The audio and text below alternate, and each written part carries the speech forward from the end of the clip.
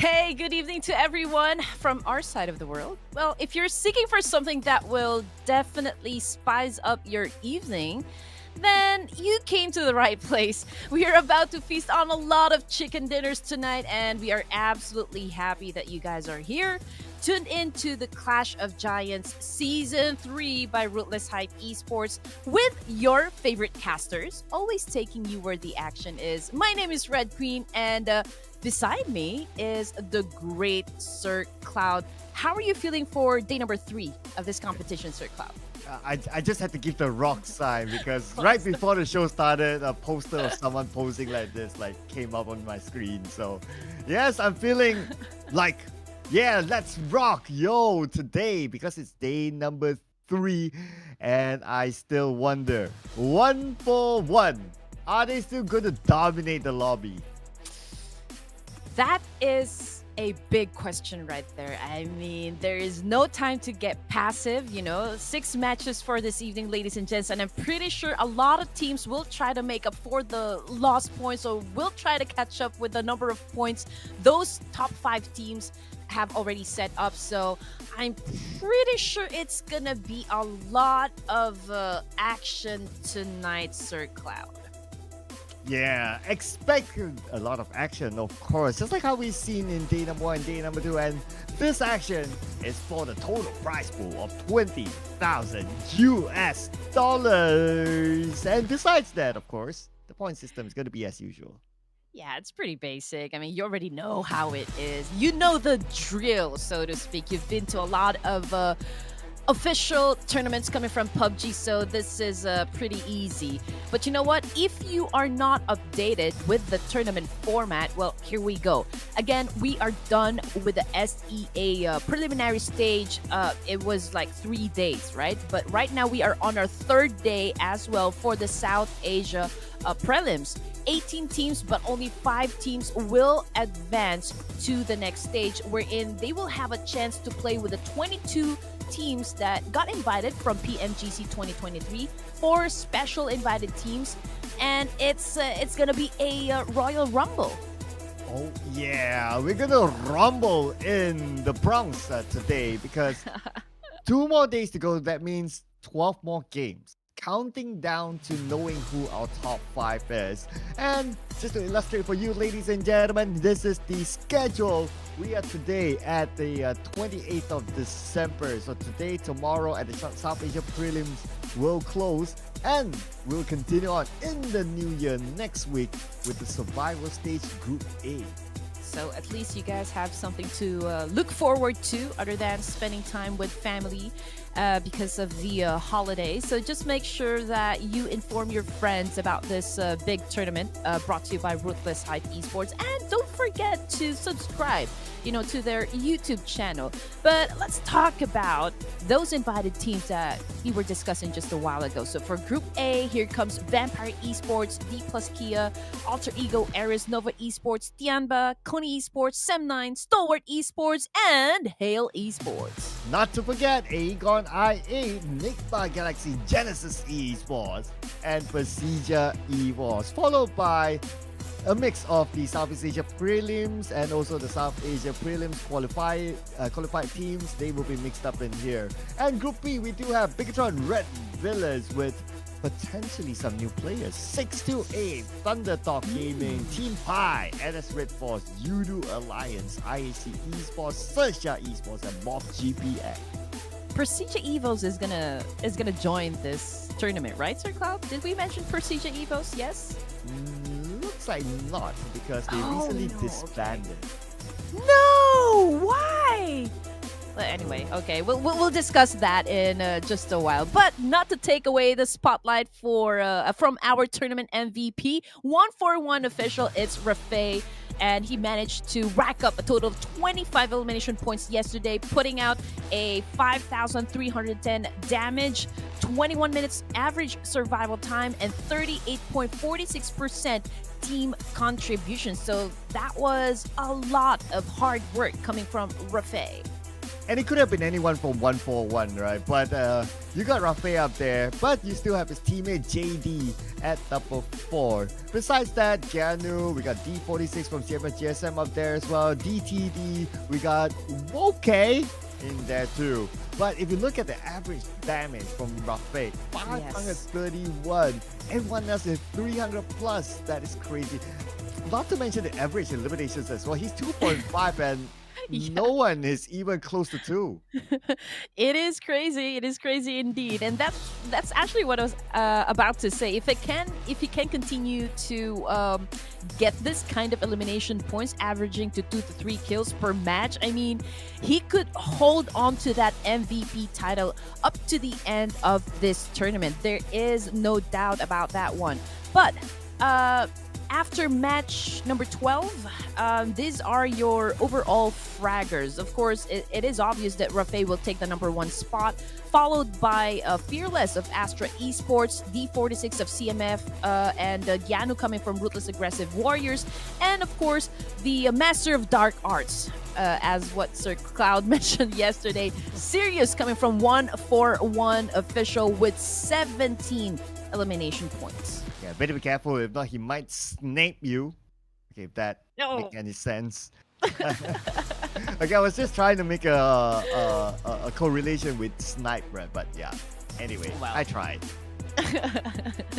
But I think this is what the audience has been waiting for all of them. But I think this is posted, right, on the Facebook page of Ruthless Hype Esports. But then again, here we go. We are showing it to you guys. 141 official, first team to actually hit that triple-digit score.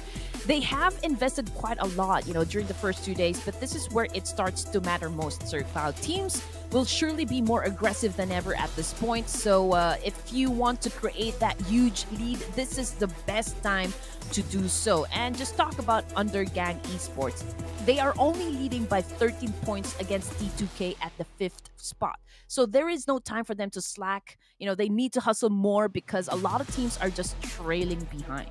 Yeah, we can see the gap starting to form, right? Like from Undergang Esports to T2K is like 13 points difference, and then you have like 1, 2, or 3 points difference after that. So the top 5 starting to show its shape. But anyway, with 12 more games to go, anything can still happen. On the other end, however, we've got HK Murderers. They've been down there for quite a while though. But for them to at least not be at number 18, it will take them at least at this point 12 to 13 points to overtake INMPX Esports. Yeah, it's gonna be hard. I gotta be honest with you. It's a little bleak right now for the side of HK Murderers, but I do love the fact that they keep on showing up. I mean, that's all that matters. You have to get inside the tournament for most of the XPs that you can get, because you can actually use this information, the game knowledge, everything that you've learned about this tournament, so you can bring that to your next event, and perhaps it can do you good, serve you good rather, and might win the chicken dinner.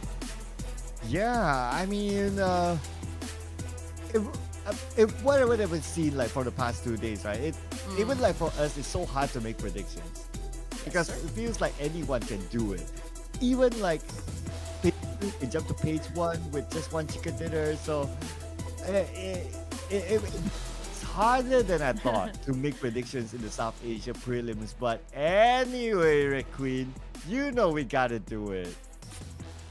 Are we supposed to lock in the predictions right now? I'm still trying to buy time, so I can think of a team to actually choose for today's event. But yeah, you know what? I just have to bring this out in the open. In the previous Clash of Giants, we know how hard CMF GSM fought for their spot.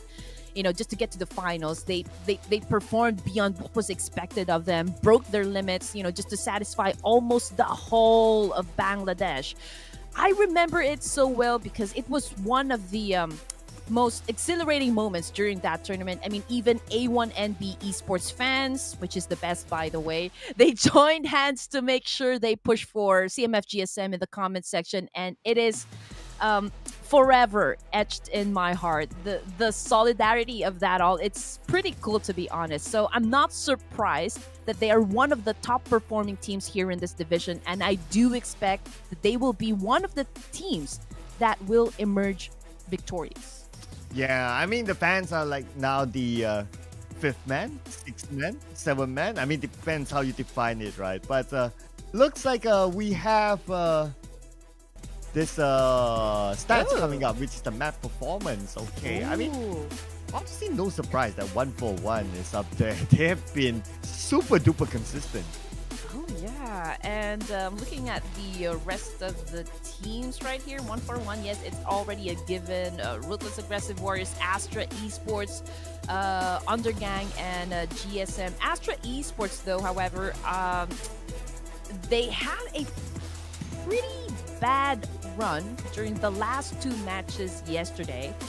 So, if they want to stay at the top of this one, I think they have to put in that extra work, that extra effort, just to make sure that they rack up a lot of points, for today's set of matches. At least, be heavy on the investment right now for the first three games at least. Oh, we gotta give a special shout out to GSM. Day 1, number 12. Day 2, number 2. They rubbed off that number 1 out of that, out of that digit there. With eliminations, they more than doubled their amount of eliminations, and obviously with that it comes with higher average damage. So Sierra GSM, as of yesterday, they were the highest, highest increased team of them all. Yeah, I will have to agree with you. I think they are feeling it. They're feeling the vibe. And of course, we have to take in consideration that these guys are, heavily experienced when it comes to playing in a lot of tournaments. Now, ASTRA, here we go. It wasn't really their smoothest run yesterday. There were a lot of struggles, especially the last two matches where they got taken out early. So yes, I am expecting for them to do a massive retaliation up against those teams that punished them and kind of obliterated them out of the game. So, but if we're going to be looking at the stats, it's pretty much the same, especially with the eliminations. They dropped a bit for day number 2. And also with the damage output, well, again, the two Miramars weren't really a good set of games, for Astra. Yeah, it's funny how like day 1 they were dominating Miramar, and day 2 they didn't get anything. So it's like two different ends. But anyway, we'll check out Miramar later on, ladies and gentlemen. Right now, it will be SANHOK. So here are our top SANHOK performers, CMF GSM up there. And we've got 2 Nepalese teams as well. But of course, not to forget the 141. I don't think they will miss out on any of the top performers in any map as of now. I mean, you're right. I mean, this is already the second to the last day for the prelim stage. So we will be focusing on the teams that are really performing best in each of the maps. But just to give you guys an idea once again, if you just tuned in, our first map will be, still in the SANHOK, and then we're going to have 3 ERANGELs, and then for our end matches, it is going to be in the Barren Desert Miramar. Yeah, no changes. We're not going to see any changes in terms of the map sequence unless you just join us and you're wondering what the format is like. Then there's the information, ladies and gentlemen. So SANHOK, we've only played 2 SANHOK so far, so we have the least information of what might happen in SANHOK. I mean, looking at the timer earlier on, time's going to be up, so we got to do the business, Red Queen. Got to come up with a prediction, yo. You know what? My anxiety is really shooting up every time we're about to make that team prediction. But you know what? Let's make it easy for our first match this evening, because the fans are really noisy down there in the comment section, and I love that energy. I do love that energy because you guys are really supporting, really showering us with love. So I will always like that one. So for my first choice of this evening, Sir Cloud, I will have to do a fan service, because I also agree at the fact that, these guys are pretty good. So I'm going to go ahead and lock in CMF GSM. Let's go. Wow, heavy hitters there. I mean, they are statistic-wise the best SANHOK team as of now. But I'm going for the statistic-wise the most consistent team instead. So since I need to play a little bit of catch-up to Red Queen, gotta take our predictions real strategically, What's the right? score? What's the score, by the way? It's 1-2 down there. Yeah, so I'm gonna put in 1-4-1 official. My boys, my big boys. My big boys. Here we go. The kings that are sitting currently on the throne right now. 1-4-1 official again, the only Pakistani team that we have in this division. So yes, it is on like Donkey Kong, Sir Cloud. It is on. Yes, but I'm expecting a lot of resurgence to happen, especially those teams that started strong, you know, for the prelims. I'm talking about Ruthless Aggressive Warriors, MN. DTD, I have to say it slow because it's such a tongue twister.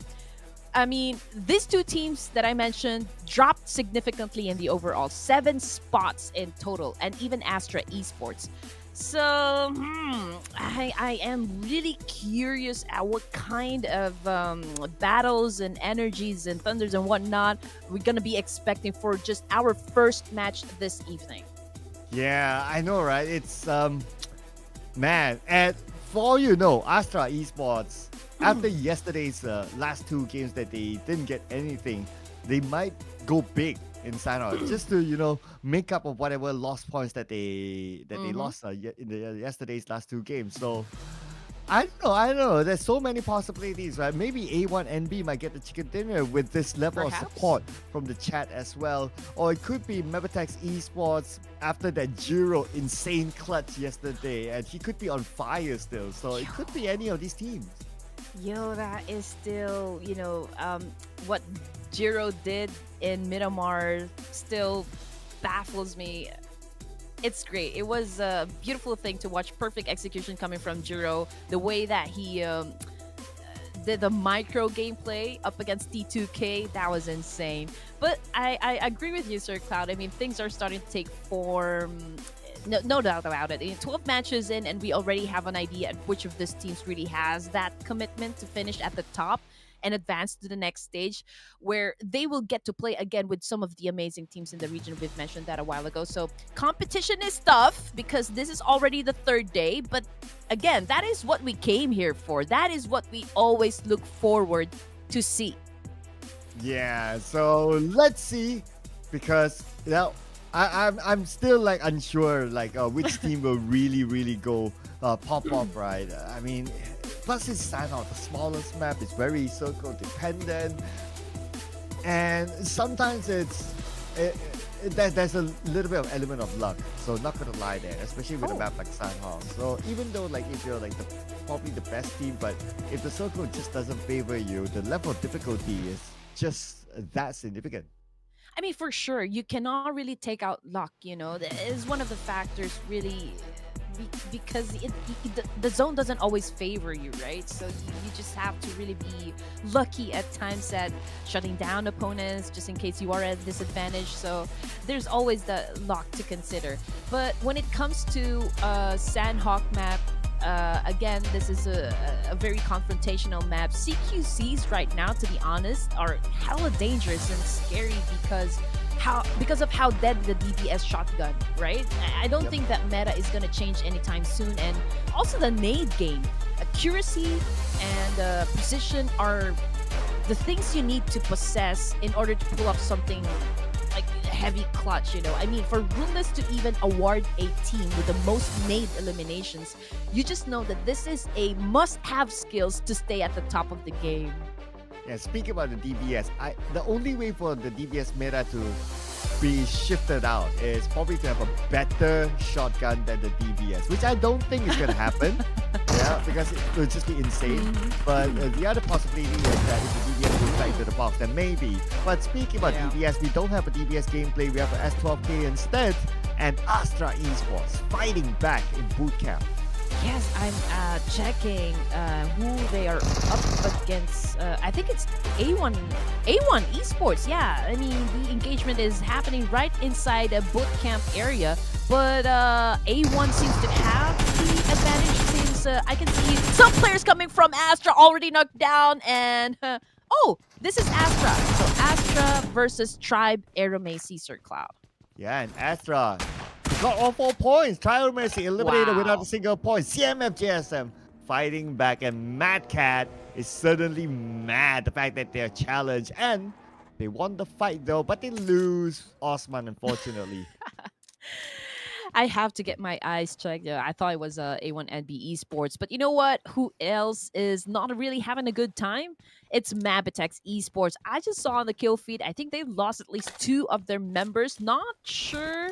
Oh yeah, okay. So they lost Jiro after we've talked about Jiro, how great he is. You know, that Jiro to hero moment. So right now it wasn't a good start for him in SANHOK. So let's see if it can make a strong comeback. You know, for match number 2. But in the meantime, let's check out how HK Murderers is doing at the moment. It seems okay because they're up against Seal Esports this time. They were able to punish one member, but Kalua was a bit careless right there. He gets knocked down, and now he is on his knees, and it's going to be pretty difficult, you know, for the team to pick him up.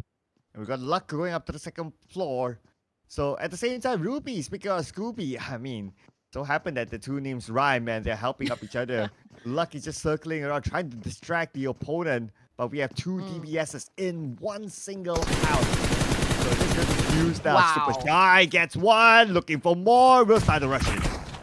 Yep, 2 players down for the side of HK Murderers. 1 player down. Scooby is running out of his snack at the moment, but 3 players still active for the side of Seal Esports. Ruby has a DBS at hand, and he opted to go for that quick pickup before they engage. So Locke is doing a very good job so far at defending his team, and he gets a 2-piece kill. And that's going to be a perfect win for Seal Esports. Not losing anyone in the process, but unfortunately for HK Murderers, because of their 0-point round, they will still be at number 18. Whew, INM PX Esports. That was really a good start. I mean, it's something that you don't want to happen at the initial stages of the game. Losing members of your team, that instantly points you or puts you at a disadvantage rather. But here comes T2K, and I was actually trying to make a point about T2K just a while ago. I don't know if you remember, but also T2K from the last tournaments that I casted, T2K was the one that went up against 4 Miracle Vibes for the championship title, if I'm not mistaken. So I am still waiting for these guys to transform, for these guys to show us what they really look like. Oh, but CMF D46 is showing what he's really looking like. In the chase for the MVP as well, he secured a knockdown, but his teammate got the elimination. But that's okay, it's a team effort anyway. But like what you said about the T2K, I do agree. They do have experience in the global stage as well, so they're no stranger to XP to a certain extent. With that would come knowledge, would come also, I'm sure, a level of persistency as well. And they're doing not too bad. They're at number 6 right now, knocking on the 5th place door with only a difference of 13 points. Oh yeah, I definitely agree. Now, here comes Ruthless Aggressive Warriors, Rabin on this mountaintop over at CMF GSM. And again, for those of you watching, CMF GSM only left with 3 players. Most number of kills would be under Mad Cat's name, but Astra Esports versus Undergang, man, 2 top performing teams. To the windows, to the walls. 043 was able to punish Sucks from behind and gets the point. Wow, 5 eliminations already for Astra Esports. Red Queen, what did I tell you? What if it's because they're 2 disappointing rounds yesterday? Now they want to make up for it. Yes, I mean, that would be a good motivation, you know, for the side of Astra Esports. I mean, they've worked hard, you know, so far at putting up a lot of points to the scoreboard, only to lose the lead, you know, after 2 matches in Miramar yesterday. So I'm pretty sure that they're going to do something exciting for today's set of matches just to get back, you know, at the top of the overall rankings, just like what 043 is doing at the moment. I mean, it's a bit long range, but Astra Esports not holding back at trying to shut down these players coming from Undergang to pick them off one by one, even though they already have one casualty. They have managed to put a 5 elimination points. Yeah, they're playing as if they're still a full squad. But moving over to T2K, you talked about luck ran out of luck. Eliminated. The rest of Seal Esports being seized down by T2K at this moment. Suyok knocked down. Ruby with an 8 in hand, waiting for the right moment to toss it onto the second floor. He will toss, but nobody's there. Ooh, here we go. Lock already out of the game. Suyok knocked down as well. C Esports trying to make way, of course, to get at least to the top 5. But you know what? Scooby goes down. UG Love will be coming to the rescue. But you know what? This is a dance of death right now. Dada wins the fight.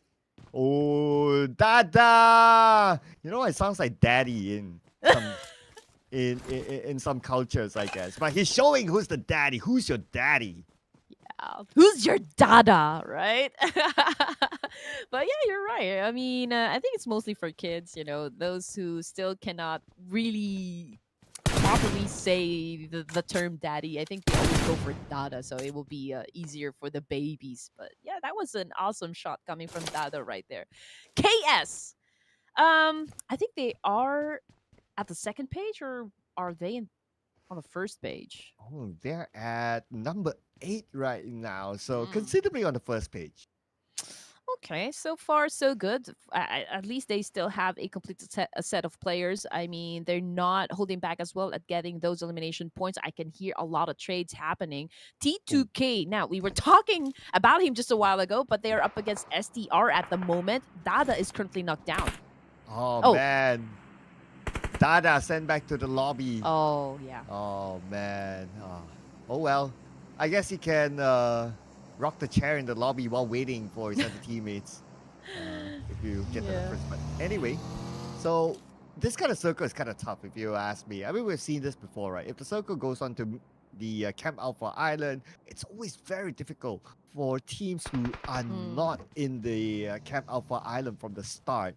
And the fact that they have to get across there, it's either using the Yeah. bridge or swimming through the river.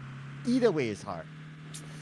Yeah, and I do believe SDR will be leaving the engagement up against T2K. They will prioritize getting inside the circle because you know it's tough. It's tough to get in. It's tough to get inside the zone right at this moment. Since you mentioned that it is Camp Alpha, they will have to cross the river once again, and just look at the amount of teams that are there in the middle, ready to greet them. That we have I8, we have Undergang, we have some of the players coming from Ruthless, Aggressive Warriors, MN. So I don't know what's gonna happen if T2K is gonna be overextending their stay in the blue zone. That's gonna be tough. It's the same thing for MABETEX as well as VS Esports. I mean, if they will cross and South area will be their entry point, it's gonna be bloody.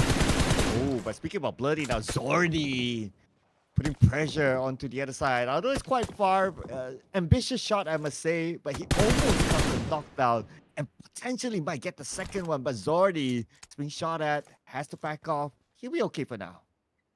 Yeah, definitely be okay. But Ruthless Aggressive Warriors, they have a very good vantage point. They have at least 3 teams in front of them, potential to assume a lot of these elimination points if they execute it right. Yeah, so they're in a good position though. Like that high ground, that hilltop of Camp Alpha Island. This is the best position, not gonna lie. Let's look at this. He can shoot his opponents, but his opponents can hardly shoot him just because of the range. And just look at how many bullets Zordy has, 491. But I think it's just right because they are at the higher ground. I don't think they will have a chance to replenish their loots just in case they run out of ammunition right here. But there's plenty of squads, plenty of players in front of them. And if I were in their position as well, I will definitely make it rain. Oh no, Red Queen. I wonder if you see what I see. Oh. We have 0 0 0 0 0 0 back, and we have 2 2 2 2 2 2, and we have 9 9 9 9 9 9. All in the same team of 1-4-1. What is wrong with you people? Why are you making numbers your IGN? Is that your phone number, your cellular number? Do you want us to call you? Oh man, anyway. VS Esports 2 elimination points under their belt, and right now they're going head-to-head with the Ruthless Aggressive Warriors, but it's a tough call because they are down below. They're pretty exposed, okay? Oh man, Whitey goes down by the hands of Sanchir. Ooh, and the bad news is that the circle will close. Not sure if they have enough time to save themselves now that Sanche is blocking their exit.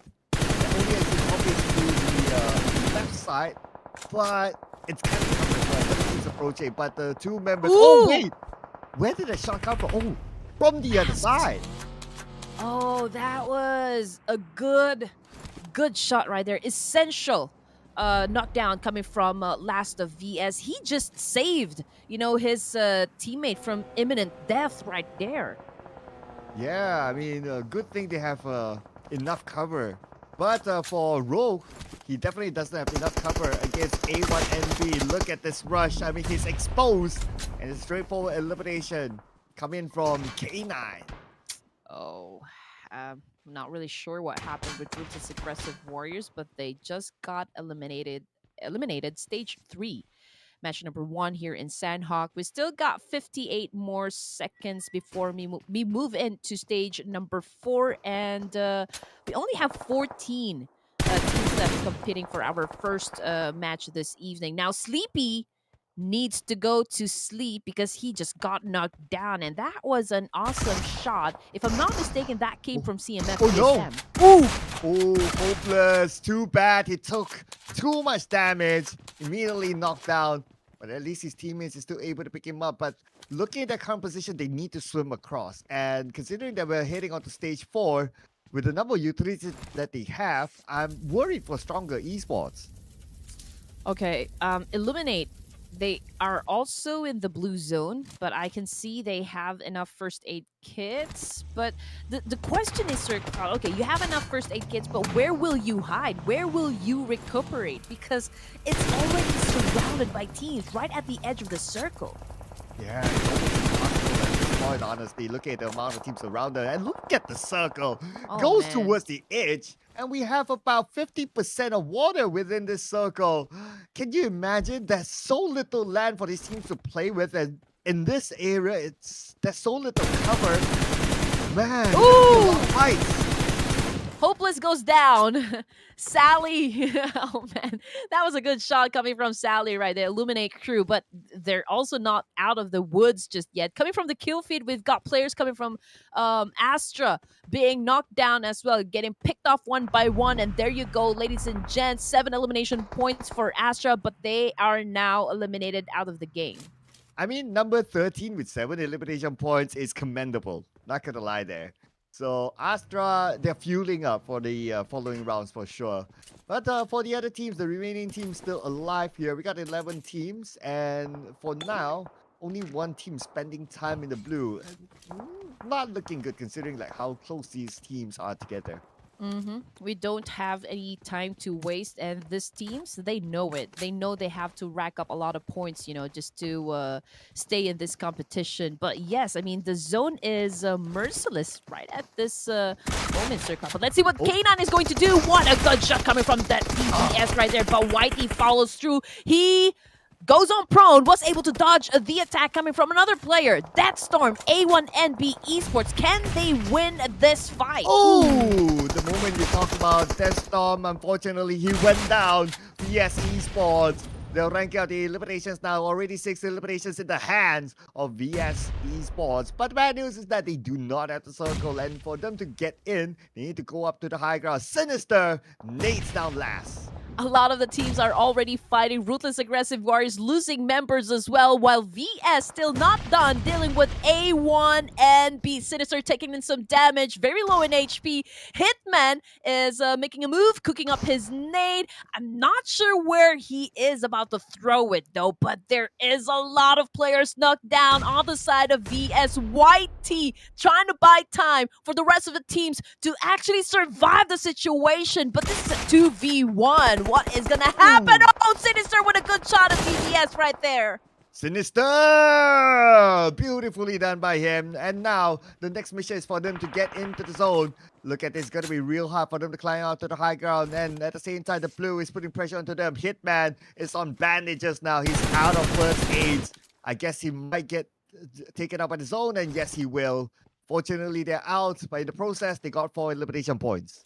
Well, it is still good. I mean, I do believe they still... Oh, no, 10? Okay, that is pretty... I don't think they're going to have any placement points, you know, for A1 and B Esports. But for the side of VS, okay, they survived that battle, but they're a little bit bloody, if you're going to ask me. 6 elimination points, not bad at all, but they still have to push some more just to get those extra placement points. Oh, but that was a good spot from Dessert. A MABETEX getting a point under their name. Yeah, breaking his heart that he thought he's safe, but unfortunately, MABETEX Esports was prepared for him. So yeah, caught out off guard, and it's gone. But anyway, now within the circle, we have a good amount of teams as well. Since I look at the elimination feed, CM and GSM getting on action. Yes, sir. I mean, it's really hard to be aware all the time of your surroundings. But you know what? Mad Cat still going berserk, but unfortunately, he gets tagged. Mamba with a Mamba mentality coming from KS, getting points as well. We've got XOXOX currently knocked down. A little bit low on the HP. Not sure if he's going to survive the fight, but Sirius spots them. And I think he has all the intention to actually make it rain bullets up against that team. Oh, we got Raw Esports dominating with 5 elimination points. And looking for more right now. Prabin with an 8 in hand. He knows that someone's across him. Cooking it up. Gonna toss it anytime soon. Nate toss onto the other side. Really down the spine. Looks like the answer is no for now. But for Bahoon, he has the nade on his own. Sally's on the other side. But unfortunately, that nade did not get across. And Baboon, he is punished for it. Psycho comes in to clean it up instead. You don't mess with a Psycho, baby. Here comes Ruthless Aggressive Warriors once again. Jiggle is currently knocked down. 2 active players. Prabin is the hot shot player coming from Ruthless Aggressive Warriors at the moment, punishing players coming from Undergang. But he doesn't want to, of course, overshoot himself because there's still another squad right on top of him. And those are the guys coming from 141 Official, our top players right now for this tournament. Igneous needs to recover quickly. Time is not on their side. They need to do it fast. This moment we can see they're being approached by the members of Raw Esports. Molly being tossed at. And did that Molly hit? Probably did. And with that, the follow-up with an M4. Prabin will take them out. You gotta keep on hitting. You gotta keep on hitting to stay at the top of the game. 2 elimination points for the side of 141 Official, but it is okay. They've managed to get to stage number 6 in SANHOK, and there are plenty more kills to go. There's plenty more chance to them for assume, you know, a lot of elimination points for their team. Now, checking out KS. Ooh, this is a good one. They've managed to also come to the latter stages of the game. We have KS, we've got 141, Ruthless Aggressive Warriors, MABETEX, and DTD. But you know what? DTD only has 1 player left, so that puts them at a 4.63% of getting the chance of WWCD. Oh, yeah. At this moment, DTD gonna have a tough time. I mean, the last member, it's always really, really hard right now. Long range spray coming from XOXOX onto the other side, but not able to hit anything. But he gave away his position, definitely. The good news is that at least they're within the circle, so they're still okay for now. Yeah, and plus, you know what, KS, they have a compound, you know, to work with. MABETEX, they are at the west side. We've got Undergang. Also, they have a compound of Ruthless Aggressive Warriors. They have a small portion, but the zone has shifted once more. And man, Ruthless aggressive warriors, they are at a disadvantage. They know they have to do a massive cleanup. They know they have to engage up against Undergang or 1-for-1 official this time. Here we go, 1-for-1, keeping an eye on to Ruthless. Now they're passing by. Now they do know that someone's in the compound, but the circle does not favor Raw at this moment. Prabin knocked down, 2 more to go. Yes, sir. Jiggle needs to jiggle this time. He needs all the jiggle he can get. So 2-2-2-2-2-2-2-2-2. A lot of twos right there. Was able to shut down one player, but his teammate was the one who actually got the job done. But 8 elimination points for the side of Ruthless Aggressive Warriors. This is not bad at all. I mean, if they go out, at least they have invested enough, for them to continue on running for the top 5 position for this tournament. Now here comes the attack coming from KS as well. Dessert goes down. MABETEX in big trouble. Man, that was so close for XOXOX. I mean, he almost got knocked down by the blue with a combination of shots from the other side as well. Circle-wise, it shrank and it goes to no man's land. Psycho, the last man standing for DTD, hanging around, keeping an eye on 2 teams. Man, it is gonna be hard for Psycho. Right now, I applaud that he is camouflaging in that bush right there, but he is in between 1-for-1 official and KS. I do hope he doesn't get spotted, but yeah, Mamba running out of first aid kits. There you go. Sirius is just waiting for that opportunity to take him down, but I think the blue zone got the job done. Oh, but speaking about the zone, now we're at stage 9. The zone will close entirely. 2-2-2-2-2 eliminated. And 1-for-1 loses 1 player. But who will make the first one? Psycho attacking onto KS with the first nade. He got a good amount of nades still, and he can put a lot of pressure on the KS, almost taking Faisal out. The Smalley will toss out 3 more nades to go, but Psycho will be naded in return. Psycho 50% health left. Now he chooses to nade. He switches his attention onto 1-for-1 instead. He's just sharing nades with the 2 teams. Taking down 0-0-0-0-0. Wow! Psycho finally taken down. And now he's out of the game, leaving 1-for-1 with 2 players left. He took 1 before he went out of the game, which brings us down to just 1-for-1 official versus KS 2v2 situation, ladies and gentlemen. Sirius with a massive spray up against XOXOX. Oh, and what a nade, but still not enough to shut anyone down. Oh man, this is brutal, but we already have a winner right here. It is our 1-for-1 official, ladies and gents. Wow, my big boys! Oh no! Taking home the chicken dinner. Technically, it's 2 back-to-back because yesterday we got the last chicken dinner inside of MIRAMAR, and now they are restarting the day with another chicken dinner. And technically, that means they are also the team that gets a back-to-back chicken dinner. The first team to do so. Okay, all right. Cert Cloud gets a point, but yes, here comes 999999999. Okay, with the highest elimination points for the team, followed by Sirius, and also 222 with 1 elimination point under his belt. When it comes to damage output, it still goes to 999. Well, as expected, I mean, he is currently the tournament MVP, and you just know how hardworking this guy is for the team. So, getting the chicken dinner for our first match this evening, kind of cementing their spot at least, or not exactly. I mean, it is now a huge gap. It is definitely going to be a big one there with this chicken dinner and a decent amount of elimination points, I must say. And they're still up there. So, well, but you gotta think about it as well, right? So I assume that they had not only an IGN change, but they also changed some players as well. Obviously, with this kind of IGN, sometimes we're unsure of who exactly they are. But I would assume that they changed players. So with that assumption, even though they changed players, they are still that consistent. Agree with you. I mean, 999 is Rafay. Okay, I remember. Okay. Rafay. Right. So teams to watch still in SANHOK, pretty much the same. I mean, these guys are the top performers, in every map. But when it comes to the MVP for this match alone, for elimination points, 792 damage output, and 57.14% team contribution, it is 043 coming from ASTRA Esports. Man, why do these players do What do you do to this place to deserve like that's this kind of IGN that we have to mention? It's just so long. But anyway, here we go.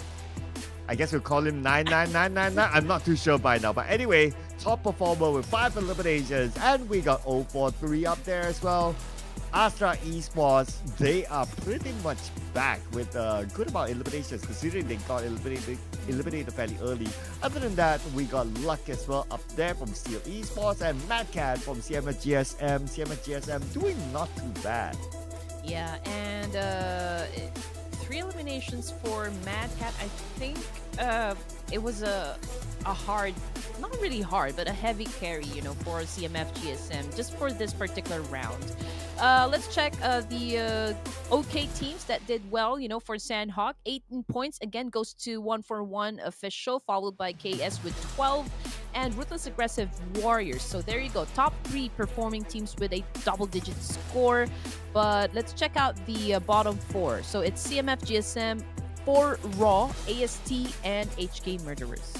Yes, they'll still be at number 18 for sure. Well, let's tabulate the scores in a little bit more, but before we go on to that, after all those names though, we're still at 75. We're still not hitting the 100 for SANHOK.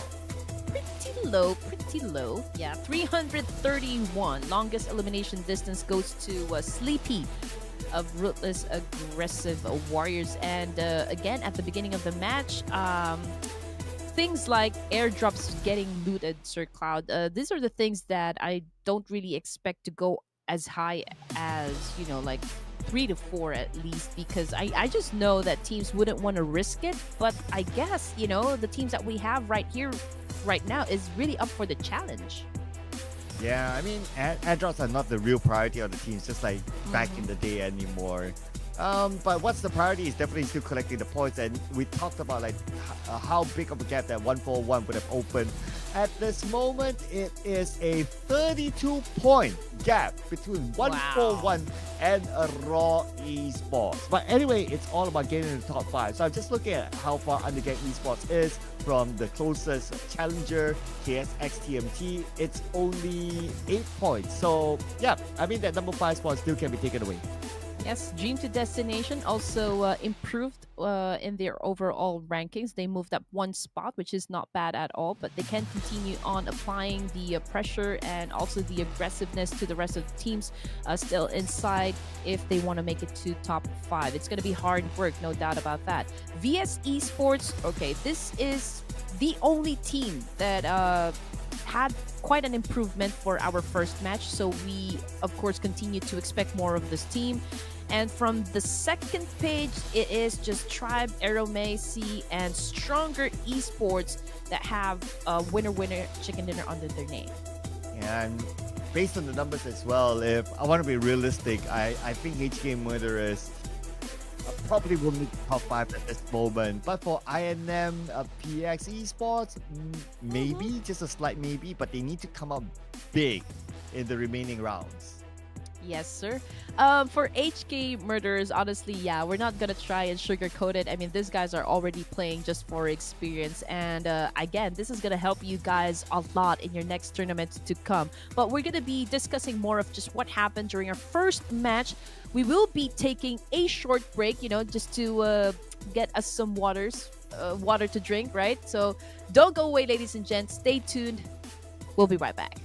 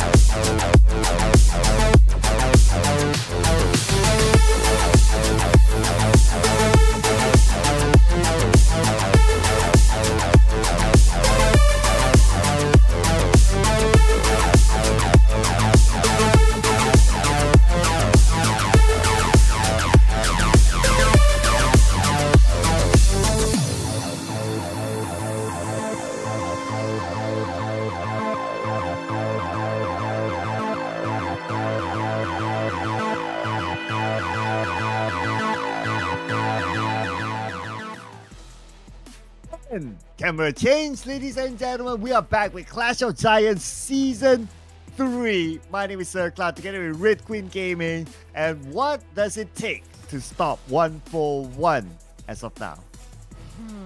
Well, good opening match, I must say. SANHOK is fast-paced, so we are about to slow things down a bit. Or not. I don't think we're going to see some passive gameplays from any of the teams here. Looking to see, though, if there will be any changes in the drop points, since we will be heading to our first ERANGEL this evening. So I'm looking at Chinky, I'm looking at Jorgopool, I'm looking at Yesnaya, and also the military base. Yeah, come on. We haven't got a military base circle yet, right? So give us one. Give us one military base circle. Most of the circles have been like either like on the left side or on the right side, somewhere around the main peninsula still. Day one, it was like more towards the northern side, but we haven't hit the southern side yet. So I'm looking forward to that one circle. But before we get onto our ERANGEL, of course, we have to recap onto our favorite performing teams in ERANGEL, and ASTRA Esports has the best stats. Oh, yes, of course. Again, they have a mission, for today. I do believe that one. And just look at the logo. It's like an alien, but also it looks like Venom at the same time. So I couldn't decide what kind of logo is this. Are they aliens? So like when it comes to their skills, it's out of this world. Oh, wow. Okay, I like the reference there. But technically, Venom is an alien, no? Yes, sir. So I think what they're saying is, you know what? When it comes to PUBG Mobile, our skills, the way that we do gunfights, well, it's out of this world. I like that. I like that one. Just like what 141 is, how 141 is performing right now. They're just behind ASTRA Esports. And as we kind of expected, 141, they should be up there in the stats almost every map. Yes, you are right. I mean, after all, their logo is horse. So I'm not gonna say it's a car brand. I think it's a unicorn because I can see the horn right there. So horsepower. Okay, we want to see like this guy step on the gas and really zoom out to winning this fight. But before that one, I think you already won 141 official for our first match this evening, Sir Cloud. So I did I did go first a while ago, so please go ahead. Okay, all right. So, man, going with the stats this time, right? I'm going with the stats, but I'm not going to go with the same team. Oh, we got to switch it up a little bit just to make it a little bit more exciting. I have a feeling, Astra Esports is unhappy. Is unhappy with their performance in the last two games yesterday, that they really want to catch up. So, thank you, production, for putting it. Okay, fine. All right, here we go. You know what?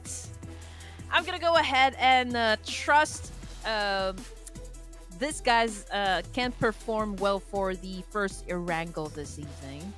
So I'm gonna go ahead and choose Ruthless Aggressive Warriors. Ooh. Yeah, not the MN, just the Ruthless Aggressive Warriors. Yeah. Right. All right. There you go. Yeah. Or maybe Ruthless Esports. I mean, whichever, right? Tell us the truth, Ruthless. Are this your guys? Is this your team? Making an issue here.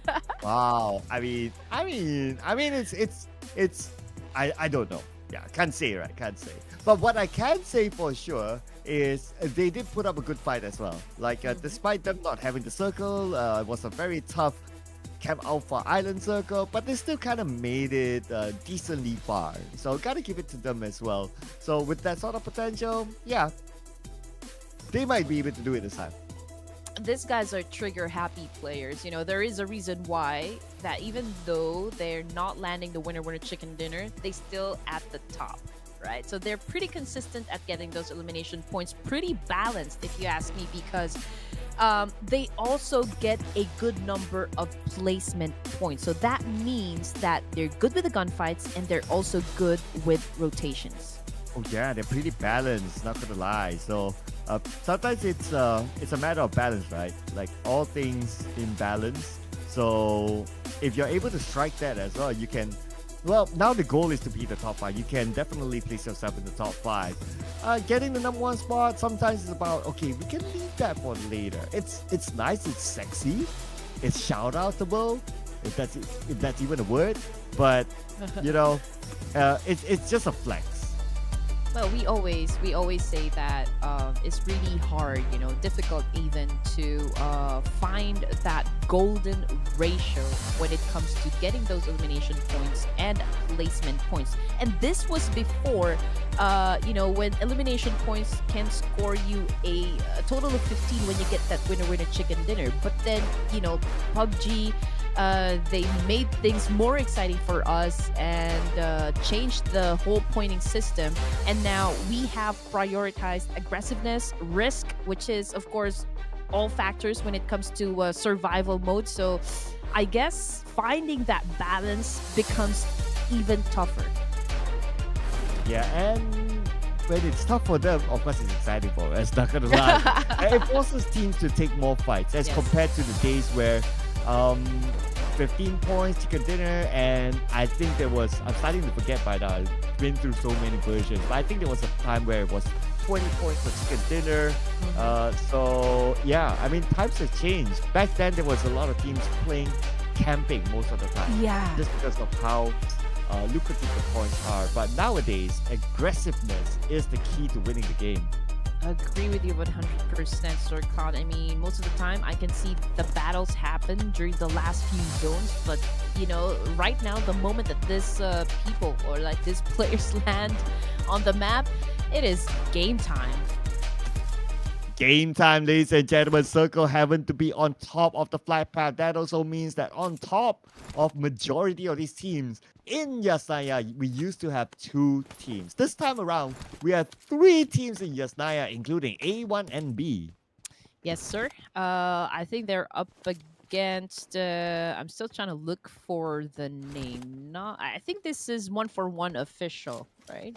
Is this the first time that they dropped in Yasnaya? I think this is the first time that I've seen them drop in Yasnaya. But anyway, most of the teams are already right down there in the center, except for Undergang, who took over military base. I mean, this is their number one spot all the time when it comes to Erangel. AST is somewhere around Stauber area. T2K is around shooting range. So it's going to be a tough one if they decide to get inside the safe zone now, because a lot of teams is staying right at the edge of the circle. And mostly these are their possible entry points. Oh, but we got a first knockdown, I believe. Or maybe already a couple eliminations. Now that we only have 70 remaining players. Just waiting for the chart on the right side of the screen to come up. Okay, there you go. Thank you, production. So we got 2 teams with casualties. That battle, Destination did a massive spray up against INM. He was able to put in a lot of pain, but yeah, unfortunately, he wasn't able to shut them down. I mean, considering that he has an AKM that was very hard to pull off to even inflict damage because of the recoil, it's hard to control, but it seems so easy with Bahum.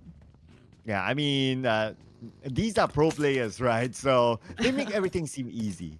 Like when we play, like in reality, if you were to jump into your own game and you play, you find that, oh my goodness, so hard to control recoil, especially for weapons like AK, like even Mini 14 as well. Although it looks like a tapping weapon, and you might think Yeah, that, oh, okay, it's it's just easy. tapping, but actually the recoil is quite significant.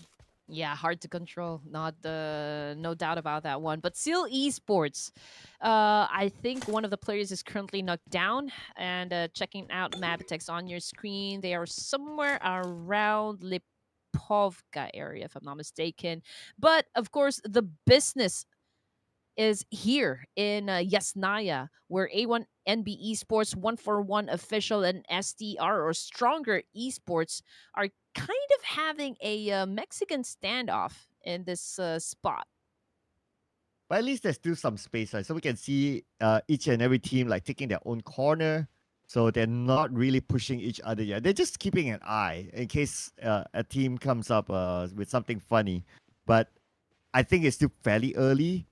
And Yasnaya is not too far from the center of the circle. So I don't know if they really want to take this risk. But we have seen it before in North Yogopo. You have 3 teams there and they just went at each other. But looking at these other 3 teams, they might not be that interested. Right now, A1NB Esports is in a 2-2 split. Not exactly sure if they will be engaging early in the game, but on the other side of town, we've got Illuminate losing one player. Not sure if he was knocked down or like totally out of the game. I do believe he got sent back to the lobby by VS Esports. Yeah, so VS Esports, they got one, so that's the indicator there. However, at the start of the game, they lost one player as well. So ASTRA Esports, they're circling around, they sent a triple out, oh, but no! Whoa! Oh no!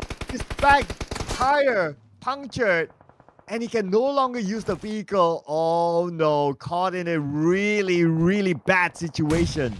Oh yeah, I mean 043. This guy is courageous going up against Ruthless aggressive warriors all by himself without the backup. So yeah, this is a possible outcome. He will get knocked down, but let's see what ASTRA Esports can do at this moment. Krita is the only one left standing, but unfortunately though, he gets tagged by Sleepy of Ruthless Aggressive Warriors, and that was the end of the line for ASTRA Esports. Not a good start, ladies and gents, once again for this star team, one of the formidable teams of this division. I'm starting to be confused of ASTRA Esports performance. It's like, okay, one game, you did not too bad. The other game is like you go 0. It's like yesterday, right? Like ERANGEL, they were okay. And then all of a sudden when it came to Miramar, it's like zeros all the way. So I don't know, man. ASTRA Esports, you guys better wake up. Yeah, the decision making is confusing us right now, and we've mentioned this time and time and again. In order for you to get that winner chicken dinner, you need to make a series of best decision that you can ever make. So right now, ASTRA Esports, it's a series of unfortunate events. Perhaps Count Olaf is part of their team. Yeah. Oh, but look at this, right? 141 is in action now with A1NB somewhere else. T2K as well. Three teams going against each other. But 141 only left with Mr. 99999.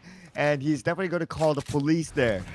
Yes, and this is what I was saying a while ago. You know, the entry points can be pretty crowded because, as you can remember, T2K came from the shooting range, and now they have traveled up to Yasnaya, and now they're just really punishing whoever comes, their way. ASTRA Esports, there you go, man.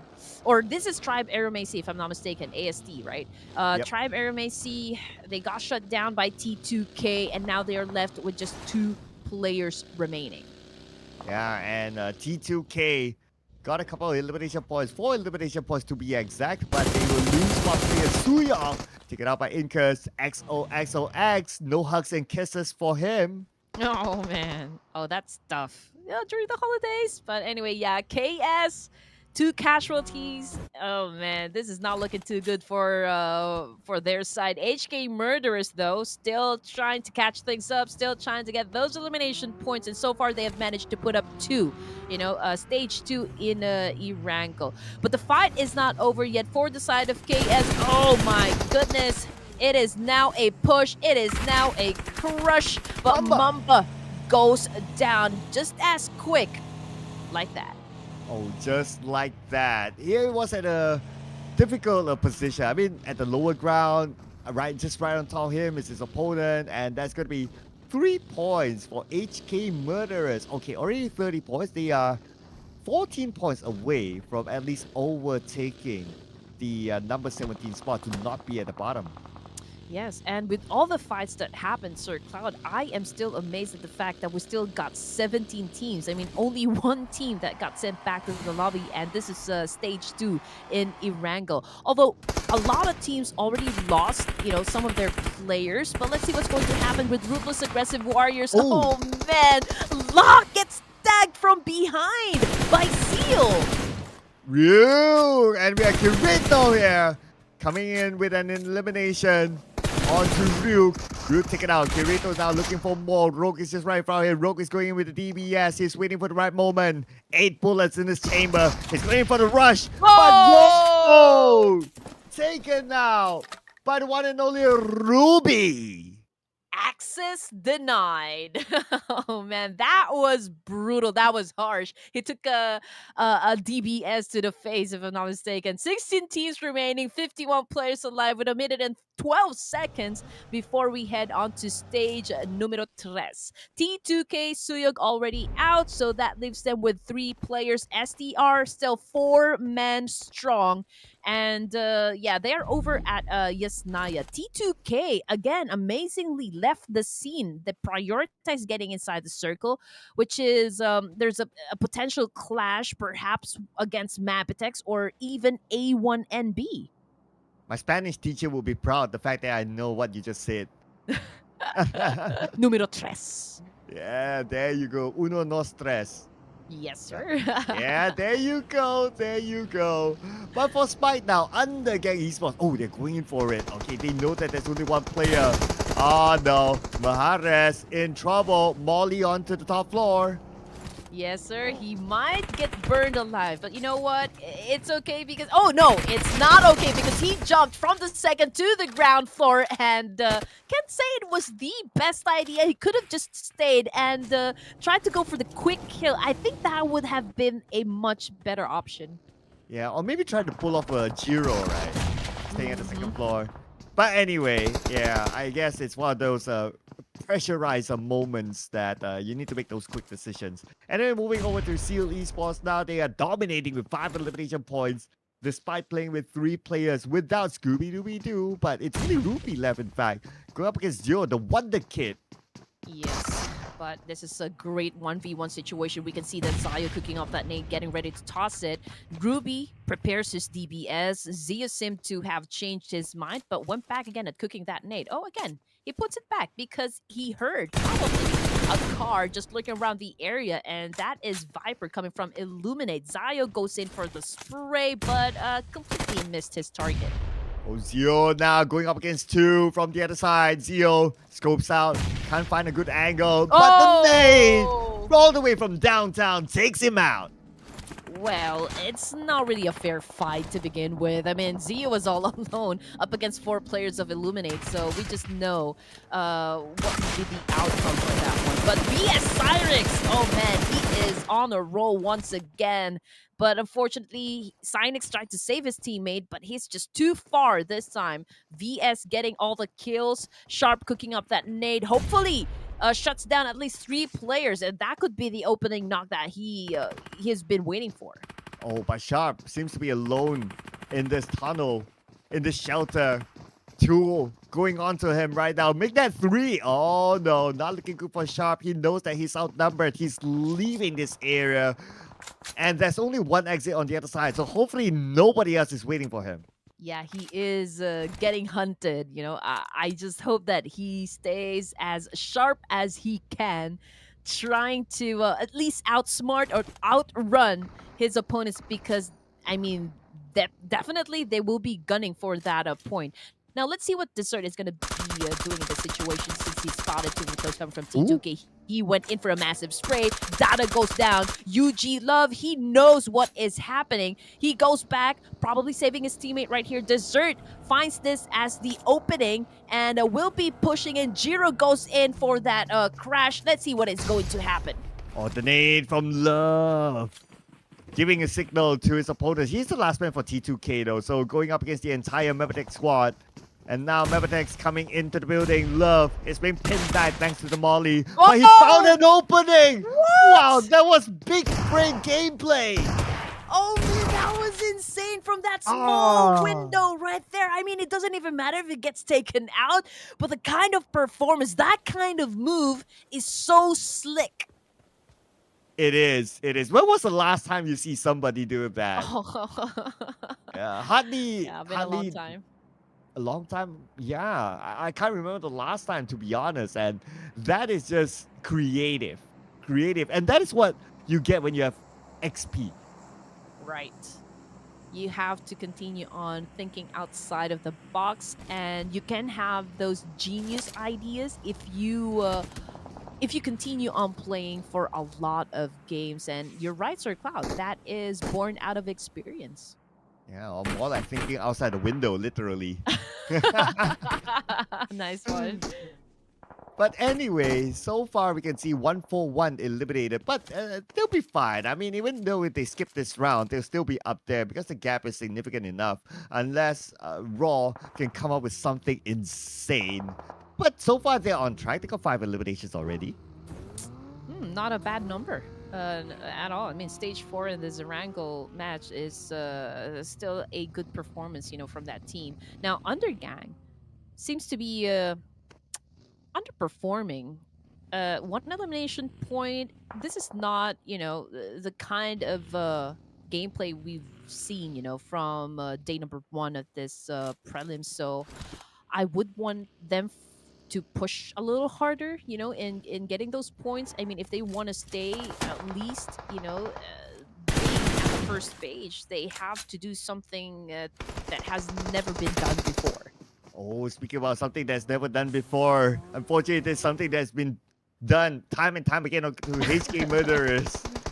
Oh Players being man. taken out. Pekka is on his knees right now. UG fighting to get more points. Para comes in.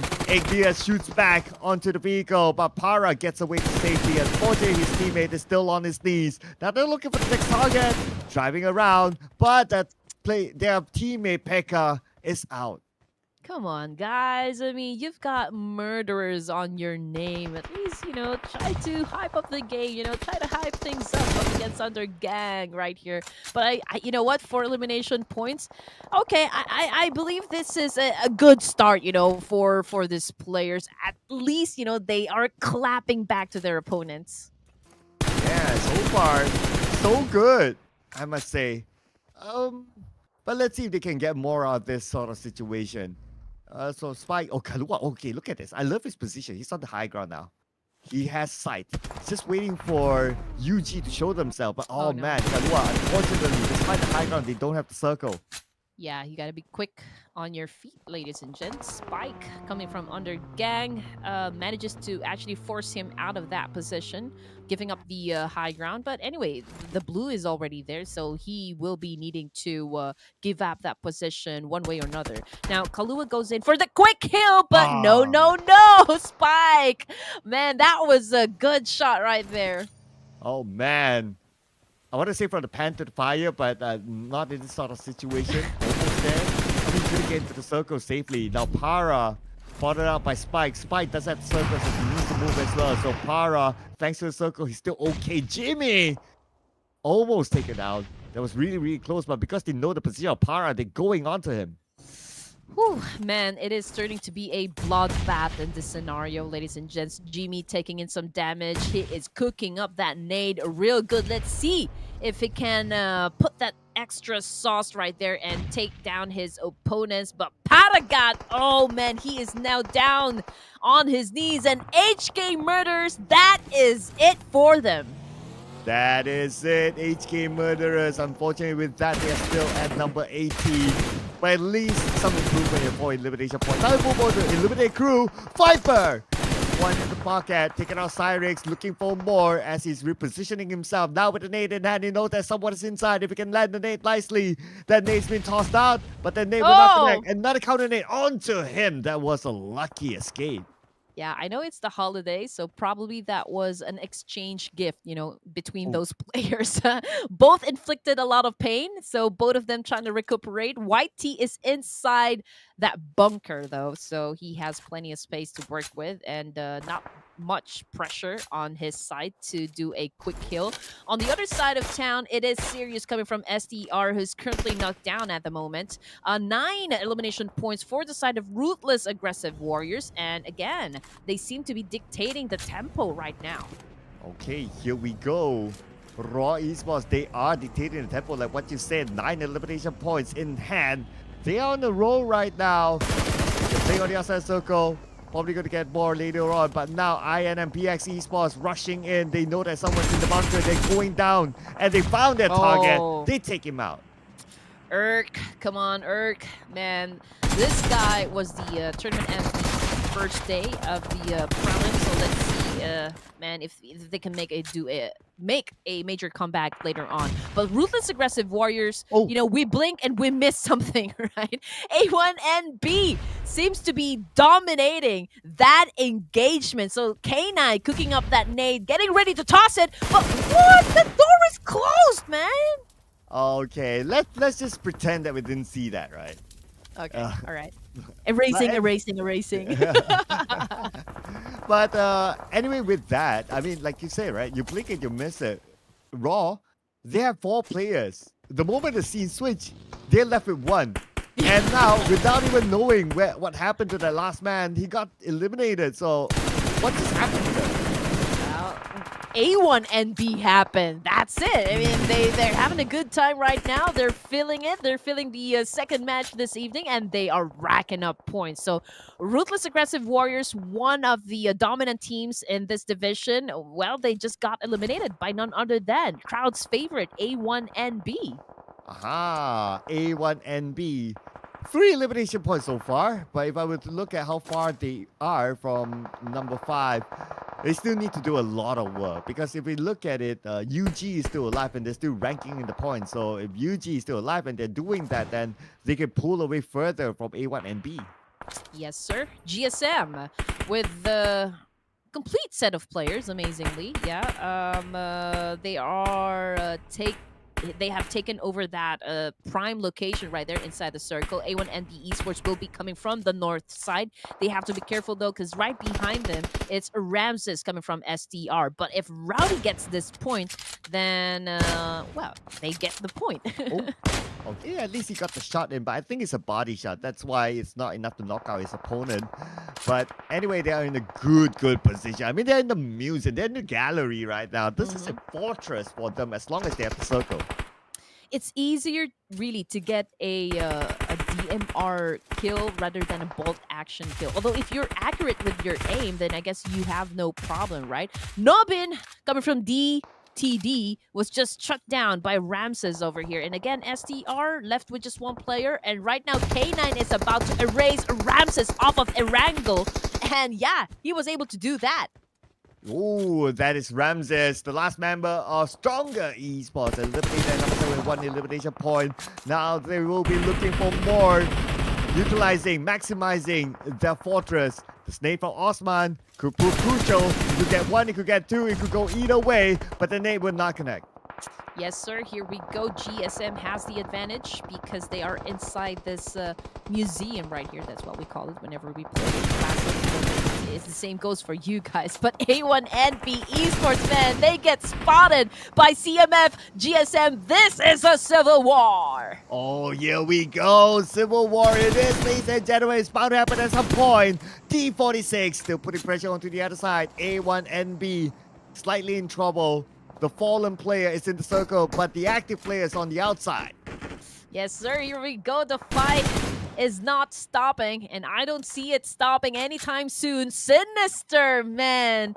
They really need to capitalize on their position, you know, because they have some cover, they have some refuge, and everyone that they need to shut down is just right up in front of them. So lots of chance to assume more points. Absolutely. I mean, they still have a minute. So the zone will continue to close and those who are on the outside will come in. And that could be an opportunity for them to collect them points. Now, looking over at the bird's eye view, INM, they are on the outside. So they are one of those teams that needs to come in. But look at the level of open space, amount of open space right in front of them. It's really hard.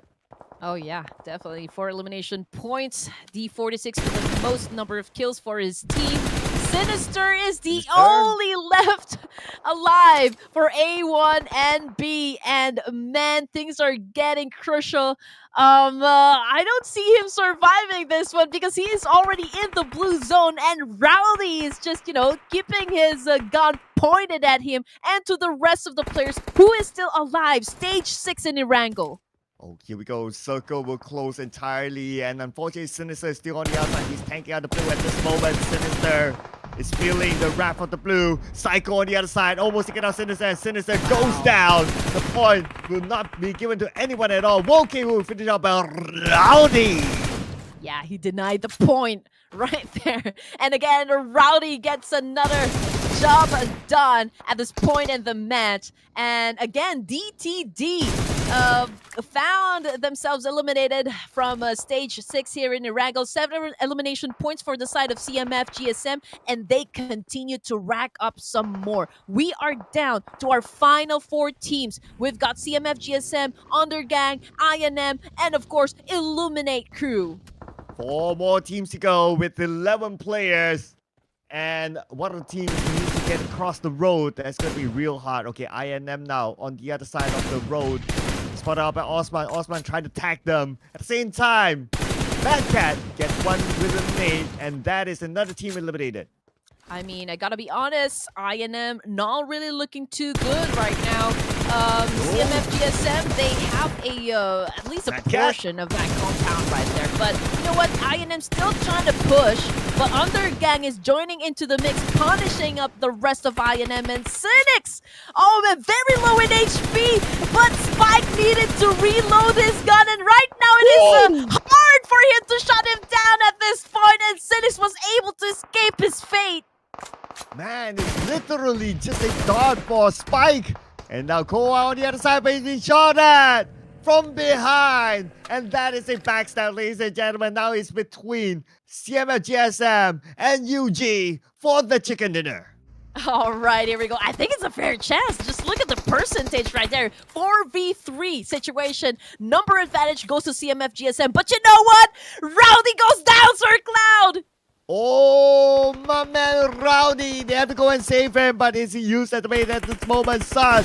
Waiting for the moment. He sees P43 going towards him. Osman's being caught out as well. Vehicle blown up by Jimmy. Nothing more to use. Osman knocked down. 7 elimination points goes to Undergang. Now GSM left with just 2 players left. Oh my goodness, Sauce goes down as well. So it's Jimmy right now coming from Undergang. I think Rowdy was resuscitated by D46. Oh yeah, they managed to pick up Rowdy, and now D46 is on it. Jimmy knocked out by D46. They're looking for more right now, and it's going to be CMF GSM. CMF! GSM! CMF! Yeah, call it in the chat, ladies and gentlemen. They are back with a chicken dinner.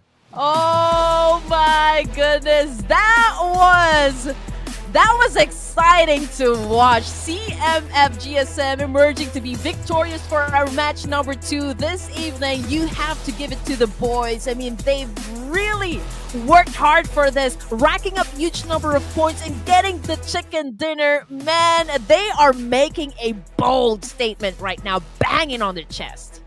12 eliminations to accompany their chicken dinner success in this round. CMF GSM, if you remember, day 1 wasn't really the day. Day 2, they start to rise up, and now day 3, they are still on a roll. So CMF GSM is on it. That means that teams like 141, teams like Raw will need to be careful. Oh man, yeah, man, that was exciting. I'm still over the moon. I did call this just a while ago. CMF GSM, I'm not gonna be surprised if they actually, make it to the top 5 and proceed to the survival stage, because we've always known that these guys can clutch, these guys can deliver. We know what kind of power they can bring in to the table. So, man, I'm excited for CMF GSM. And we know what kind of rowdiness they can bring to the game. And with this, ladies and gentlemen, UG not too far behind. Same goes for Raw. With the amount of eliminations that they collected like a decent amount. I think it was like 9 or 10 before they went out. So that's why they wanted to just up here to teams to watch. Whew, man, I ran out of breath there. I was really at the edge of my seat, but again, teams to watch. Sir Cloud, you've said it. Pretty much the same thing, you know, except for I8. I think this is the first time I've seen them to be included in the at least the top performing teams in a specific map. But MVP again, Sleepy, not caught sleeping this time from Ruthless Aggressive Warriors, put up a total of 5 elimination points with 818 damage output, and that is a whopping 50% team contribution. Ooh, but look at this. CMF GSM players all around. Madcat, D46, and Rowdy up here. It's only Sleepy blocking them from having a full squad up there. But anyway, it's still a chicken dinner, and that is where all matters. The points is where it's the main point of this game. So as long as you can bring in the points, yep, being up there is just for sexiness. Ooh, sexiness. There you go, ladies and gents. I'm wondering right now if the boys are actually single and ready to mingle. Oh wow. Maybe the chat can tell us, Yeah, people please tell us, guys. people who are in the country, in Bangladesh, maybe they would know better. Maybe they spotted like, oh, I saw Rowdy went out with this girl, and like, oh, okay, then sorry, ladies, you guys can, or you girls can like look for someone else. Maybe. I don't know. Yeah, do let us know. I mean, are these guys ready to mingle whatsoever? I mean, it would be nice to have someone, during the holidays. At least it wouldn't be as cold, as your heart being cold right now. But yeah, again, an exciting match number 14 here in ERANGEL. Checking out the stats. 4 airdrops looted, 197 throwables used for this specific match right here. And for the longest elimination distance with a total of 398 meters comes from Jane of T2K, Trained to Kill. Oh, but we didn't hit the 200 mark. We have 3 throwables shy away from the 200 mark. So Pika will be disappointed. But what's not disappointing is 141 official. Obviously, they'll still be at number 1. But look who is at number 2 right now. CMF GSM, just right behind 141. Yes, they climbed up 2 spots, 117 and 113 for Ruthless Aggressive Esports, but they moved down to placing at the 3rd spot, followed by Undergang Esports. Now, I did mention this a while ago. I thought they were underperforming because they kind of slowed down a bit. I'm looking for that the monstrosity that they showed us, during day number 1. But then again, they have to, keep up with the pace, the pace that they have set to themselves to be able to maintain their position at the top 5. Now, checking the second page, Illuminate Crew, impressive performance, 2 slots. They climbed up 2 spots in the overall rankings, which is, I have to say, it's commendable as well. But that means that other teams have to be pushed down. Tribe Aromacy at number 11. I mean, to me, Tribe Aromacy being on page number 2 is an unusual spot for them. I noticed that they got a decent amount of placement points, but for elimination points, kind of lacking in that department. So I guess if they want to improve on something in the following rounds, that is an area that they can consider on how they want to change their strategy and adapt to add on to more elimination points. But whether they will change or not, we need to keep an eye on that, ladies and gentlemen. Do keep on supporting your favorite team in the comment section because they need it. My name is Sir Cloud together with Red Queen. We'll see you guys after this break.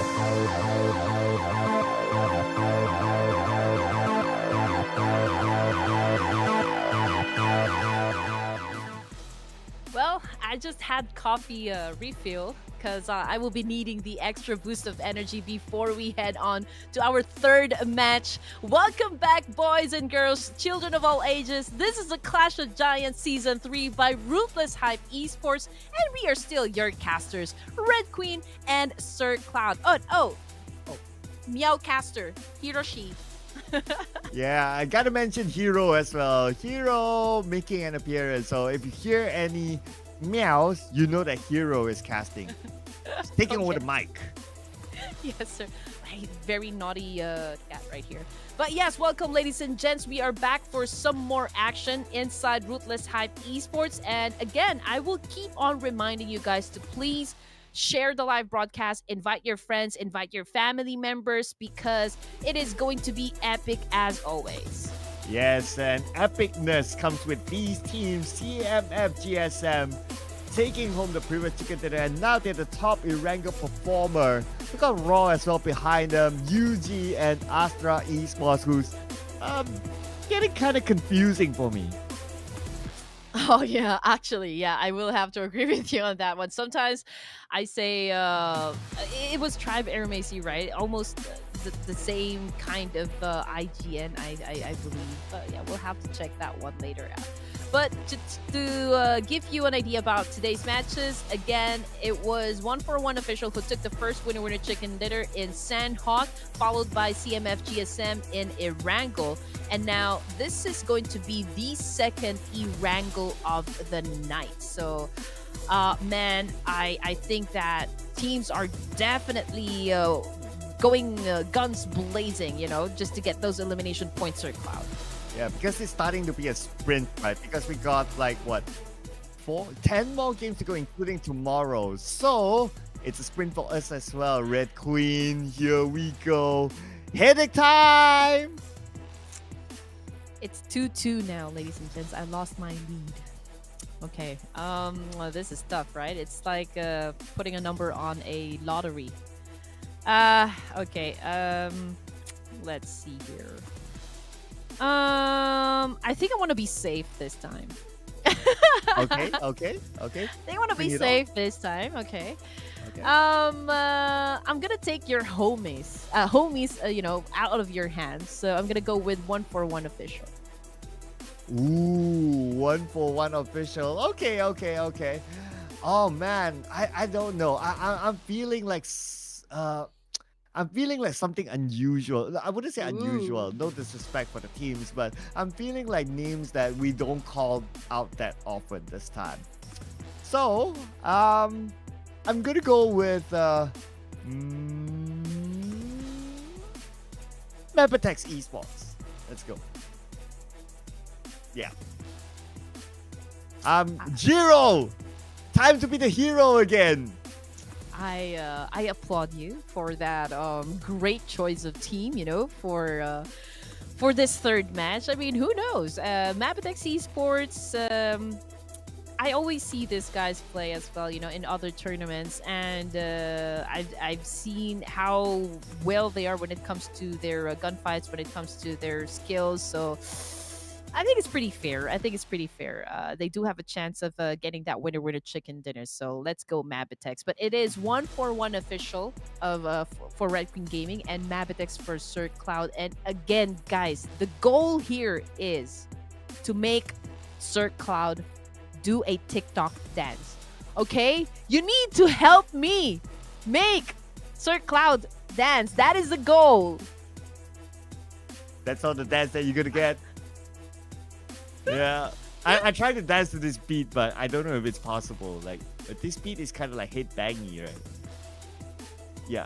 Oh yeah. Okay. There I'm you good go. with this. Right, here we go. All right, here we go. See, we're just having a good time here, ladies and gents. So I do hope everyone down there in the comment section, just please, you don't have to fight with one another. I mean, this is just, you know, like a healthy competition for each and every one of us. And plus, you know, it's always fun casting for Ruthless Hype Esports. So again, don't forget to subscribe to their YouTube channel, make our community even bigger. And also, don't forget to show us some love again and support. Your casters have been working really hard to give you guys a very good show. So again, my name is Red Queen, and Sir Cloud right here. You can easily find us on TikTok, Instagram, and Facebook. So just say hi and we'll say hi back. Yeah, I'll add on Twitter as well. We're like everywhere, so it's not that hard to find us, ladies and gentlemen. But it will be hard for these teams to potentially find each other. Or maybe not, because we saw a lot of early fights early on. Despite the circle is kind of okay still. We haven't got like that insane kind of circle, like all the way down military bases yet. Oh, not yet. Yes, I'm also looking forward to that one. South area of ERANGEL is the riskiest, most dangerous area. So it would be fun, for the teams to actually meet each other there and have the final zone there. That would be fun to cast. But yes, we have to keep the adrenaline high, and the confidence high as well, because third match this evening, almost halfway through this night, and it's just 8 p.m. Sir Cloud. I told you it's gonna be fast. Oh man, it's just 8 p.m. Oh my goodness, man, time flies when you're having fun. But speaking about fun, right? These top players are having fun. We got still 999999. Oh my goodness, why must you do this to us? Right? Still up there. Most eliminations is him as well.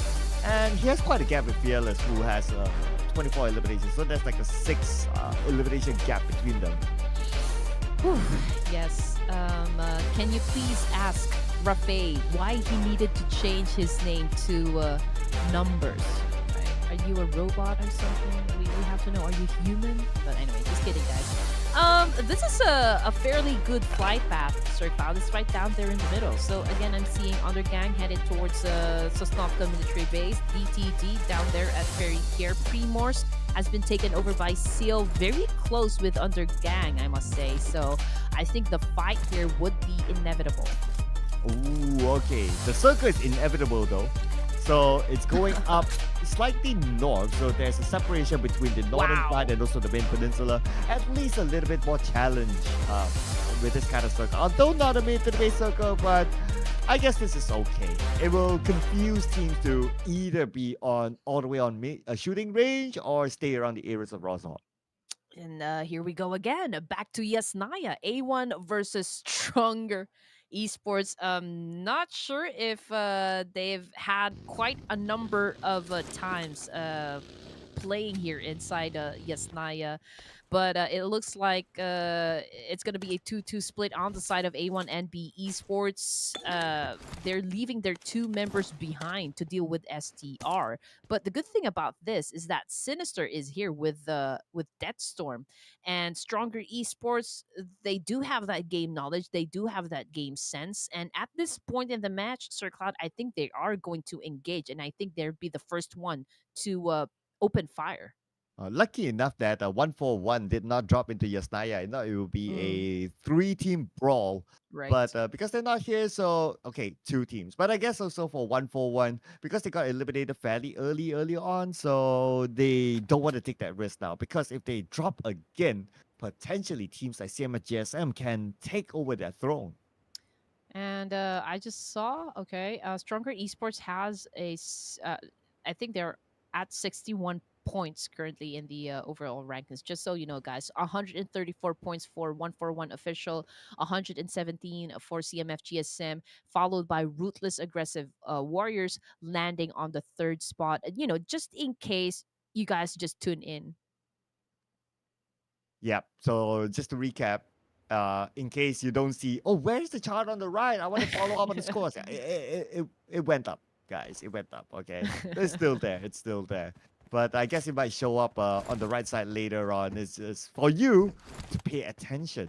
Yeah, Yes. you know what? It's also for you to stay awake, to see like, where is it? Keep your eyes rolling around while we wait for the actual action to happen.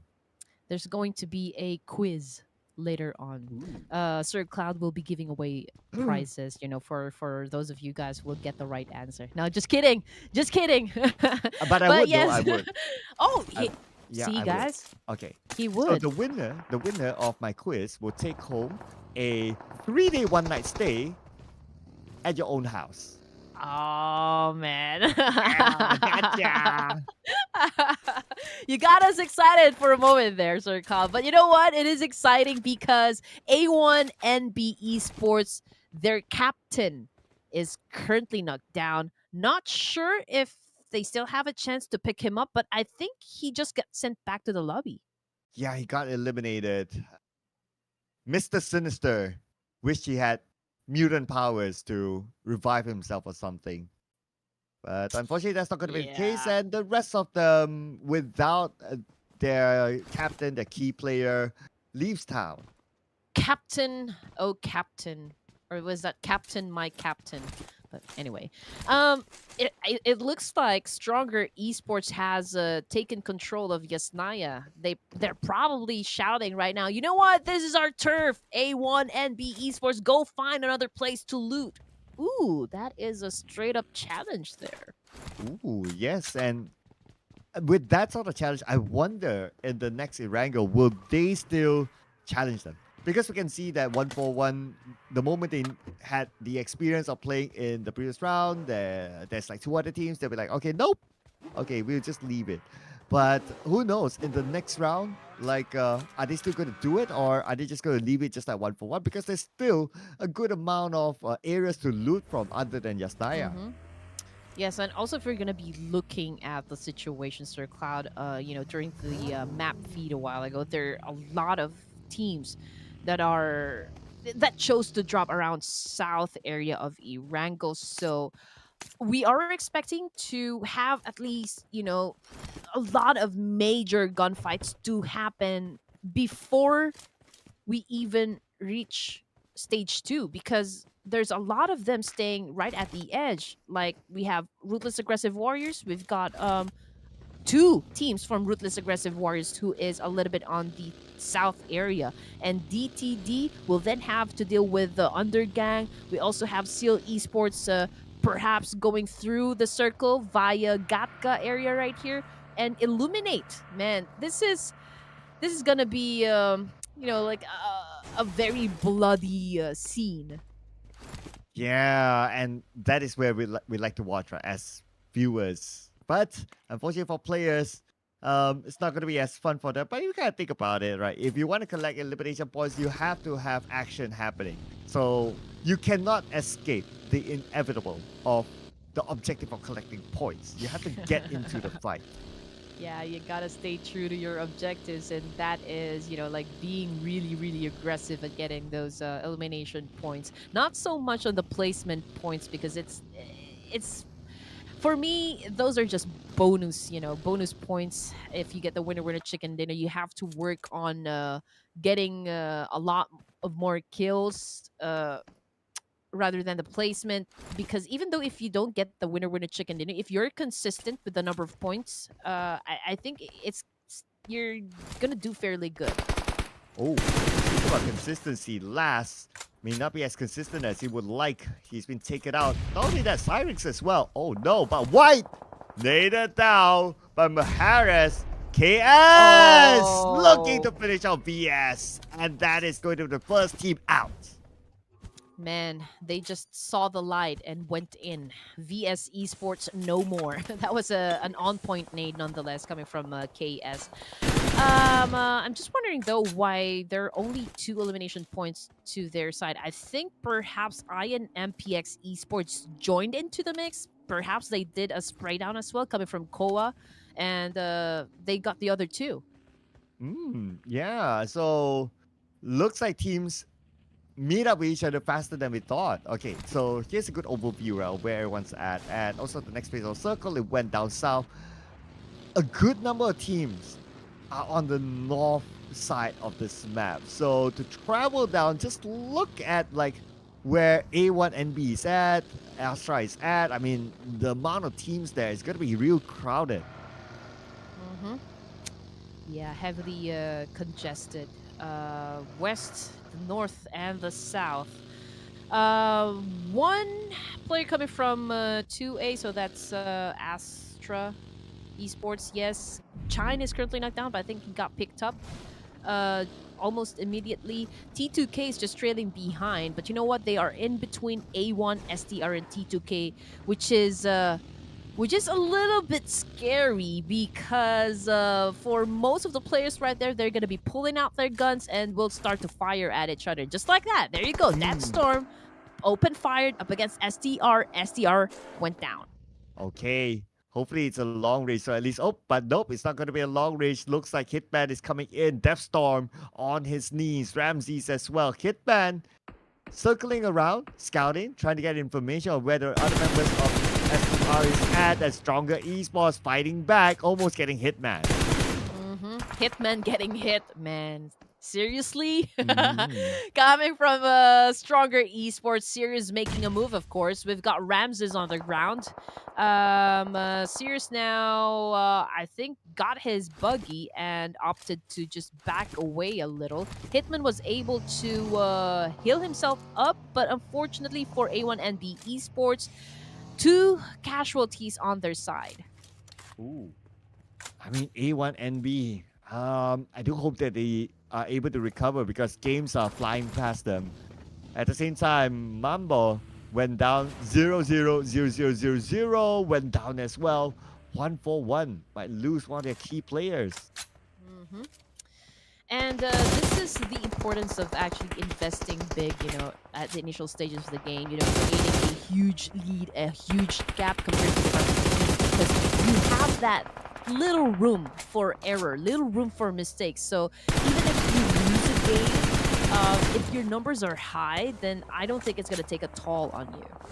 Yeah, just like what 1-4-1 is having right now. But looks like they're still looking to add some points in. One knockdown, probably from afar.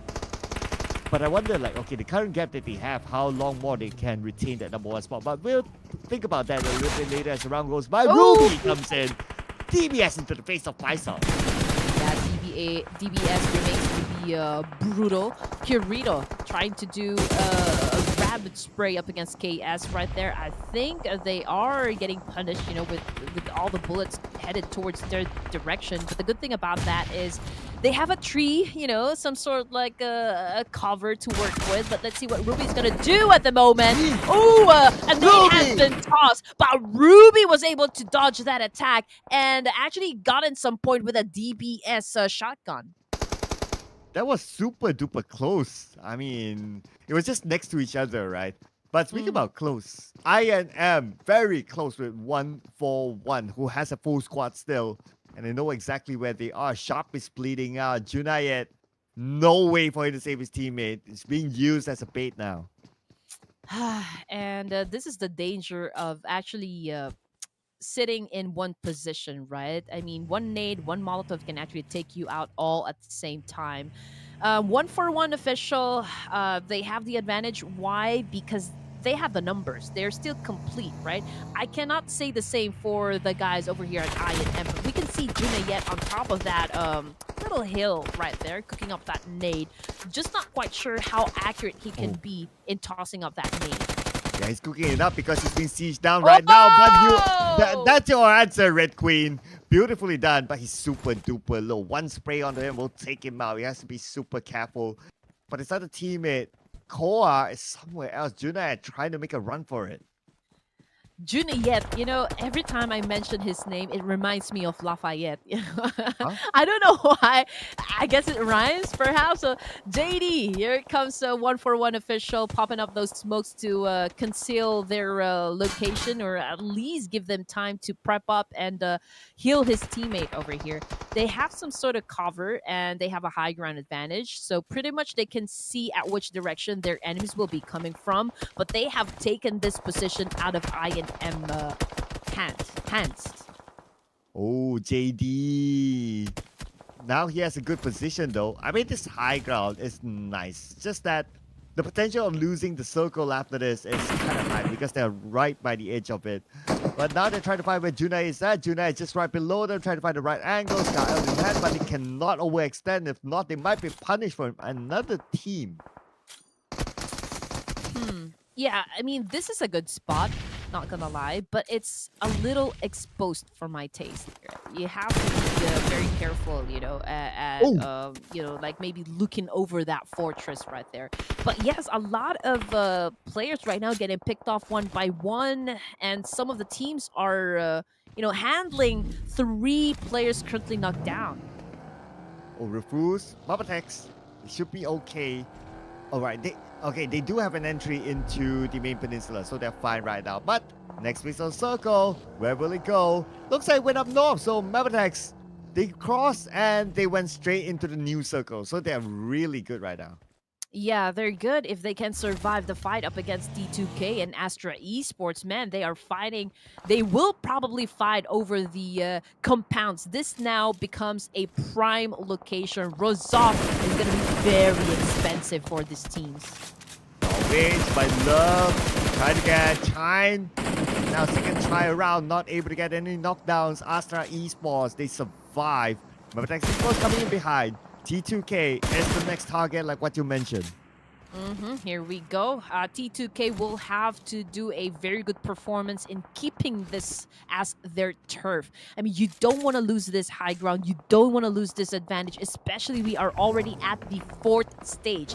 And MABETEX, it's a little advantage because they will be coming from the waters. You know, they don't have that much space to work with, and plus they have to deal with the fact that there is a player on top of them, so it's going to be even harder to take him down. Wow, Zero smoked out vehicle. Very brave of him going in all alone with the UMP, and now he comes in, goes in for the 1v1 fight, sprays around, but the spray will not be taking out Pravin just yet. They both still alive though. Slayer joins up with him together with Incus.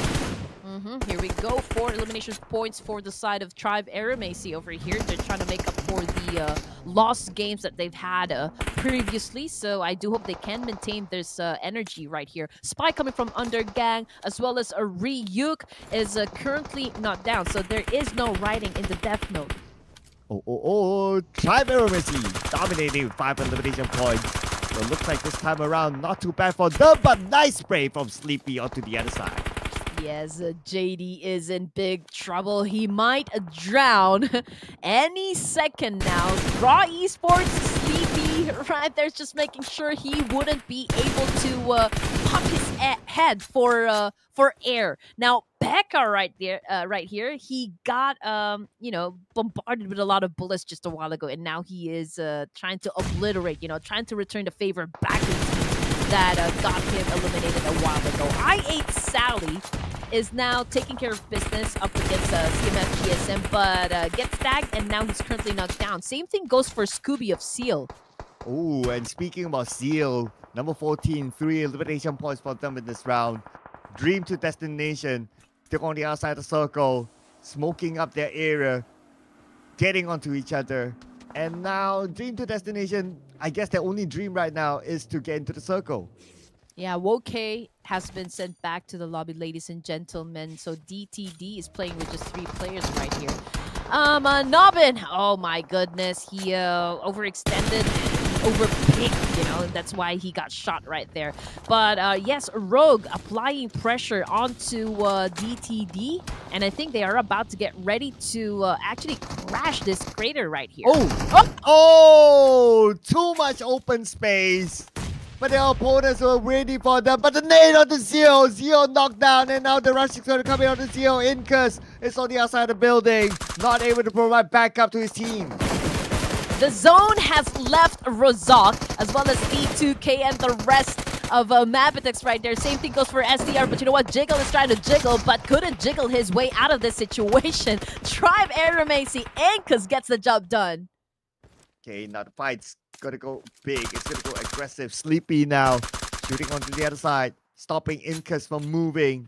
At least they're within the circle. Zordi took a little bit of damage there from the fire, but he's okay. Yes, sir. 2 remaining players for the side of Ruthless Aggressive Warriors. We've got Zordi right here cooking up that nade. He can be accurate. Oh man, that was...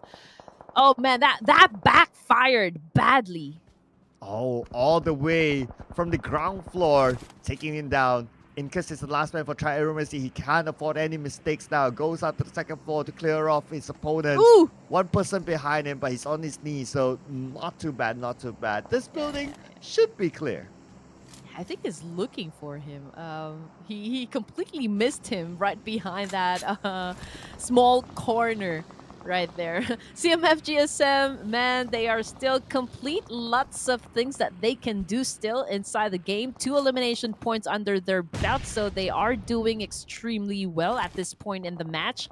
We've got D46 and Mad Cat having those kills under their name. Now, STR, on the other hand, Ramses is currently knocked down, but it's a good thing Spike is just near him in this situation. But Mad Cat says no to Hopeless. Oh, Hopeless.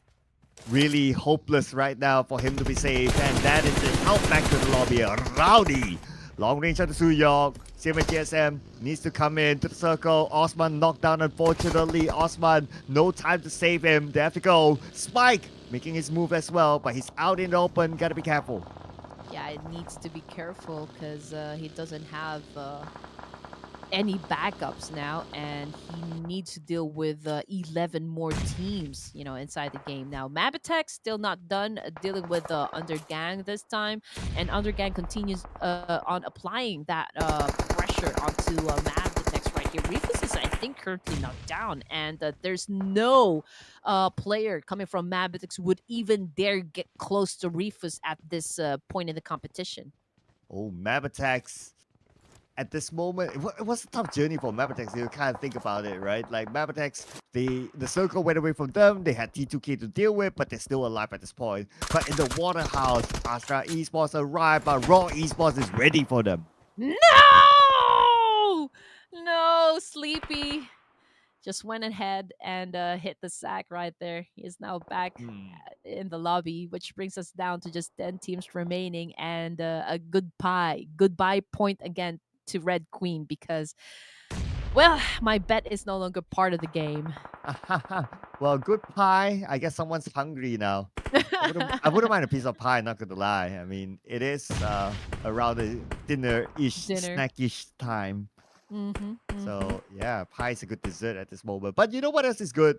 At least the circle is kind of nice to teams from the north. It shifted up instead. So MABETEX Esports still in this, but they only have one player left. And Trunks right now, it's a good thing. I guess he's wearing trunks because he is in the water.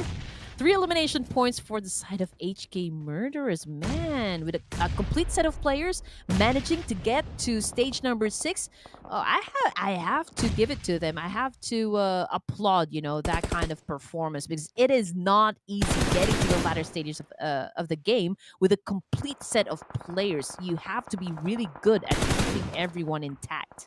Yeah, especially when you're at number 18 and you're probably mentally exhausted. But Trunks, if you can put on a Super Saiyan performance, who knows? HK Murderers can surprise everyone.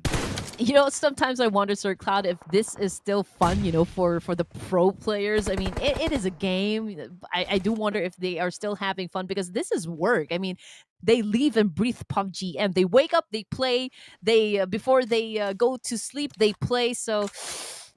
You're right when you said that it can be physically and mentally exhausting. Yeah, in between they probably watch as well, so you can imagine the amount of PUBGs in their face every day. But I mean, that is their careers, right? So you do what you need to do to have a good career. Exactly.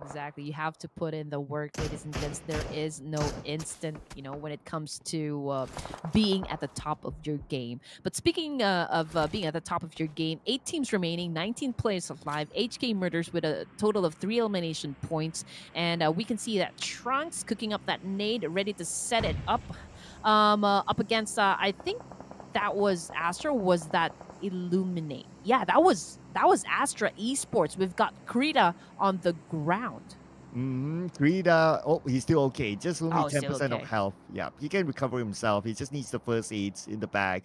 But look at the amount of teams. So we got at least like 4, maybe 5 teams in the Waterhouse with HK Murderers. Keep an eye on them. Man, you know what? I'm kind of rooting for HK Murderers now. I really want them to get this chicken dinner. Yeah, me too. Me too. I'm rooting for this guys right here. I know we've already made the team prediction, but just looking at how improved, at least for this particular match, coming from the side of HK Murders, you just have to give it to them. You have to cut them a break and just admire what they're doing right at this moment. I mean, it is no easy way to get that winner chicken dinner, and they are absolutely giving them or giving it their all. Okay, here we go. Illuminate crew will start it off with a shot onto Sirius. But I guess the movement of these teams in the Waterhouse, they'll be dictated by how the circle will move after this. Till then, I guess they'll stay put. Everyone's like praying, anticipating next to the circle. Hopefully that's not too far away from them. But we'll get to know right now, ladies and gentlemen. Circle shifts away from the Waterhouse. Good luck, sir. Yeah, Sirius needs to pull off some sort of magic trick here to survive the situation because he doesn't have that much space to work with. Illuminate, I think this is oh, this is not a good spot as well because they are outside of the circle. Jiro is still alive, so is Paragon and Trunks. They are still trying to fight their way in. Sirius goes down now. He got spotted by Illuminate Sally, and that is the end for 1-for-1 official. Oh, the fact that CMF GSM is still alive with already 7 elimination points. I mean, just putting it out there, they could potentially take over 1-for-1. So, now 1-for-1, I believe they must be sweating watching this game.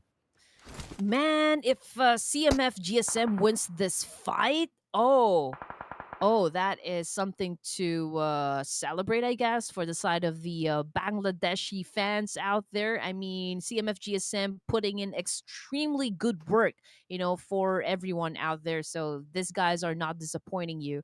We've got Illuminate now, getting ready to strike up against Spike, but Spike cooking up that nade. He gets ace. He pulls out his DBS, but it couldn't decide whether or not he's going for the DBS or he is going for that nade. But so far, he is not moving at all. He's not moving an inch, and he is cooking up that nade real good, potentially knocking down at least one more player coming from Team Illuminate. But man, he got spotted by K11, and that was a very good open angle. Yeah, that's a disadvantage of if you don't have other teammates together with you. Like you're relying on your own self, and unfortunately, without enough eyes, he wouldn't be able to gather the amount of information needed to navigate around, and that's how he got caught out as well. So good try. But nevertheless, the team that they were kind of rooting for, HK Murderers, they're still in this. Now they're in the top 6. Yes, sir. Again, they're looking good right now. They're looking good. Ace right behind that tree. But I think Astra Esports, they are aware that he is behind that tree right there. So I don't know how he's gonna escape that one. Ooh, good spot coming from Chine. Kalua goes down and currently bleeding out there in the open. Can his teammates save him at this point? Chine, I think this is the opportunity for him to actually move in for the kill. So he pulls out his DPS, goes in for the attack. Oh, but he gets tagged by Paragon! Okay, we go. Para, gotta be careful there. At the same time, his teammates bleeding out. Looks like they're going for the save. Chine on his knees, not gonna be able to be saved. Krita is in critical situation now. Fearless is also very low. I believe they don't have any recovery items. That's why they are dependent on whatever they can have in their lives right now. You know what? Undergang right now just chilling like a villain right there inside that compound. I mean, they're just really waiting for those teams to get inside a safe zone so they can deal with him. They're just really patiently waiting right there. Now, Para, took in a lot of damage. He is bleeding in the blue zone, and it's going to be hard for his teammates to actually revive him at this point in the match. Stage 8, ladies and gents. The circle is small. It's getting crowded in here. Yeah, it's getting hot in here. Yes, teams are so close to each other now. But HK Murderers, 3 players that spot out by Undergang Esports. Spike will be the one to take one out. Trunks got to turn on the Super Saiyan mode, my friend, but he's being shot at. Last hit, and he's down. Man, HK Murderers, it's not really a good spot at all, but you know what? Sus from Undergang, despite having the best advantage, is currently knocked down.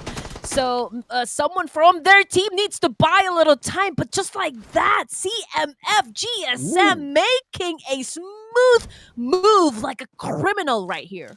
Oh, they won the #1 spot. They are so motivated at this moment, but Osman will go down to Jimmy. Spike now with a nade. If only he can find a good angle. No, that's not where they are, but now Spike has the high ground. He will take one down. One more to go. Kalua will not go down without five, but finally Kalua goes down because he's on the lower ground. Mad Cat on the other side with a nade. If we can get one out of this nade, then it's going to give a huge advantage to CMF GSM. Yeah, this could be huge for the side of CMF GSM. Rowdy and Mad Cat, oh my goodness. Top fraggers of CMF GSM going up against Undergang. Ooh, but there is a lot of pressure on the side of Undergang since they will be coming from the blue zone. We've got CMF GSM right in the middle. Mad Cat with a DPS trying to dance with Undergang and winning the fight! Wait, it's CMF GSM? Yes! Was it? Oh my goodness. I mean, that went so fast. It was hard to catch the action. But anyway, CMF GSM, another chicken dinner today. Have they done enough to overtake 141?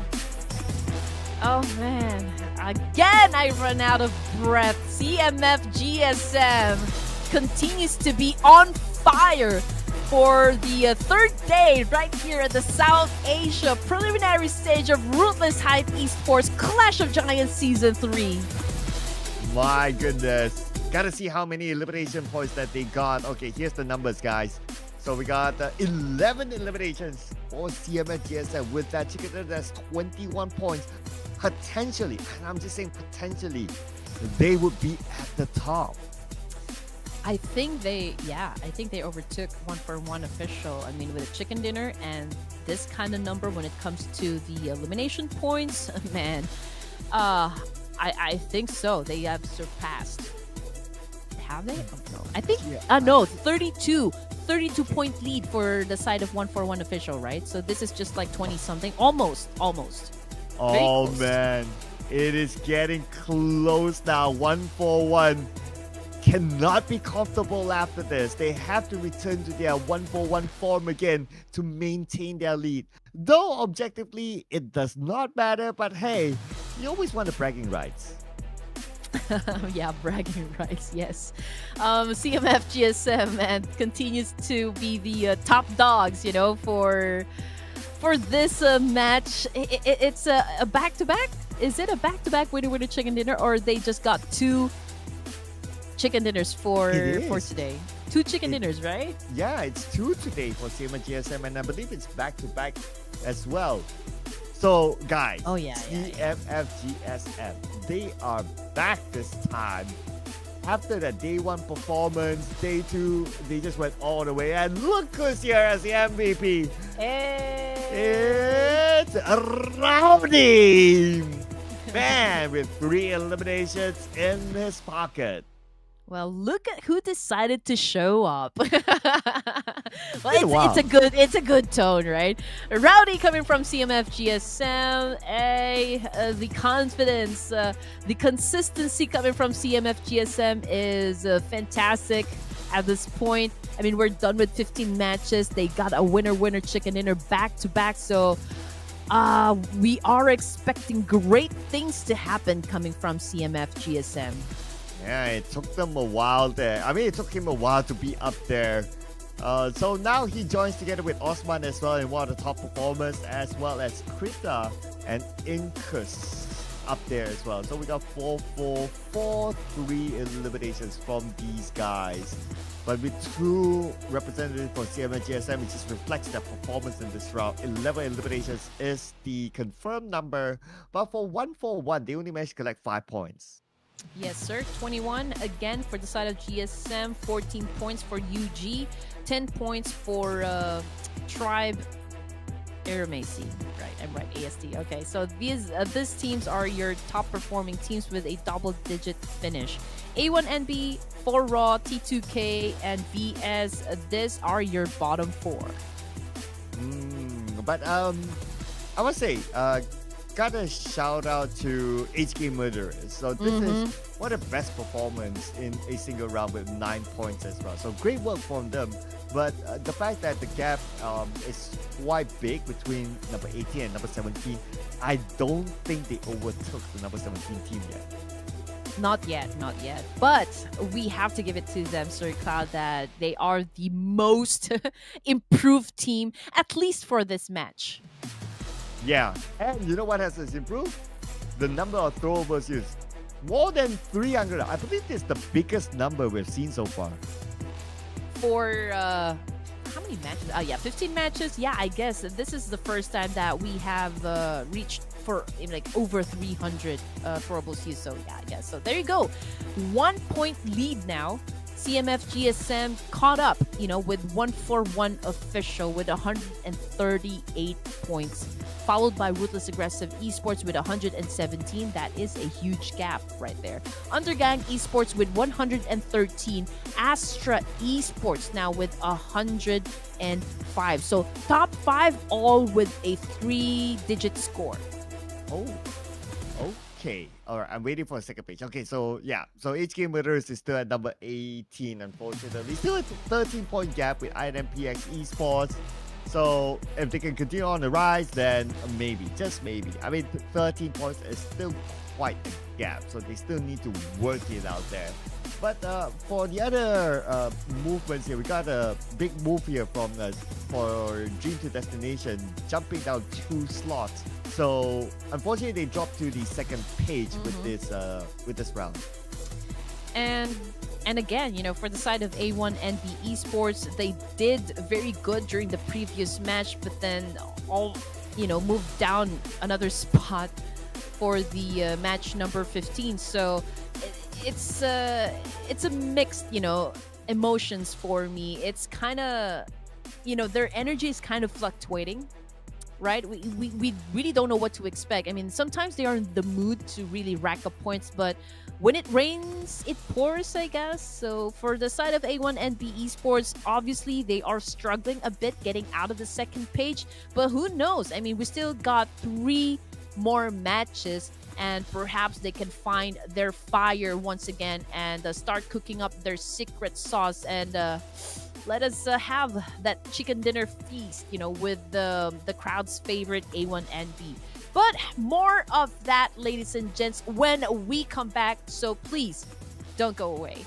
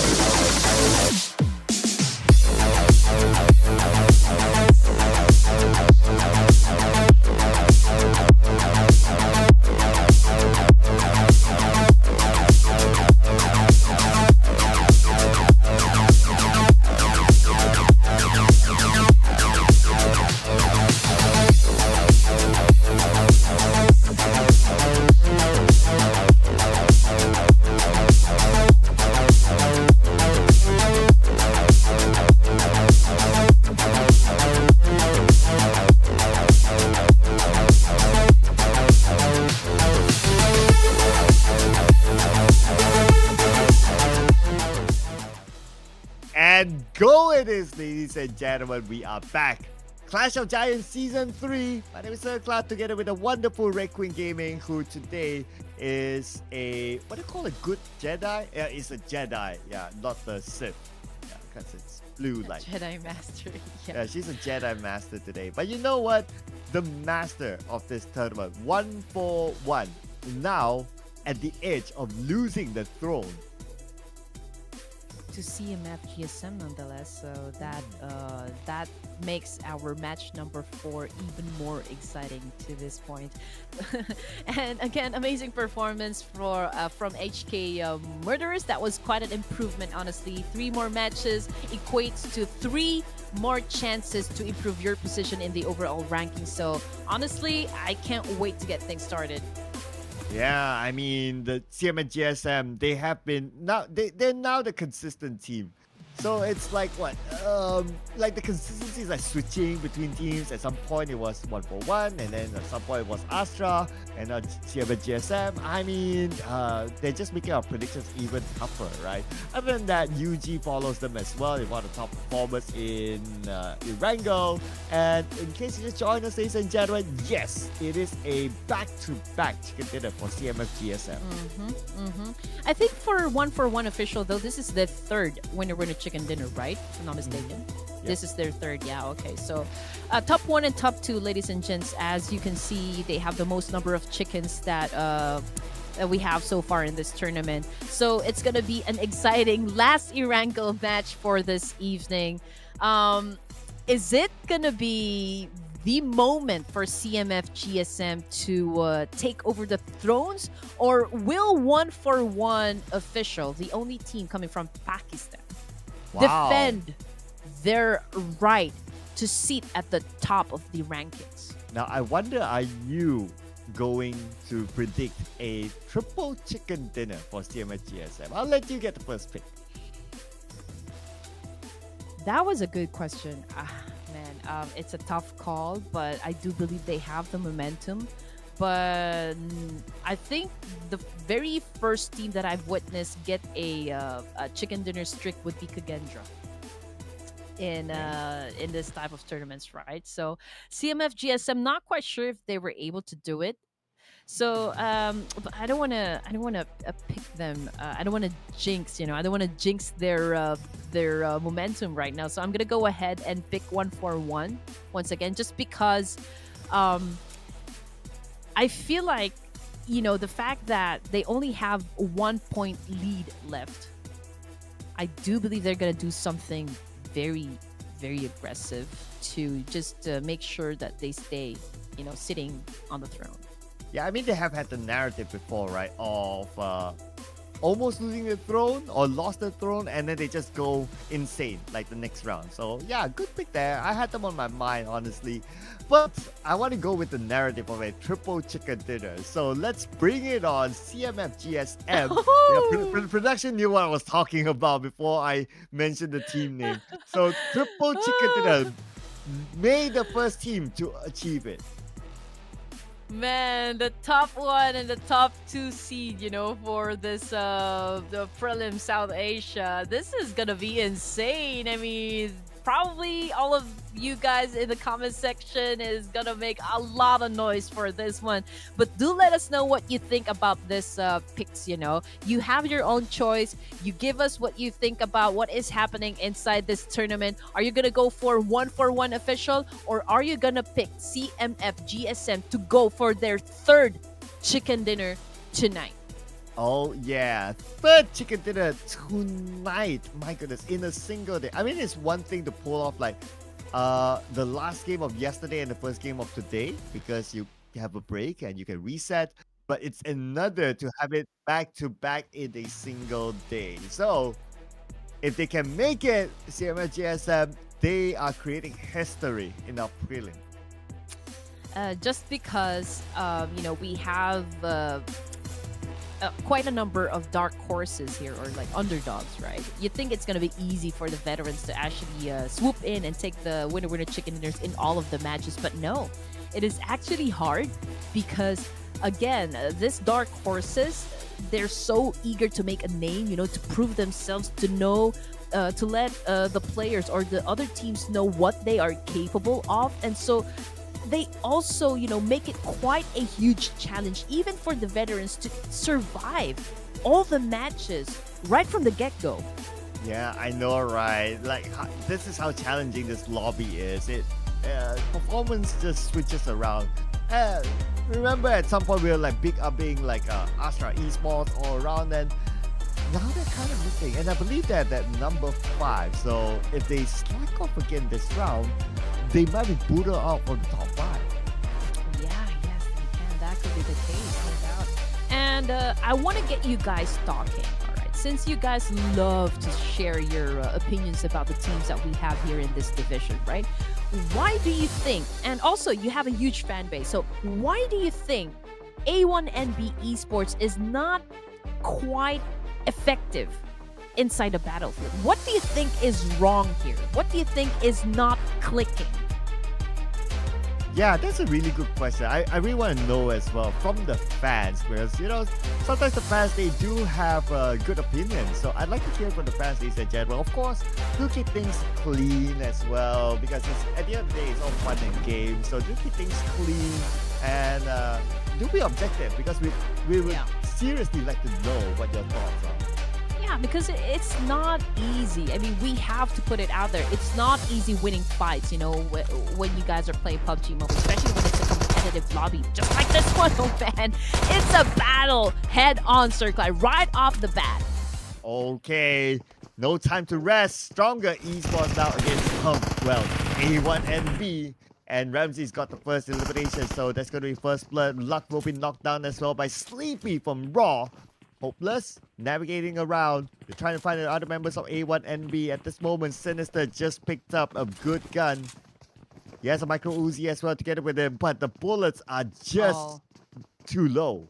Yeah, this is wonderful, though, because they all dropped in the same building. SDR inside, and I think they're over just a floor right there for A1NB. Now, Zordy coming from Ruthless Aggressive Warriors.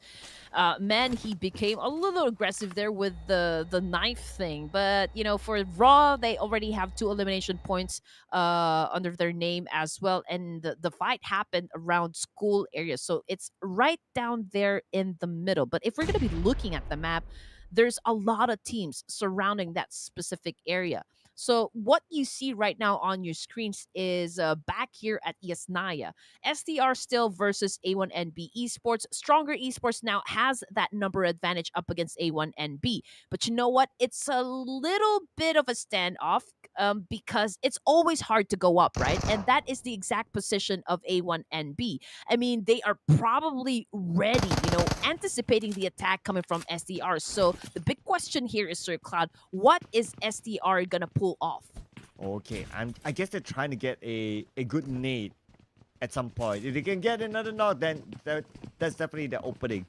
Or they're trying to get information as well, because you don't know what sort of weapons does A1NB has. What if it's a DBS? So that's probably going through the minds of the stronger esports at this moment. If it's not a DBS, then maybe they'll be a little bit more confident in the sort of CQC. So they're trying to bait out. They're trying to gather information before making their move. But A1NB not letting them have any of that.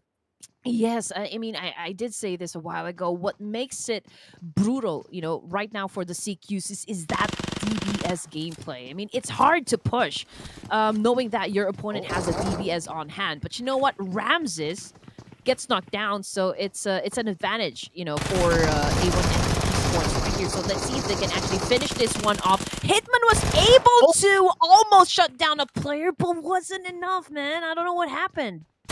But they're trading back with each other right now. Serious!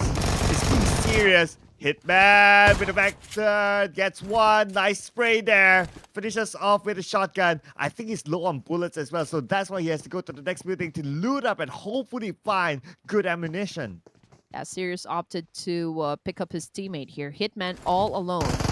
Left to deal with the remaining players of SDR. Sirius with an awesome shot using that Uzi, man. But Hitman remains to be elusive at this point. Now, this is a creative gameplay coming from Sirius of Stronger Esports. I mean, he just tries to creep up off of the walls, but man, that was a good stance right there. And Hitman was able to put them down both. And now he has a chance to revive Sinister. Huge clutch by Hitman. Man, but at some point, there was a whiff. There was a whiff when trying to catch Hitman, when trying to shoot Hitman. And he was kind of lucky with that, but you got to give it to him as well. The counter coming for Hitman to take down one from his front, from the window, and take down the other one who just came in from the door back to back. I mean, that is really in his name. He is the Hitman. Through the windows, through the walls. But yeah, stronger esports. I mean, it was a creative gameplay. Nonetheless, I love the fact that they did try to stick to the wall, right, and try to shut down Hitman from the window. But Hitman was prepared. I think he anticipated that move coming from STR and shuts them down both. So again, that was a huge performance coming from Hitman, truly living up to his name.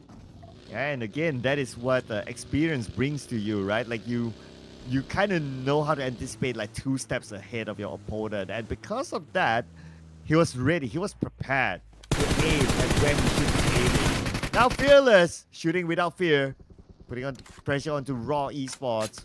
Sleepy left behind. Oh. But that is part of the strategy to distract the opponent. And nice long range shot to take down Fearless.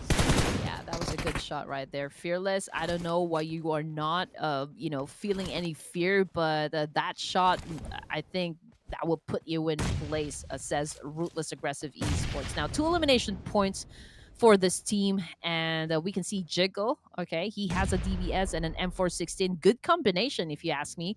Astra, on the other hand, let's see what they're going to do in this situation, knowing that Fearless is currently knocked down. But man, that was a good shot from Krita. Right, they put one player right down coming from the side of Ruthless Aggressive Warriors. Oh, but they're not done yet though. So right now, Jiggle on the lower ground. D43. Oh, shot by Jiggle from the other side. How did he even angle that? That is insane. Well, again, the beauty of playing a lot of PUBG, I guess. Good reflex. You need a good reflex right there. Karina, is a little bit far, from the rest of Astra right here. But we can see 0-4-3 cooking up that nade. Real good. Can he be accurate with a shot, though? Let's just wait and find out, because Ruthless Aggressive Warriors, they are getting ready to attack. Okay, here we go. Ruthless Aggressive Warriors, Jiggle with the high ground. They have a full squad, so they can come on to ASTRA Esports. They need to position themselves well. So at this moment, we can see them at the forefront. One of their players not on screen, probably going in for the flag, but the blue has arrived. This is the stage 1 circle. Ooh, Sleepy taking in some damage. Same thing goes for Jiggle. I don't think Jiggle is ready to mingle right now up against Astra right here, considering the fact of how much damage he has been getting from Astra. Ooh, there you go. Sleepy goes down. 0-4-3 getting some damage as well. Very low in HP, but you know what? He has time to recuperate at this point, because Astra, man, they are still complete. 4-man strong up against Ruthless Aggressive Warriors. Here we go. Fearless comes in fearlessly, takes down one. Robin tries to get away. Sprayed down by Fearless with an M4. Robin is still okay. He will navigate through the buildings, and he's okay for now. He needs time to recover. He needs time to reset mentally, at least. But look at the circle. My goodness, it pulls all the way down to the area where all these teams that we can see on screen is at. Ooh, very pure. It is probably going to be the last circle, but now Probin is being hunted down. Sprays onto the other side, puts pressure onto his opponent, but finally taken out by Krita. Yeah, again, the circle is getting crowded for everyone to coexist, at this point. And there you go. I think that was the end of the line for Ruthless Aggressive Warriors. But amazingly, stage 2 of this match, and we still have 16 teams. Only 2 teams that got shut down and got sent back to the lobby. So this is very promising. Oh yeah, I mean that was quite an extended fight, honestly. It took a while. I mean, it took until like stage 2 started on, and they're still spending time in the blue. But anyway, lucky enough they do have vehicles. If not, it would have been hard because the circle was kind of far away from them. Well, if you're a pro player, you know how important it is to have a vehicle in every match, especially Miramar, which we'll be having later on after this game. It doesn't just get you, from point A to point B, just get you to places. But if you came to a point where it's really crucial, you don't have any covers, you can actually get your vehicles and just stand right behind it, so it can like protect you from the attacks coming from the teams that are still alive. So it is important. I think it's a crucial thing to have in every game. You know what? Speaking about crucial, I'm looking at A1 and B. They're tanking the blue. At the same time, their health is one of them almost depleted. The other one's like 50%. I'm kind of worried for A1 and B again. Mm-hmm. I do hope they make it out, not just alive, but with a good number of elimination points as well. But I have to give it to them. They keep on showing up, they keep on stepping up as well. It's just really unfortunate that sometimes zones are not really is not really favoring them or their position. Sometimes it's really hard to make rotations. Especially if they are up against not just like 1-2 squads, maybe even 3 sometimes. So again, it's a series of unfortunate events, for the side of A1 and B Esports. And I can see someone, trying to type down in the comment section that they are playing with inexperienced players, with new players. But I've seen these names, and they have been in the scene for quite some time now. So I kind of disagree with that. Yeah, I'm not too sure as well. So, unless they are, I don't know, borrowing IGNs, I don't know. I don't know about that. But what we're sure about is that the circle now will shift again. So we'll go down to Ferry Pier. This will be the question. It goes, yeah, slightly next to Ferry Pier, in between Ferry Pier and Pre-Mosque. So this is going to be the next real circle. Inquiries there as well. Yes, Fearless taking in some shots coming from Ryuk over here, the god of death. Ruthless aggressive. This is MN, if I'm not mistaken. 2 elimination points under their name. And again, we still got 16 teams, which is amazing. 30 seconds on the clock before the circle shifts again. But the fight is still not over. A1 NB Esports just passed by Sancheer, and I think Sancheer's going to let that one go. Yeah, Sancheer can't follow up. The angle's not that obvious for him. But what's obvious is that Sooyoung got knocked down. T2K, we haven't had a conversation about them for a while now. T2K, looks like they are at number 8 at this moment with 2 casualties. But look at the amount of points, like 80, 80, 80, 81. Like, everyone's just so close to each other. But if T2K lets this one go, then the gap might be further for them. Yes, sir. UG and DTD as well as KS losing some of their members. Oh, even VS. Oh, man. This is a lot. I mean, there's a lot of fights happening right at this moment. Hitman! Oh, man. He took a nade coming from Ruthless Aggressive Warriors, and I don't think he's going to be escaping this one. Sinister tries to defend, but, man, I think he's pretty surrounded by a lot of teams coming from 4 Ross. So that is it again for A1 and the Esports, not making it to the 4th stage of ERANGEL. It's just so unfortunate for A1NB as well again. Man, but now, okay, T2K, last we saw them, they had casualties, but at least they recovered themselves, and now they're a full squad going up against KS. Nade in the hands of Miharas. Let's see what he can do about that, but without a good angle, he's going to keep it back. Oh man, T2K, here we go.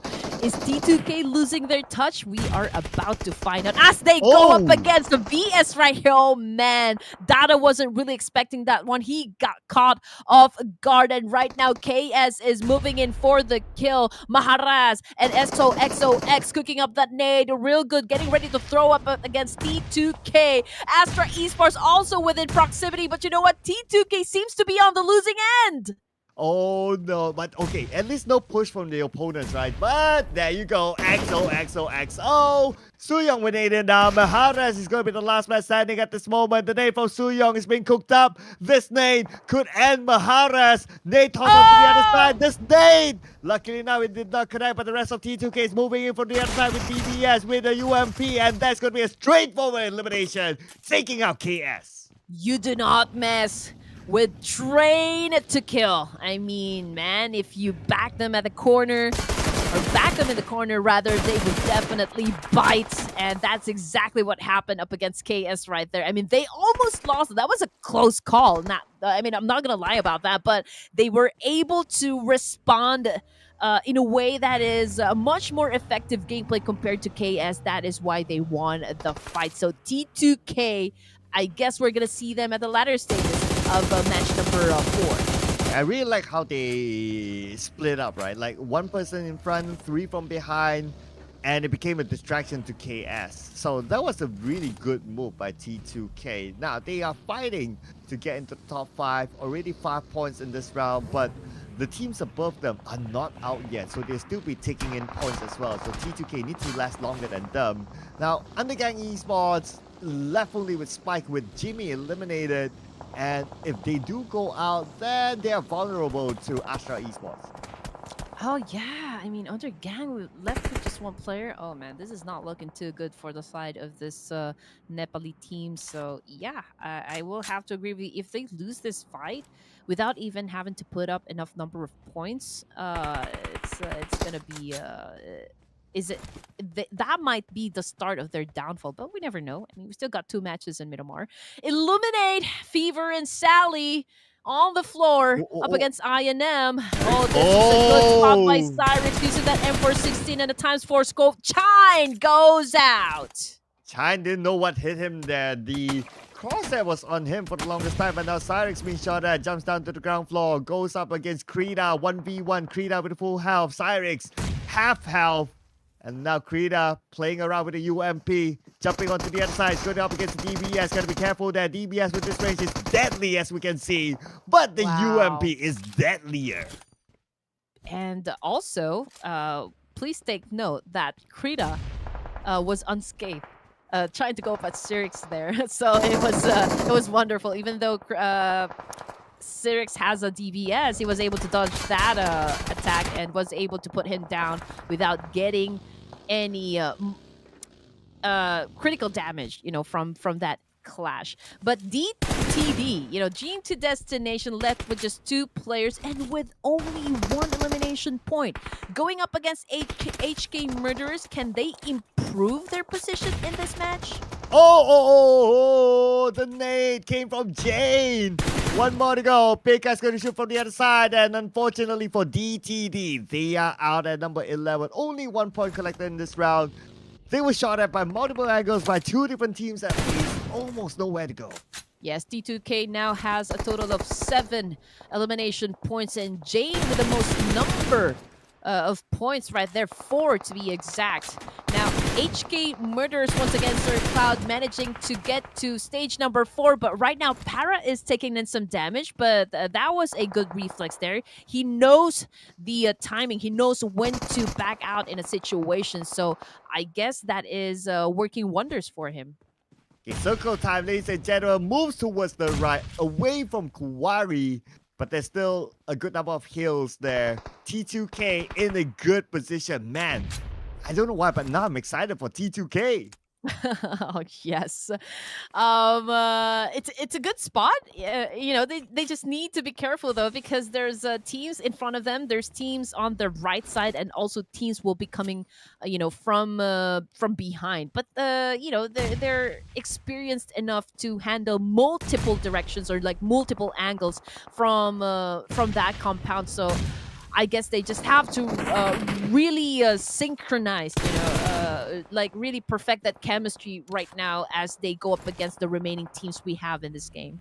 Oh, including HK Murderers now, still in full squad. Going up against one of the Titans, MABETEX Esports. Gotta be careful of Jiro. He's able to pull off a clutch. But now Pekka with a nade. Go toss it onto the other side. Refu's kind of low as well. This one nade could knock him down, but the nade will not be onto him. Still okay at this moment. As Kalua is coming in with his own nade as well. Everyone's holding nades basically. Yeah, I mean, this is the meta. This is the exchange that we really want to see. I mean, the perfect timing, precision, you know, the accuracy of these players, putting down players with a nade, not with their guns, but with nades. Just like what happened to Pekka right here.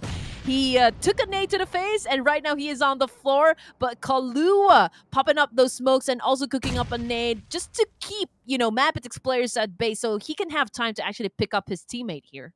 Oh, fire on the Pekka. Pekka, we will survive it. Yes. Oh, Pekka. Pekka, no. Pekka. Kalua is there. I'm going to save you.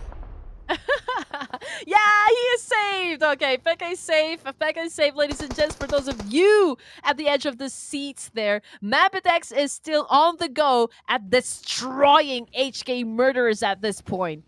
Ooh, that was a close one there for Pekka, but HK Murderer is still a full squad. Anything can happen as long as you have a full squad here. There's gonna come in on the inside. Wow. Oh, spray getting two at least. Being countered the point. But now the rest of MABETEX Esports can move in. Ruthless go down as well. And now Pekka with the nade in hand. He's gonna toss it on to the members of MABETEX. Jiro, last man standing. Can he pull off a hero moment again, man? He will! Jiro! The undisputed hero!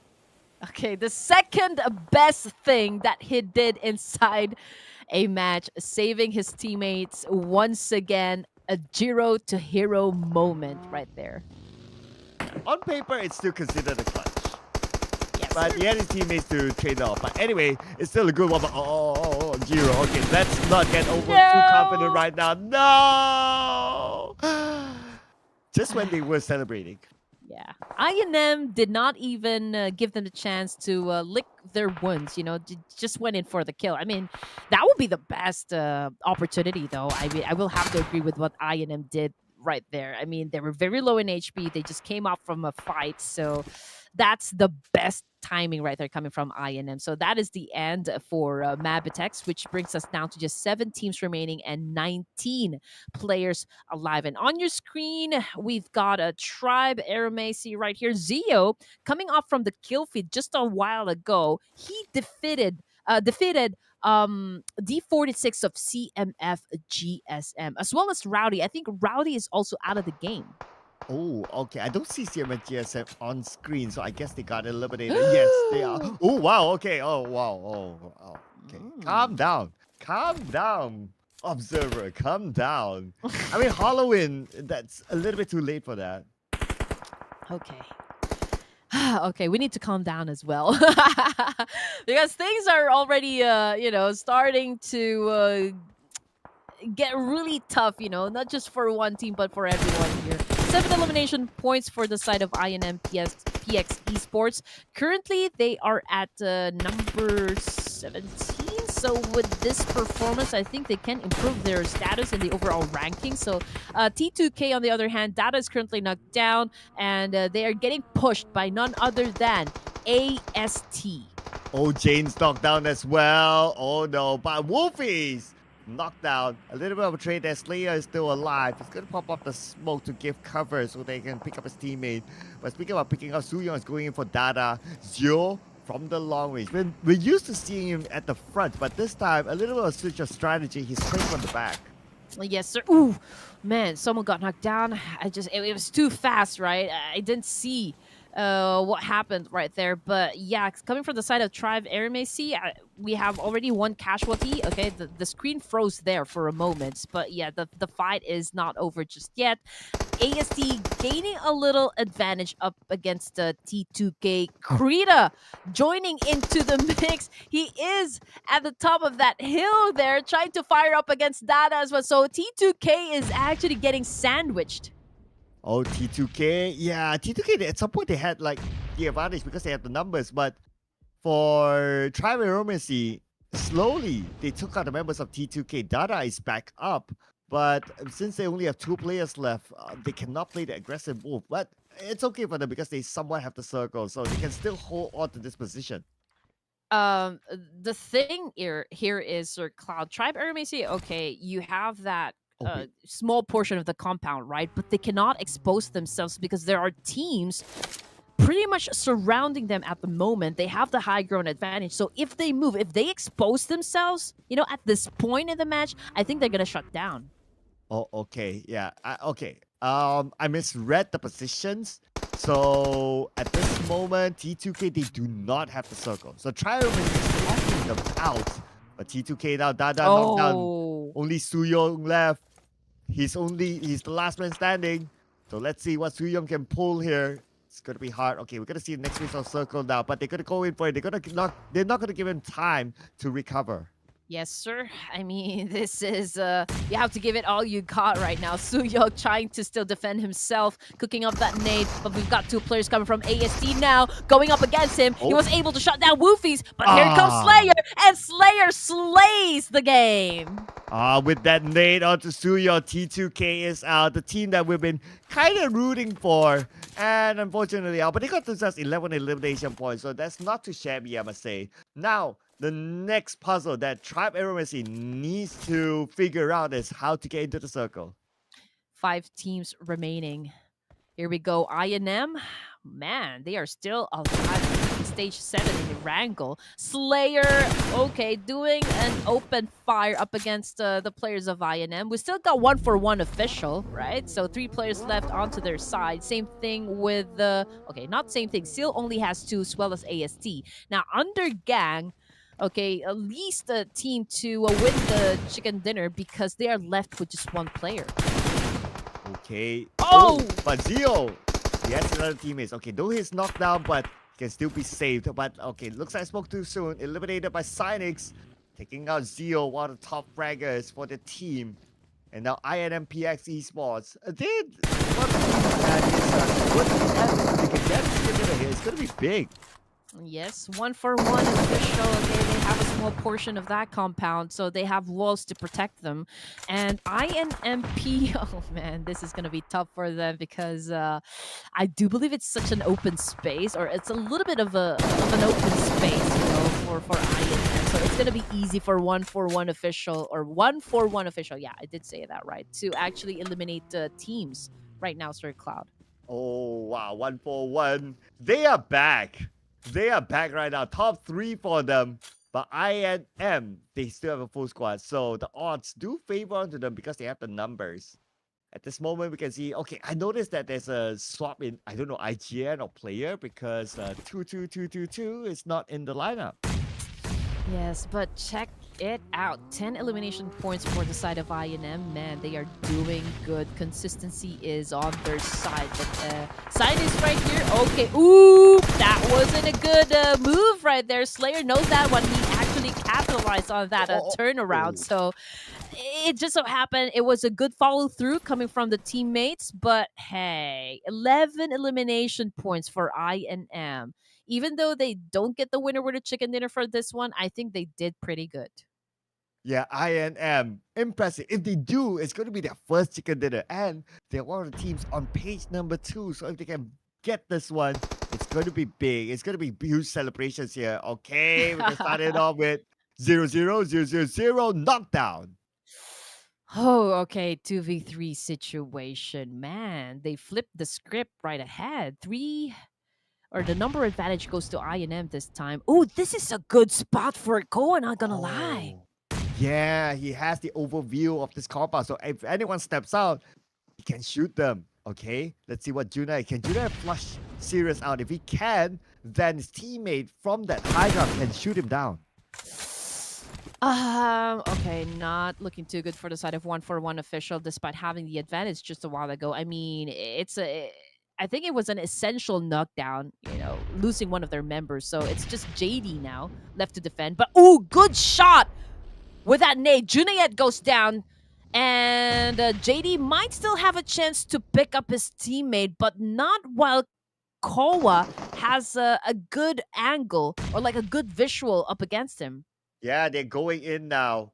So, Sirius, okay, he's beating out though, but the nade will stop 1-for-1 from getting the chicken dinner. But kudos to INM. They got their first chicken dinner. It took them a while, but finally it came. INM taking the winner chicken dinner out of Red Queen's hand.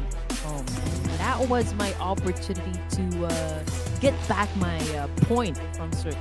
But anyway, congratulations to INM PX. And then this is their first winner chicken dinner, I believe. So that was a good one. It is their first, and it came from a team from page number 2. And even the elimination points, not too bad. Okay, I'm making the calculations. It's 14 eliminations by INMPX Esports. They were number 17. This chicken dinner with this amount of elimination points, this will, well, it won't put them in contention yet for top 5, but it will definitely boost them up significantly. And this is a team coming from Bangladesh, right? So I guess there's a lot of talents coming from Bangladesh right now. So this is gonna be an exciting thing to watch now that we're about to head on for our next flight to Miramar. Oh yeah, things are definitely going to change there in Miramar. But the thing that I'm worried about in Miramar is for ASTRA Esports. I mean, yesterday they didn't have a good round. Like, it's 2 zeros back to back. It doesn't look like their map, although they got that 119 elimination round. But for the most part, they don't do well there. So a little bit worried for them. But before we talk a little bit more about Miramar, INMPX, we gotta celebrate them now, being up there. Yes, sir. And also just to add to the fact that Astra did not particularly did well yesterday. Up until now, to be honest, they're not exactly doing that good as well. But again, we don't want to take the spotlight, out of Jiro right here. He deserves this hero moment because he is the MVP for the match. 6 elimination points, 1,023 for the damage output, and just look at the team contribution, Sir Cloud. It is 75%. So most of the hard work was made by Jiro. Yeah, again, this guy really a big asset for MABETEX Esports with 6 eliminations. But Jane as well as Koa, they got 6 eliminations as well from T2K and INM.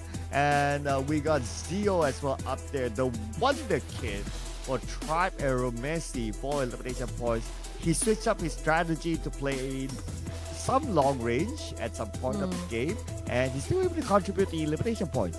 Yeah, look at him. He's such a tiny baby. Koa, I have to give it to this player. I mean, he did find himself a good spot right there. I think that's one of the, taking down one of the players coming from 141 official. I think that was an essential kill, right? Coming from Koa right there. I think that started the domino effect coming from the side of 141 official. Yep, and also gotta give it to them. Like, they had a good positioning early on as well. They had one player at the high ground just to have a good overview of what's happening, and if he doesn't get any knocks or eliminations from there, at least he's able to provide information to his team. So it's very well strategized by them towards the end. Now, looking away at some of the stats here, Slayer has his poster up there with the longest elimination distance, and Global Zeus, it's okay. But this time around, airdrops, not fancied by anyone.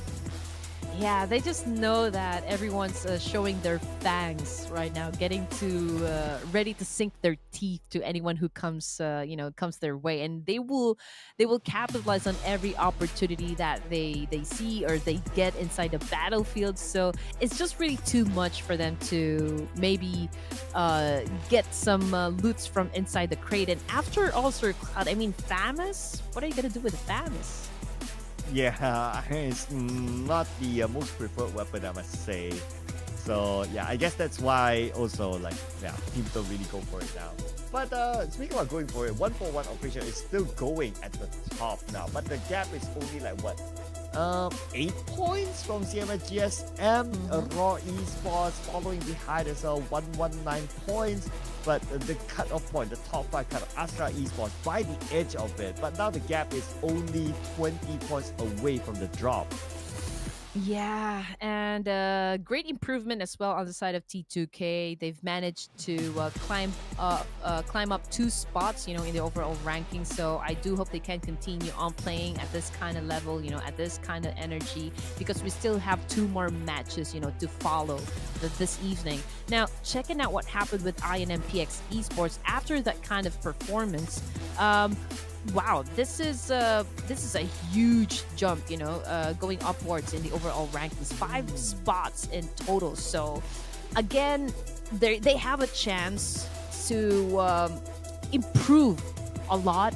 Maybe not even just land at the first page. Maybe they can at least catch up to being at the top 5 again if they continue to giving that kind of firepower inside the battlefield. So that's what we are going to be looking out for coming from the teams that are part of the second page.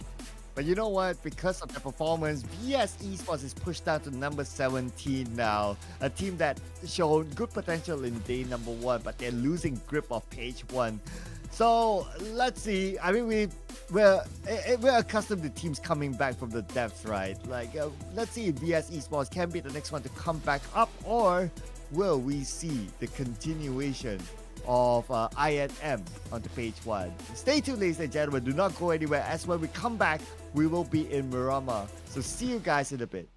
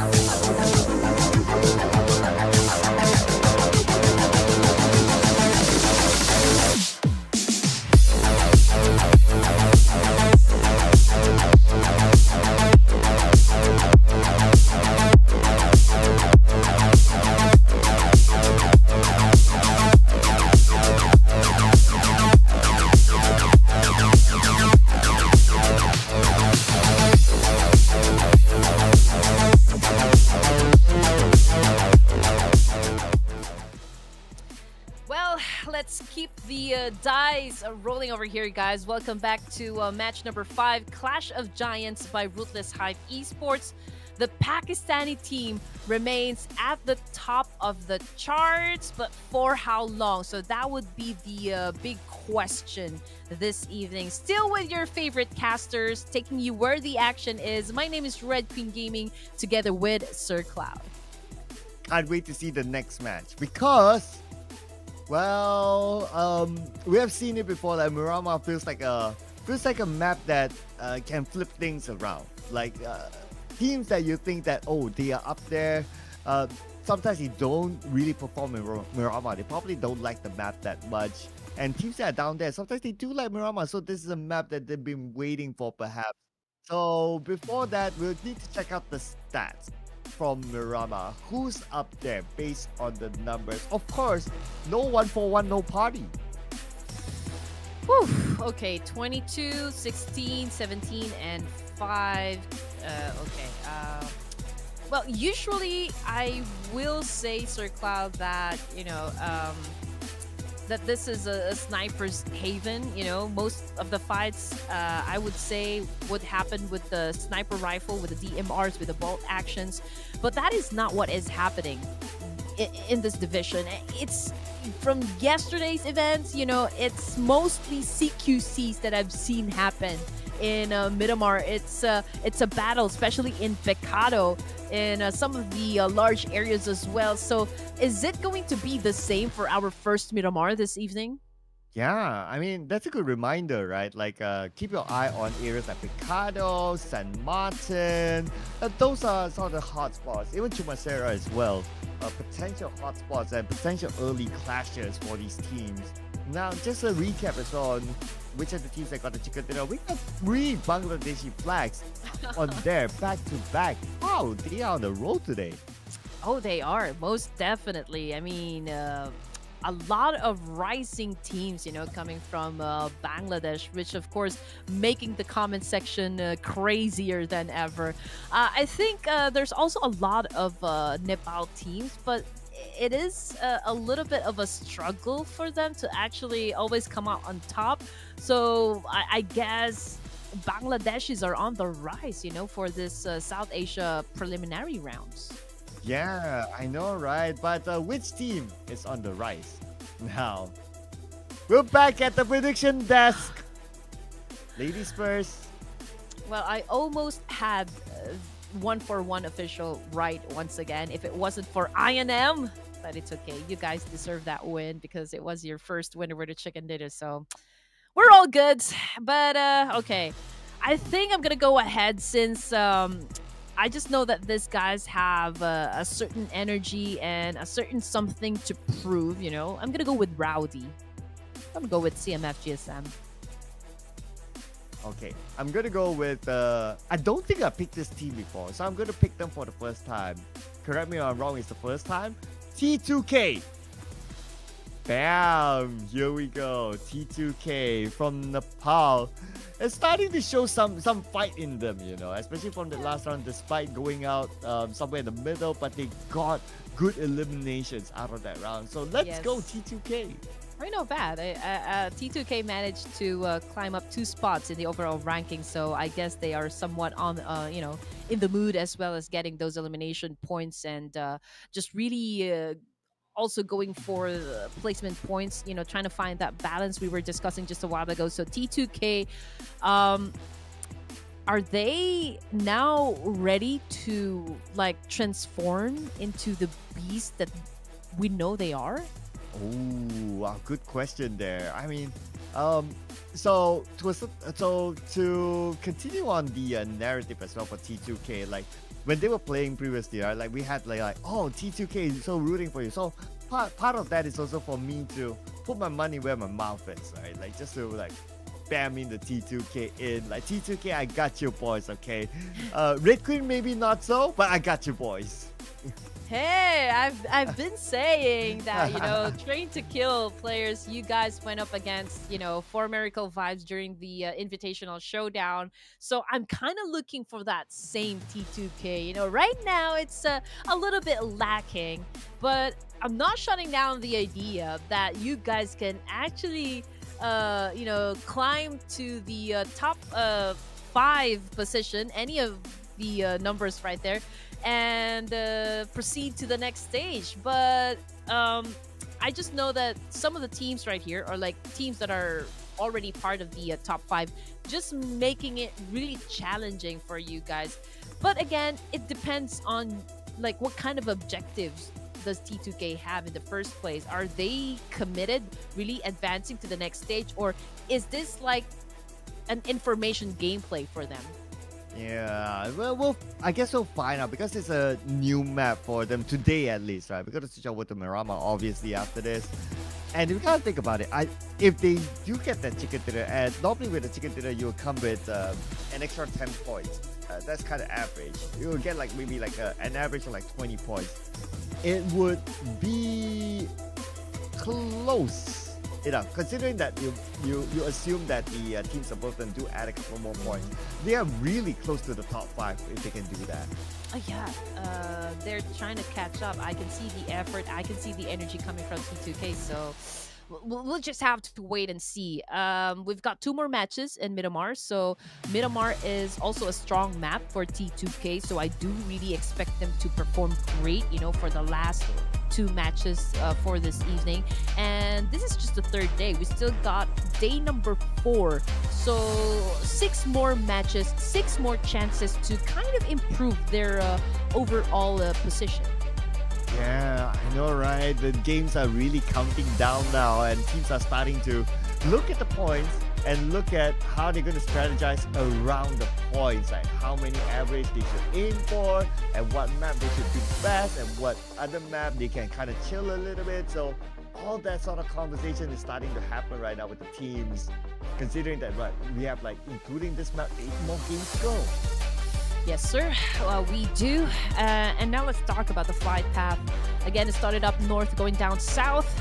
I think, all of the big cities, prominent cities for the teams, they have the chance to actually drop in there. But then again, you have to know the rules of survival.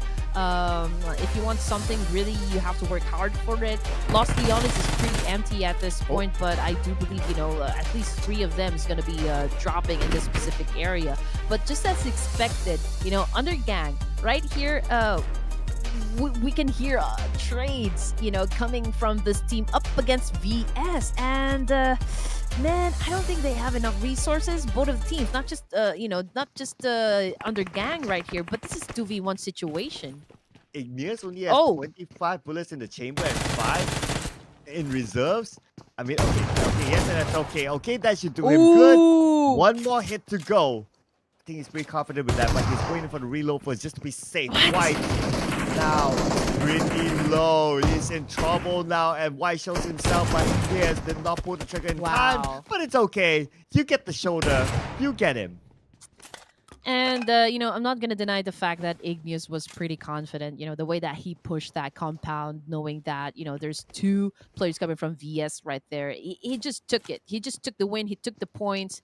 And that was an outstanding gameplay coming from that team, coming from Undergang. They know what they need to do to maintain their position. And I believe that's exactly what we are seeing coming out from them, in this specific match. VS Esports, not a good start. Losing 2 members of your team is not the way to go, to be honest. Coming from the kill feed, I think Krita is also, currently not down. Oh, yeah. Oh, yeah. Oh, no. Okay, last jumps down. Okay, he's going in for the flank. Okay, that will give information to his opponent on where exactly he's at, spraying into the room, but now only able to hit that shot. They're both kind of low. Pretty similar now. Sus, 15 bullets left. But he has a shotgun, though, that he can switch on to. Yeah, but he doesn't have, any first aid kits with him. And Undergang is already underway, to set up a good match here. Last goes down. So, man, VS Esports, I think they are about to go out of match number 4. Oh no, they were at number 70 the last we saw them. If they go out early again, then of course it's good news for H-Gamer. There's to potentially get out number 18. But we still have Cyrix here still alive. Jimmy on his knees. Cyrix. Yep. There you go. Well, the name of the game when it comes to Miramar, you always have to be in a higher ground position. And it was just so unfortunate for Cyrix right there. He didn't have anywhere else to go. He didn't have that much cover. It's an open space, or Cloud. So we just know, the percentage of him getting out or like making out alive is not good at all. Yeah, I mean, open space, no vehicle. Yep, the percentage is very, very low. But for Jiggle, percentage for him to be saved? Nope, it became 0. No. Kind of reckless if you're going to ask me. Yeah, but it is still okay. 3 players in a team, pretty doable. It's gonna be a little bit of a challenge, meaning you have to take on another role, for the team, which is again pretty hard to pull off. But let's see what CMF GSM is going to do in this situation, going up against Dream to Destination. And again, there is that pressure on the side of CMF GSM, considering that, if we were to compare their positions in the overall rankings, DTD doesn't have anything much to lose. Well, yeah, true enough, true enough. So, CMA GSM will be more motivated to win this fight. They already got new beat, put a cycle onto the floor, and they secure their second point. So now they're 6 points away from the top. Ooh, whoa, that was that was almost. Okay, I thought someone's gonna get shot there. Osman, okay, he's just waiting for the molly to stop burning, but here comes the attack and a drop shot with a DBS gets 2 points. Oh my goodness! Wow, the moment the fire settled down, he goes in, he wipes them all out. Beautifully done. Clean execution by CMA GSM, but they still lost one play. But anyway, still 4 points, and now they are 4 points away from 1-4-1. But because of the potential tiebreaker, they will need to get at least 5 points to take them. Again, A1NB Esports not having a good time. Sinister is the only left standing for A1NB. Oh, and also K9. Okay, so there are 2 more players, or is it just K9 that is alive? Let's 2 of see them. here. Yeah, there's 2 of them still. But let's see here. What is Sinister gonna do? Fever with the nade. Oh, nade onto Fever, but lucky enough, he has a good enough distance to avoid more damage. Yeah, K9 goes down, so it's just Sinister right now up in the crew, and Fever has the information, reporting it back to the rest of the team, and they are getting ready to push this lone wolf inside this building. So we can see that Fever is a little bit hesitant, to go up without any backup, considering the fact that, this building in particular has a lot of blind spots. Yeah, and it's Sinister we're talking about, right? So who knows? He can pull off the flash. So they're giving him a level of respect. But now Sinister down, spraying with his L. He does have enough ammunition, but not enough health, not enough allies, and unfortunately, A1NB becomes the next team to fall. Well, I did see one comment, Sir Cloud, and I would love to take your thoughts on this one, that some of the players of A1NB Esports only played in PMCO. So that's what they're claiming. I see. But okay, I guess that kind of makes sense because I think that we might have seen them around, but maybe for not too long. Maybe we might have maybe like seen them once, but in totality, maybe they're new with A1NB. So I guess they're like trying to find their rhythm together. So that's probably right there. But for XOXOX, fight that is definitely right. But he's holding the nade. Considering that he's in a TPP position, he saw the rush coming in, but he still held on to the nade. So I have a couple of questions there. I guess he was thinking that if he lets go of the nade, it blows up, and then he can actually take down at least 2 players, with him. That would be a great maneuver if he was able to actually pull that one off. But unfortunately, well, it was too late for him to let go of that nade because he got pushed by the opposition. So too late there. I guess the nade got overcooked. Yeah, so and it was a good rush as well. Like if they didn't go into that correct room where he was, then he would have enough time to cook up the nade just nice to potentially knock maybe 2 of them. But yeah, that was a good rush as well from the opponent. Gotta give it to them. Yes, definitely agree. Now KS for elimination points. It's a good thing that they were able to save their teammate at the nick of time, but they have to be extra more careful because they are being pushed by none other than T2K. And here comes Jade again with a massive spray. Okay, wasn't able to shut down any of the players, but he did inflict a lot of pain there. Oh yeah, that was a good spray. And now KS. Ooh, okay. Would KS be the team that would gain the momentum? We saw them with the chicken dinner yesterday. So they have felt the chicken. If they can get this one chicken, I mean, they will put themselves in good contention for top 5. Oh, yes. Yes, agreed. Well, again, they will have to keep on pushing forward with the same energy, with the same thunder, which is very hard to pull off because playing 6 matches a day again can be really tiring, for these players. And I do hope they have some sort of like substitution. They have an extra player, so at least if you have a star player in your team, they will have a chance to rest, physically, mentally, and spiritually. Yeah, that's why some of these teams they swap players around, right? So with the exact reason that you just mentioned, and it freshens things up sometimes for the teams, and it does work. I mean, it is exhausting. Um, Even though if you go out early, like it is still exhausting because you'll be spending time dwelling into like, oh, what went wrong and all that. The bad vibes, the bad mojo comes in, so it's exhausting in that sense as well. And if you do last long, then obviously you'll be exhausted Uh, focusing into the yeah. game. So either way, it is still exhausting.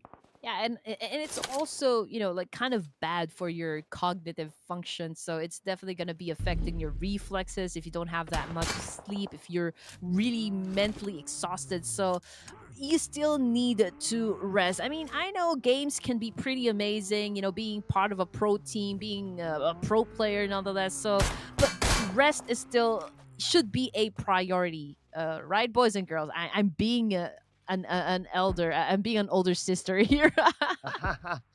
Well, you can be an elder as well, and who knows, offerings can be sent to you. Woo! Not gonna complain, right? Somebody sends you gifts. I've been waiting for these teams to actually send me gifts. Red Queen is waiting, guys. I can DM you my address. I can DM you wherever you need to send me gifts. So just send one to Red Queen. Yeah, some of the jerseys do look nice, right? But perhaps one of these rounds we should have like a jersey ranking. Like, Ooh, ooh. that would be fun. That would be fun. As long as I get my hands on one jersey. I'm looking at, wondering even if I could get a jersey from SDE or Deke Oh, Savior. man. Okay, you gotta hold on to the comment till the survival stage, because that's when they will be playing, and likely they will hear our commentary. Oh, yeah, that we'll have to wait for that one. But Illuminate right now is illuminating this place with their fire power up against Astra right here. They are going in for the pinch, definitely confident with their fire power. A is going in for the charge. UMP is trying to put down Astra Esports, but I think it's just Fearless now who is alive. Oh, but I don't know how long we'll probably stay alive though. Now we are on Ace, but then Nate from Probin, that is it for him. But we got, okay, one member from Astra Esports on the second floor, but for Fearless, I don't know how long he'll be able to last here. I mean, he's kind of low as well. The blue is onto him, and he's being hunted down by 3 members from Raw Esports. The stars just don't align unless an insane clutch can be done, but the answer is nope. That's not going to be the case. Nah, I don't think so. I mean, it's pretty hard, dealing with two players. And most especially when you're dealing with 3 more players coming from Ruthless Aggressive Warriors, it will be difficult, for a hard clutch right there. I mean, they are pretty decided to win the fight. So it's just an unfortunate position, I guess, coming from Astra once again. I mean, this is not the way they would want to end things in Miramar after pulling off a grand performance during the first day and the first game of Miramar. So I guess they're gonna be pushed down even further in the overall rankings. Ooh, potential, because T2K is still in this. MABETEX as well, and supremacy as well. So yeah, it is really close. But you know what? Ever since their 19 haul in the Miramar, the following Miramar just didn't work out, including this one. But for INP, they Wow. are on it. Again, not stopping at putting up huge numbers on the board. Tribe Aeromacy in big danger right now because, well, INM is trying to flush them out of this compound, trying to flush them Whoa! out of this building. And with that nade, Woofies is the only player remaining, and he is about to get shut down. And there you go, ladies and gents.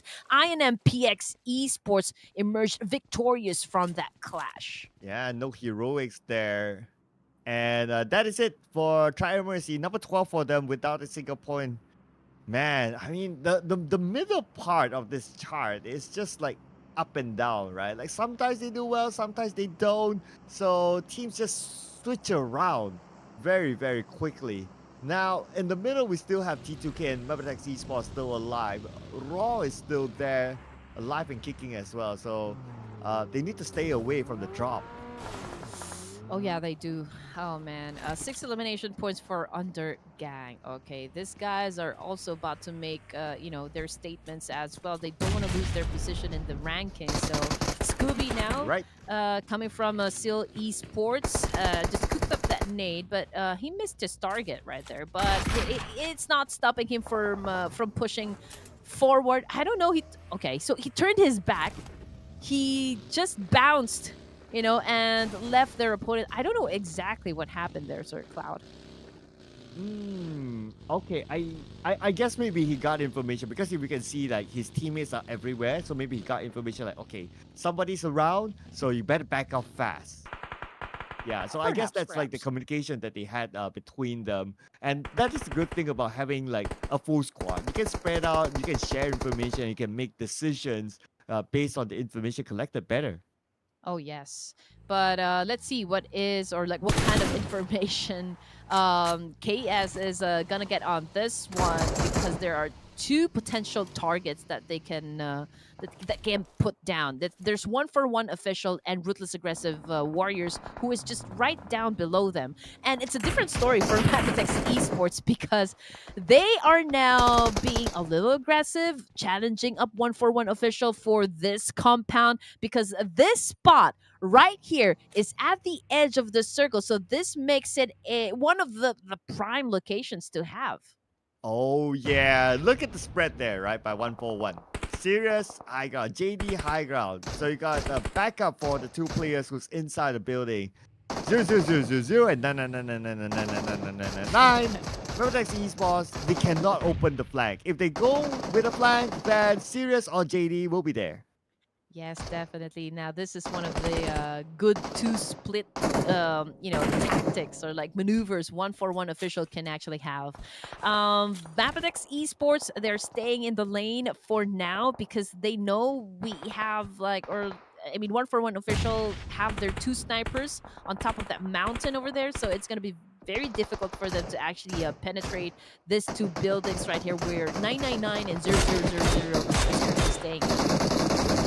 Okay, they switch their attention to the left side, trying to secure elimination points out of KS through that long-range Mini 14 tab. But the best they could have got that they got out of that is just knocks.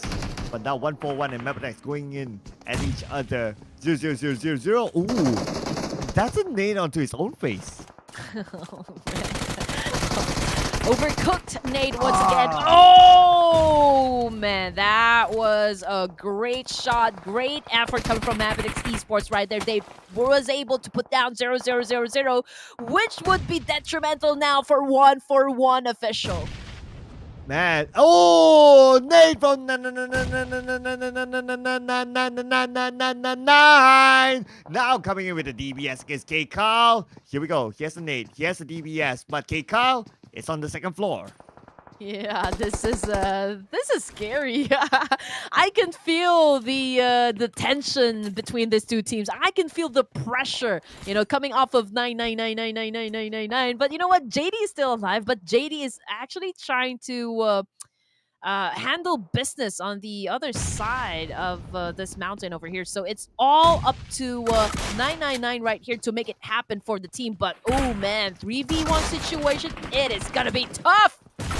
Oh, here he comes! Ah! Knocked down by the one and only Jiro, who loves Miramar.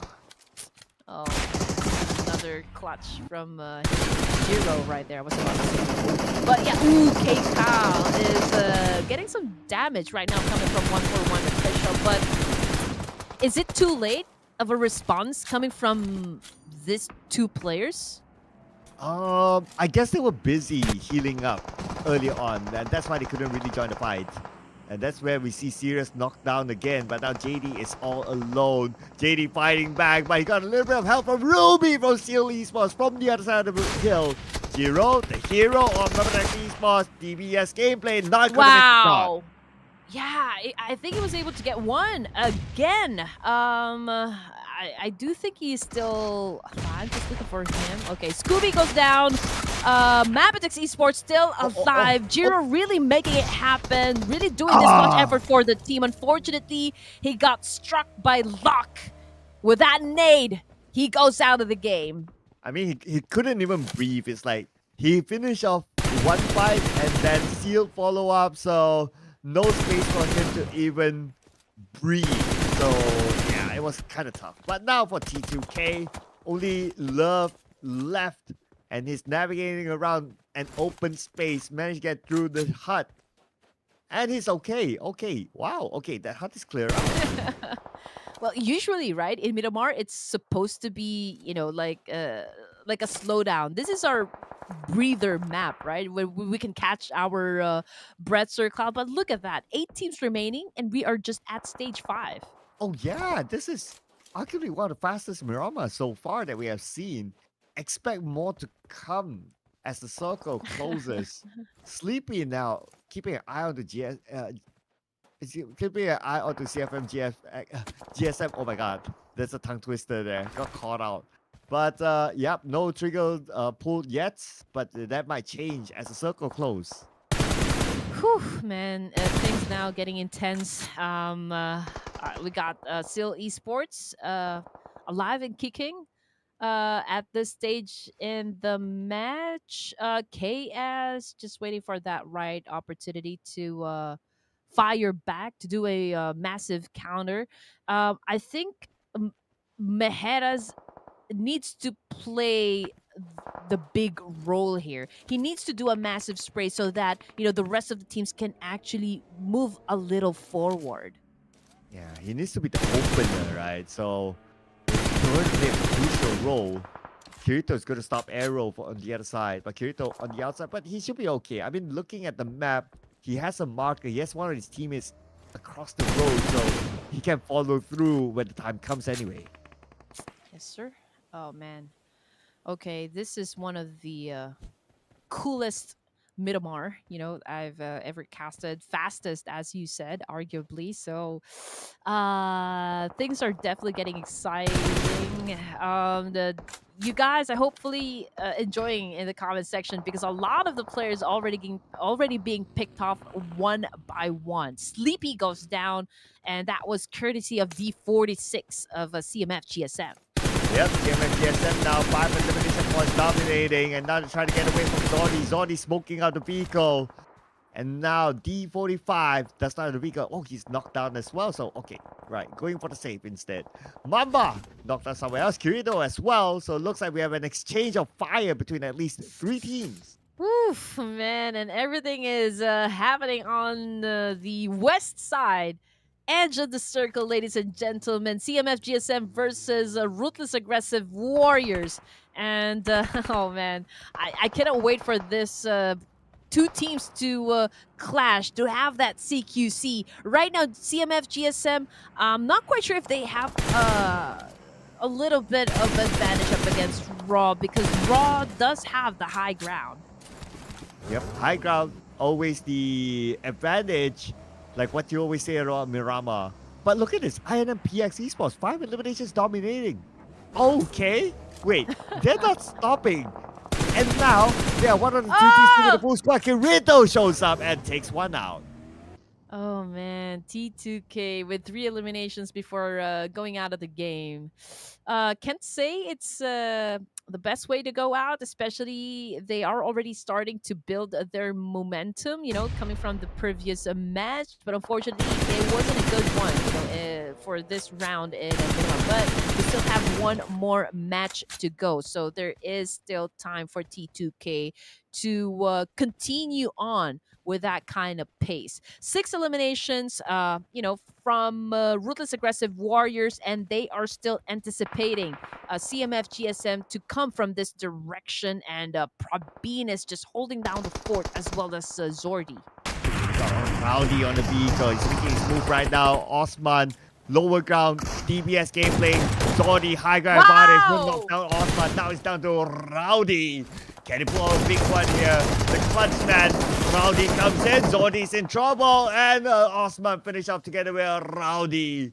This is going to be number 6 for CMFGSM.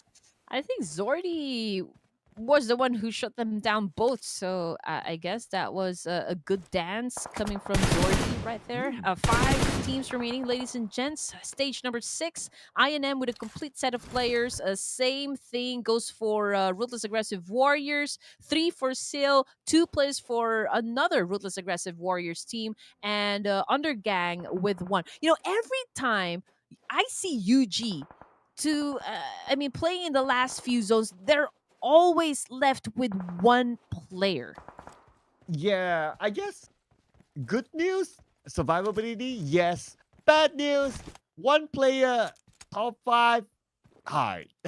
So it depends how you can see things, right? But UG, well, the best they could do right now is to collect placement points and still keep themselves in the top 5. Let's see how long they can last. Right now, the next question is for INM. Can they pick up their teammate?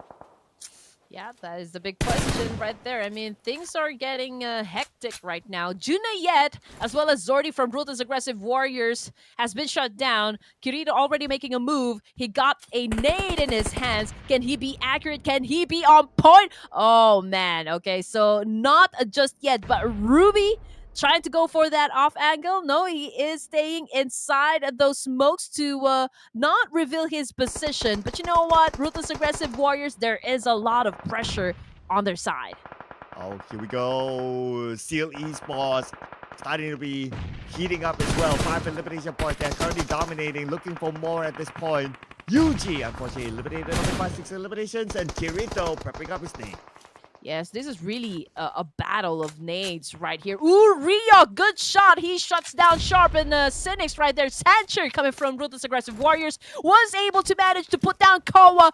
Oh, man, Prabin from Ruthless Aggressive Warriors gets shut down as well. Oh, okay. So our last 2 teams, you're going to see a new winner with a chicken dinner. I don't think CU has gotten a chicken dinner before, but we'll get a confirmation later. Anyway, it's 3v4. But interesting enough, based on the AI stats, the 3 has a higher percentage. And this is, again, another civil war, Sir Cloud. Both of the teams coming from Mongolia. Ruthless Aggressive Warriors, they have the number advantage. But let's see what Sil is going to do in this situation. We can see Locke cooking up that Molotov. Oh, but that was a good dodge, you know, coming from Ruthless Aggressive Warriors. And the fight continues on. We can see Arrow right here cooking up a nade of his own as well. And we are definitely going to see an exchange. Kirito goes down, which brings us down to just 2 players remaining onto the side of Seal Esports. Okay, it's time for the rest of them to move. Arrow recovered himself. Kirito still on his knees. Luck now together with Ruby. They'll be seized down. High ground advantage onto them. Rook right now gets one more to go. They need Luck. They need to find where Luck is. They need all the luck they can get. And now Luck now. Can he be lucky enough? But looks like the answer is no. And we will have, for the first time, another new winner chicken dinner with Seal Esports eliminated. This is Raw MN. Okay, so I chose the wrong Ruthless Aggressive Warriors team. Right. I'm taking that in. I don't know what's not working out for Red Queen Gaming, but I can't seem to get my predictions right for this day, Sir Cloud. So I guess it's an even 2-2 for the both of us. But yes, congratulations to Ruthless Aggressive Warriors. This is Arrow, Rog, Sancheer, and Ryuk. And we've got Arrow right here having the most number of elimination points for his team. Yeah, and Sanche, he has shown up before to be one of the MVP contenders. So definitely not a player to be looked down upon.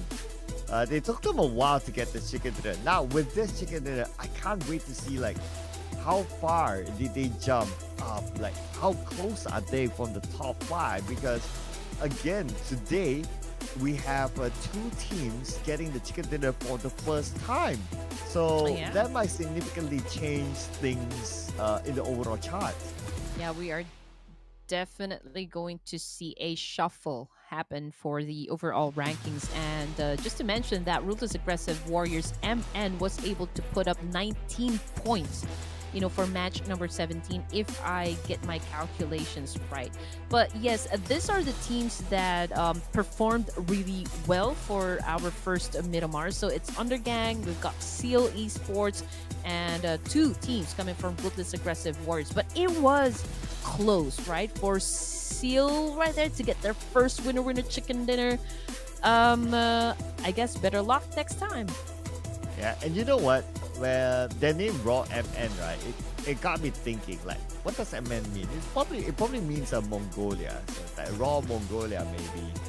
But anyway, we got luckier as the MVP from Seal Esports, and this is the first time we're actually seeing him in the MVP chart.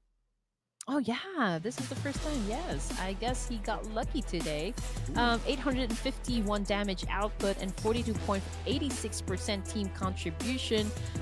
Great performance, for Thok of Seal Esports. I think this is one of the major factors why they were able to probably set up a good number of elimination points as well for the team. Yeah, and besides that, of course, when it's Miramar, you gotta have Jiro up there.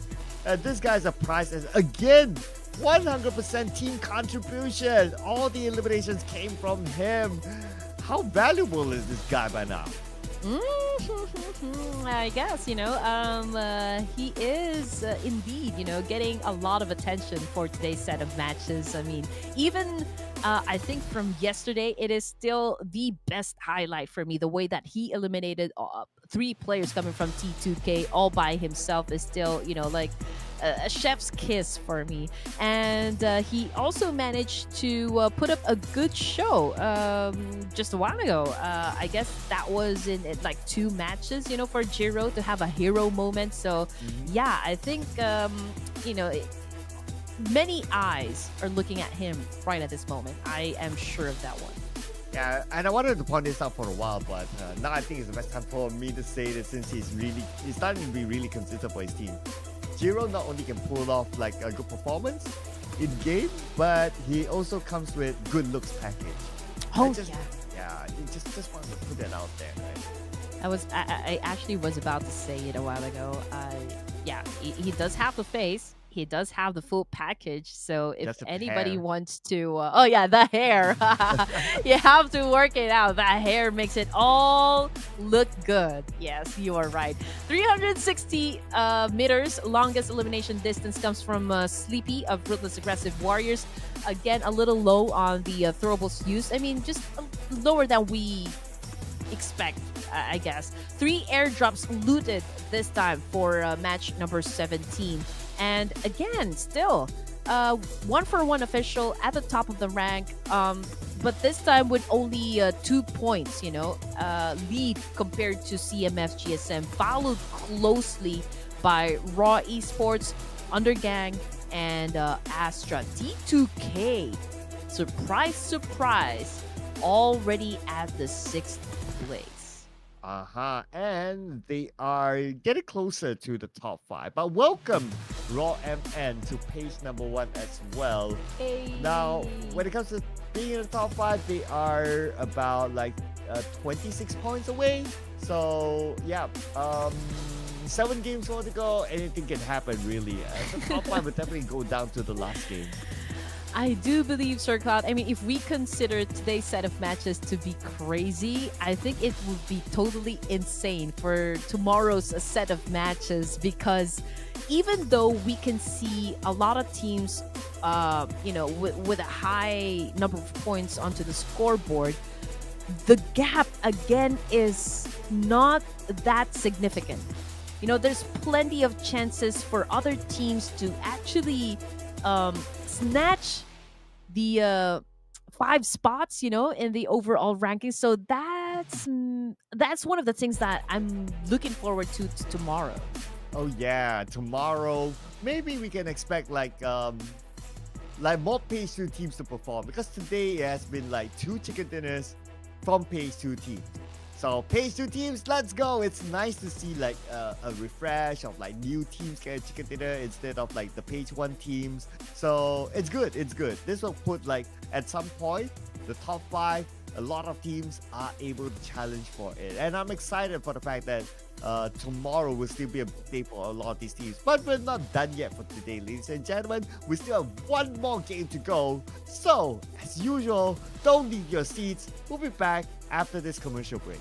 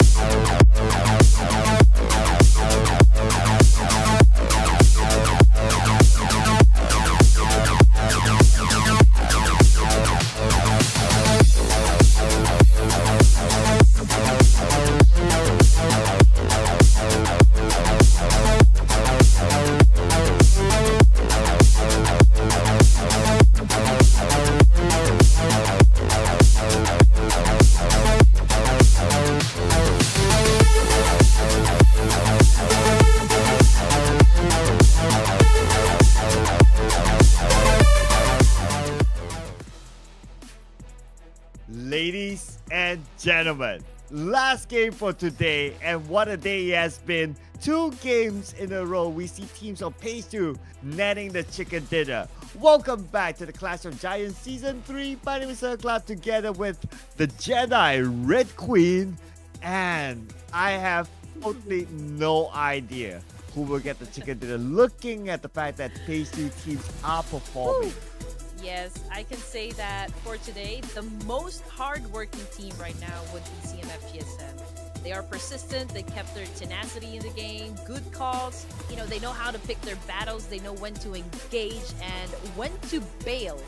All this and more, they were able to close the gap to just 2 points up against 1-for-1 official. Now, the big question is, Sir Cloud, now that we are at the final game for this evening, can they really hit the nail on this one and take over the number 1 spot? Ooh, it is really tight up there, especially between number 1 and number 2. And look at this, the recap. 1-4-1 got the first chicken dinner, and then you got a back-to-back from CMFGSF. And then you got either an MPX and for Raw coming in, Raw MN coming in as the last chicken dinner winner before this. So the next one, okay, the only region that has not yet get the chicken dinner today is from Nepal. So I'm just putting it out there.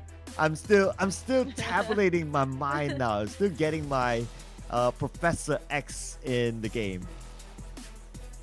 Oh man, this is the hardest part.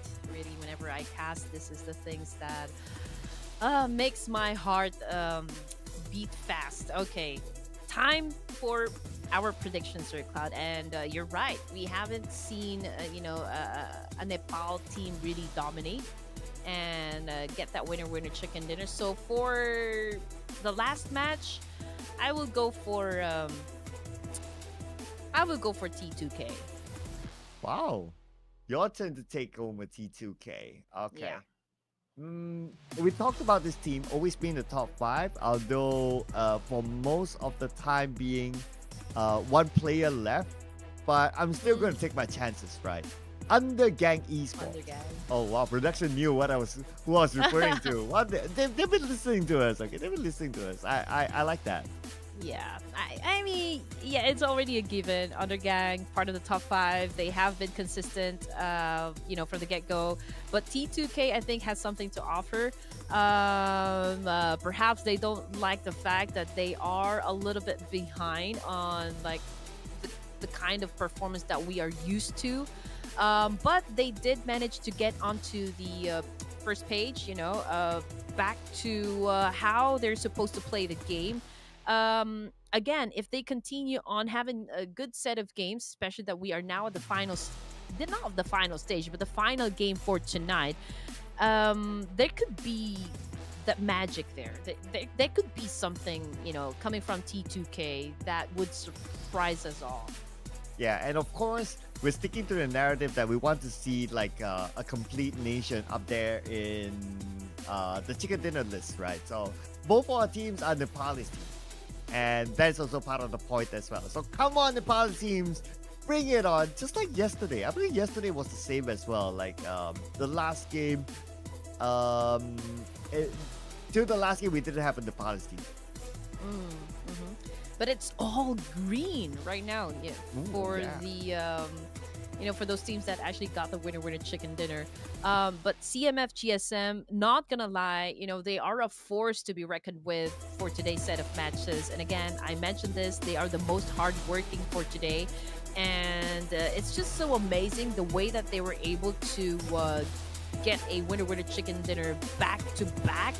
I mean, the level of the consistency there is outstanding.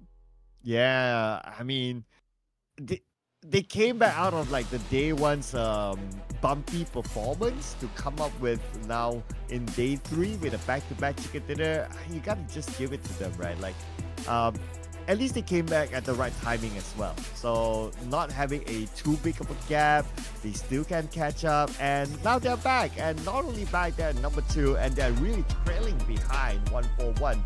And this will also come to the question of, could we see 141 for the first time dropping their throne after the end of the day? Ooh, oh man, that is juicy right there. Well, who knows? We still don't know. But the desert will take the week, as we all know it. That's always going to be the problem, right? Limited resources. The oasis, you're going to find it at the northern side of MIRAMAR. But I don't think they have enough guns there, or it has enough guns to provide for the teams there. So it's a place that I don't think teams are going to be ever choosing to drop in. But yeah, it started from the south, going up north.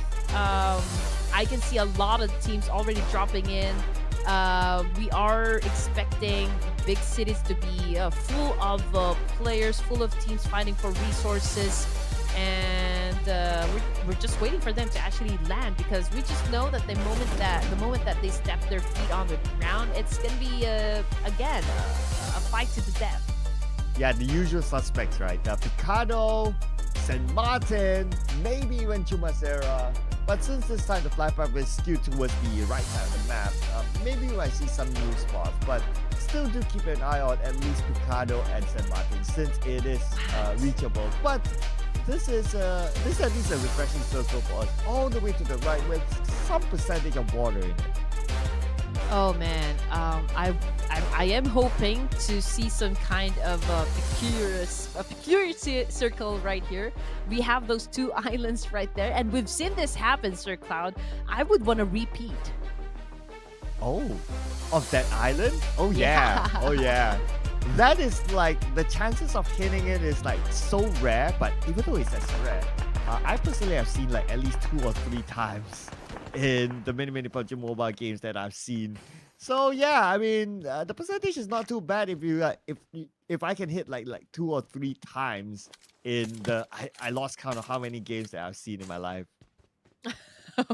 mean, you're a veteran caster, probably thousands of games, Sir Oh Cloud. I mean, man. everyone already knows you. Oh So man. again, I mean, nobody would call you the walking encyclopedia for nothing. I mean, this guy, if you want to know something about any teams in the world of PUBG Mobile, all you gotta do is just send Sir Cloud a DM, and it can give you full details about the team you want to find out about.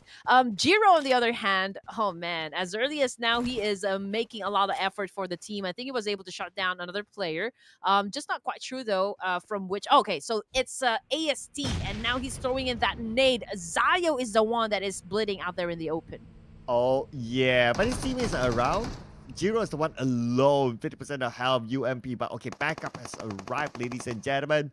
Desert with a Thompson, or more like dessert with a Thompson. Man, making me hungry right now. Jiro down to the last stick of health. Slayer knocking him down, Oh. leaving dessert all alone. So will he be food? Not a good start, I would say, for the side of MABETEX over here, especially Jiro getting knocked down and Dessert being left all alone to deal with the remaining players of AST. So it's gonna be a tough one. Also, what is tough is Ruthless aggressive Warriors, because we only have one player remaining over here. It's a Jiggle. Oh, okay. Let's see if he can jiggle himself to victory now. Okay, one shot on him, but he's still okay. Now comes in, nice jump shot with the UMP. One more to go. Fearless has arrived, and we know the power of Fearless. But Jiggle is there, No. but Fearless! What did we just say about him? Yeah, honestly, I thought, it was a little bit too late for him to go down from that buggy. I thought it was late for him to pull out his gun, but he proved us wrong. He proved me wrong, pulling out the gun like that and actually doing a massive spray up against his opponent and shut him down. So he has the chance to pick up his fallen comrades and continue on until they get to the latter stages of the game. Oh yeah. So and they only lost one, but they got 4 points, obviously. So it's an okay start for them. Okay, of course, ideally they would like to maintain the full squad, but hey, you know, if you're a team that um has more slumps than ups in Miramar, you would take the starting 4 points. I would definitely take that one. Yeah, 17 teams, stage one. Okay, again, first team to go out was Ruthless Aggressive Warriors. Okay, and they only have like one elimination point under their belt, so not a good way to start and end the game in the final match. But we still have day number 4 tomorrow, and again, it's time for you guys to go back to the drawing board, review the live broadcast, and just take in some notes, learn from the mistakes, and rectify what you guys need to rectify in terms of your game strats, your plays, your gunfights, and your rotations.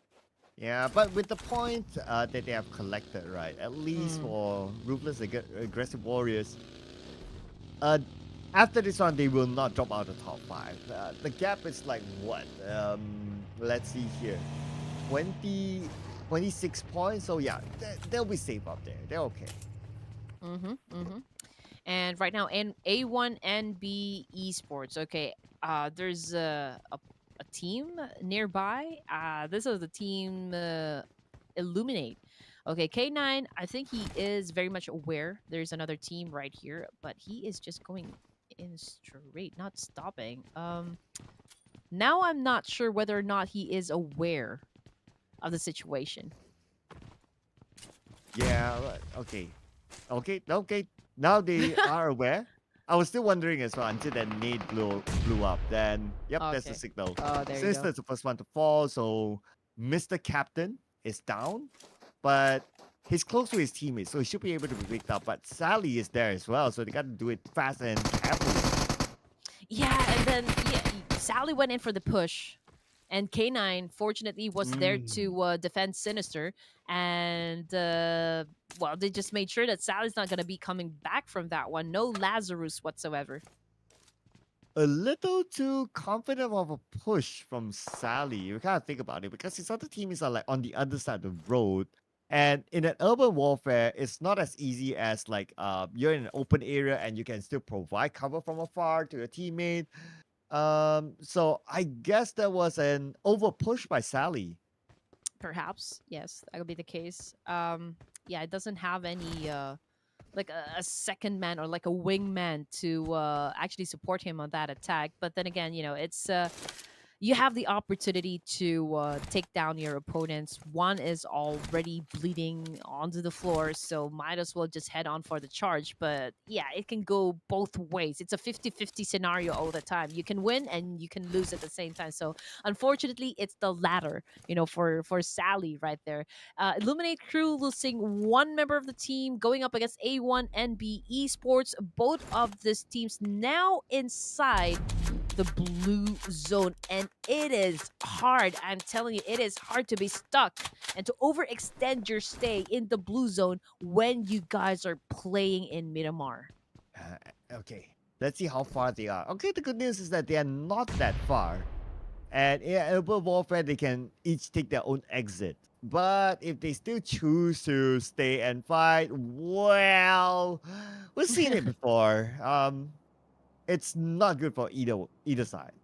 Yes, it's true, but I don't think everyone has vehicles or use. So it's gonna be difficult for them to actually escape this situation, even though they run or on foot. It's if they get spotted by other squads, then it's they're gonna get eliminated either way. But it's a good thing they have a jeep right here, a UAZ. For the side of Illuminator, so I think they would prioritize getting into the circle rather than engaging in a fight up against A1 and B Esports, which I think is a smart thing to do. Yeah, I guess they are on their way. And with the audio cue, and I believe A1MB saw them, so they know that, okay, it's clear now. So A1MB making their own moves as well. Sinister is leaving. Hitman running to his cab. Yeah, hopefully Sinister don't forget that he still has teammates. Yes, sir. Um, but I'm looking at where they will be coming from exactly. Okay, so this is Los Leones. Okay, but we'll talk about that one in just a while because INM, okay, one of the improved teams, I might say, up against 141 official this time, our number one seed in this division. Um, it's a little bit of a standoff. I can hear gunshots. I can hear trades coming from both of the teams, but also both of the teams are staying inside their respective buildings. So I don't see anyone pushing. Yeah, and I guess that's because like they are within the circle, so everyone's just like kind of having a truce between the two of them. No big moves, maybe like a tap or two, and that's about it. Just to stem dominance. Like as long as you don't cross this border, we're cool. Serious. Wow. Okay, knocked down. Is INMP going for it? Nope, they're not making the move. Yeah, and Kirito was actually shut down by Illuminate as well, coming off of the kill feed. Um, uh, Yeah, this is gonna be just damage output unless either of the teams decide to actually go for the hard push and really move in for the kill to secure those points. But I don't think it's gonna be happening anytime soon because KS is at the top of that Mm. mountain over there, and there's that big possibility that they can be taken out from that distance. And it will be just, like dangerous. I don't think it's gonna be worth it if any of the teams pushes here. Yeah, that's absolutely a good point. Like, if you step out and you're in the wrong position, you're on the wrong side, KS can take you out. So might as well stay indoors, ladies and gentlemen. But look at the circle shift. We got a good amount of teams on the southern side, especially that I think will clash up to each other. We got AYNB there. We got HK Murderers, and we got Seal. CMS GSM is not too far away from them as well, so it could be an opportunity for them to pick up Hmm. points to overtake 1-for-1. Yeah, and the positions are cut. It's gonna be tough for those teams who are about to just enter the safe zone, especially for VS and ruthless aggressive warriors coming off from a high ground and exposing themselves just to get inside junkyard area, which is a little bit a crater like thing, in Miramar, which is absolutely not a good spot to be in. Mm. Yeah, it's always hard if you like play side critter, right? Like a lot of teams will be above you. But now speaking about above, VS. Oh, that was a Fast and Furious-ish sort of jump at not so furious. Oh well. We've got VS Esports trying to be banned this time. Going up against AST on top of that mountain over there. It's a bit of a long range, so I don't think anybody's getting shut down at that point. Ryuk, on the other hand, as well as Fever of Illuminate, it got shut down coming off of the kill. Also, Arrow this time. They're up against T2K. Oh, T2K with Dadan. Asking for Dada to save him. Dada, save me. Dada, Dada, save me. He's on the outside of the circle though, so a little bit of risk if the members of T2K would go and save him. And plus, he is still within range of Illuminate. But now, it's going to be Hitman. Nate onto the ground floor where Trunks is at, but he's still okay, but not for long. Yeah, two of the players of HK Murderers currently knocked down. And Kalua as well. Becca, you're the only hope this time for the side of HK Murders. But you know what? He is up against Sinister. It's a 1v1 situation between these two players. And Sinister gets the win. And in time for him to loot before the blue switches to stage 4. So he should be able to get out there safely. But now probably can't say the same for Sanji. Sanji so far navigating through the terrains that saved him from Jane, further spraying him down. Well, Dada will not be making it to the last few zones here in Miramar during a final match. That is for sure. He just he got buried, 6 feet under. Match 18 in Miramar, ladies and gents, and this is the current position. As you can see, we've got KS as well as INM, and 1-for-1 official right there in the middle, and they're surrounded by CMF GSM. And the rest of the teams, which actually still is alive at this point in the match. Stronger Esports are making their way, going up against Slayer this time. Spike, can you make that happen? Not yet. Oh, not yet. Slayer. Is this still alright? Or is it down? Okay, Spike is down on his knees. So that Incus is coming in from the other side. He has an M4. The traditional M4. Sees one, pulls the trigger, gets one. More to go. They're hopeless there, just right in front of him. Switches to a minute 14. Minute 14 short range gameplay worked out for him. And that gave them 5 eliminations. Yeah, Stronger Esports wasn't as strong as we expected them to be going up against AST. So we are down to just 14 teams remaining and 44 players alive. Ruthless Aggressive Warriors remains to be having 3 players in their team. T2K is just right down below. Again, this was the situation. Again, coming from 4 or like 3 squads in this area.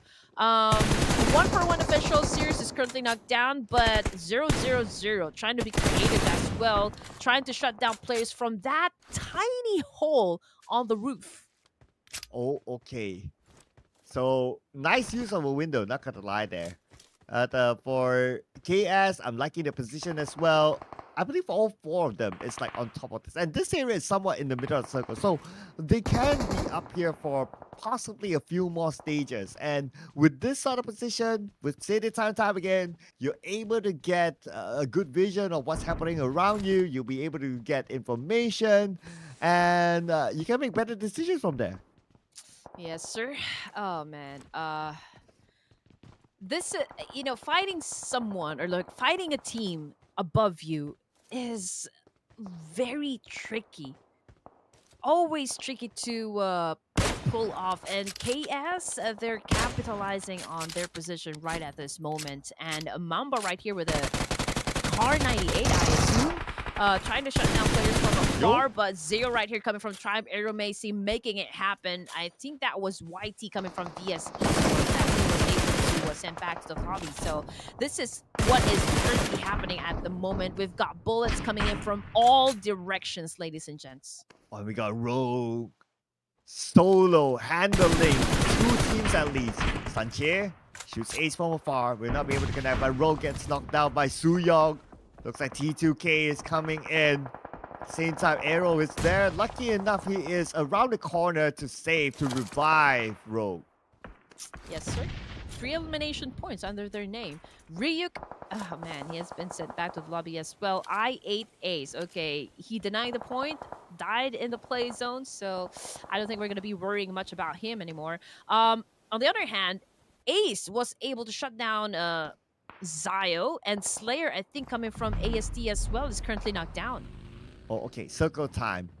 Knockdown, but still able to be revived. Circle time goes again to the middle. So KS, just look at the position again. If they're lucky enough, they can get the next piece of circle, and it's a huge advantage for them. And if they're super duper lucky, the circle ends on top of them, there's no way for them to be counted.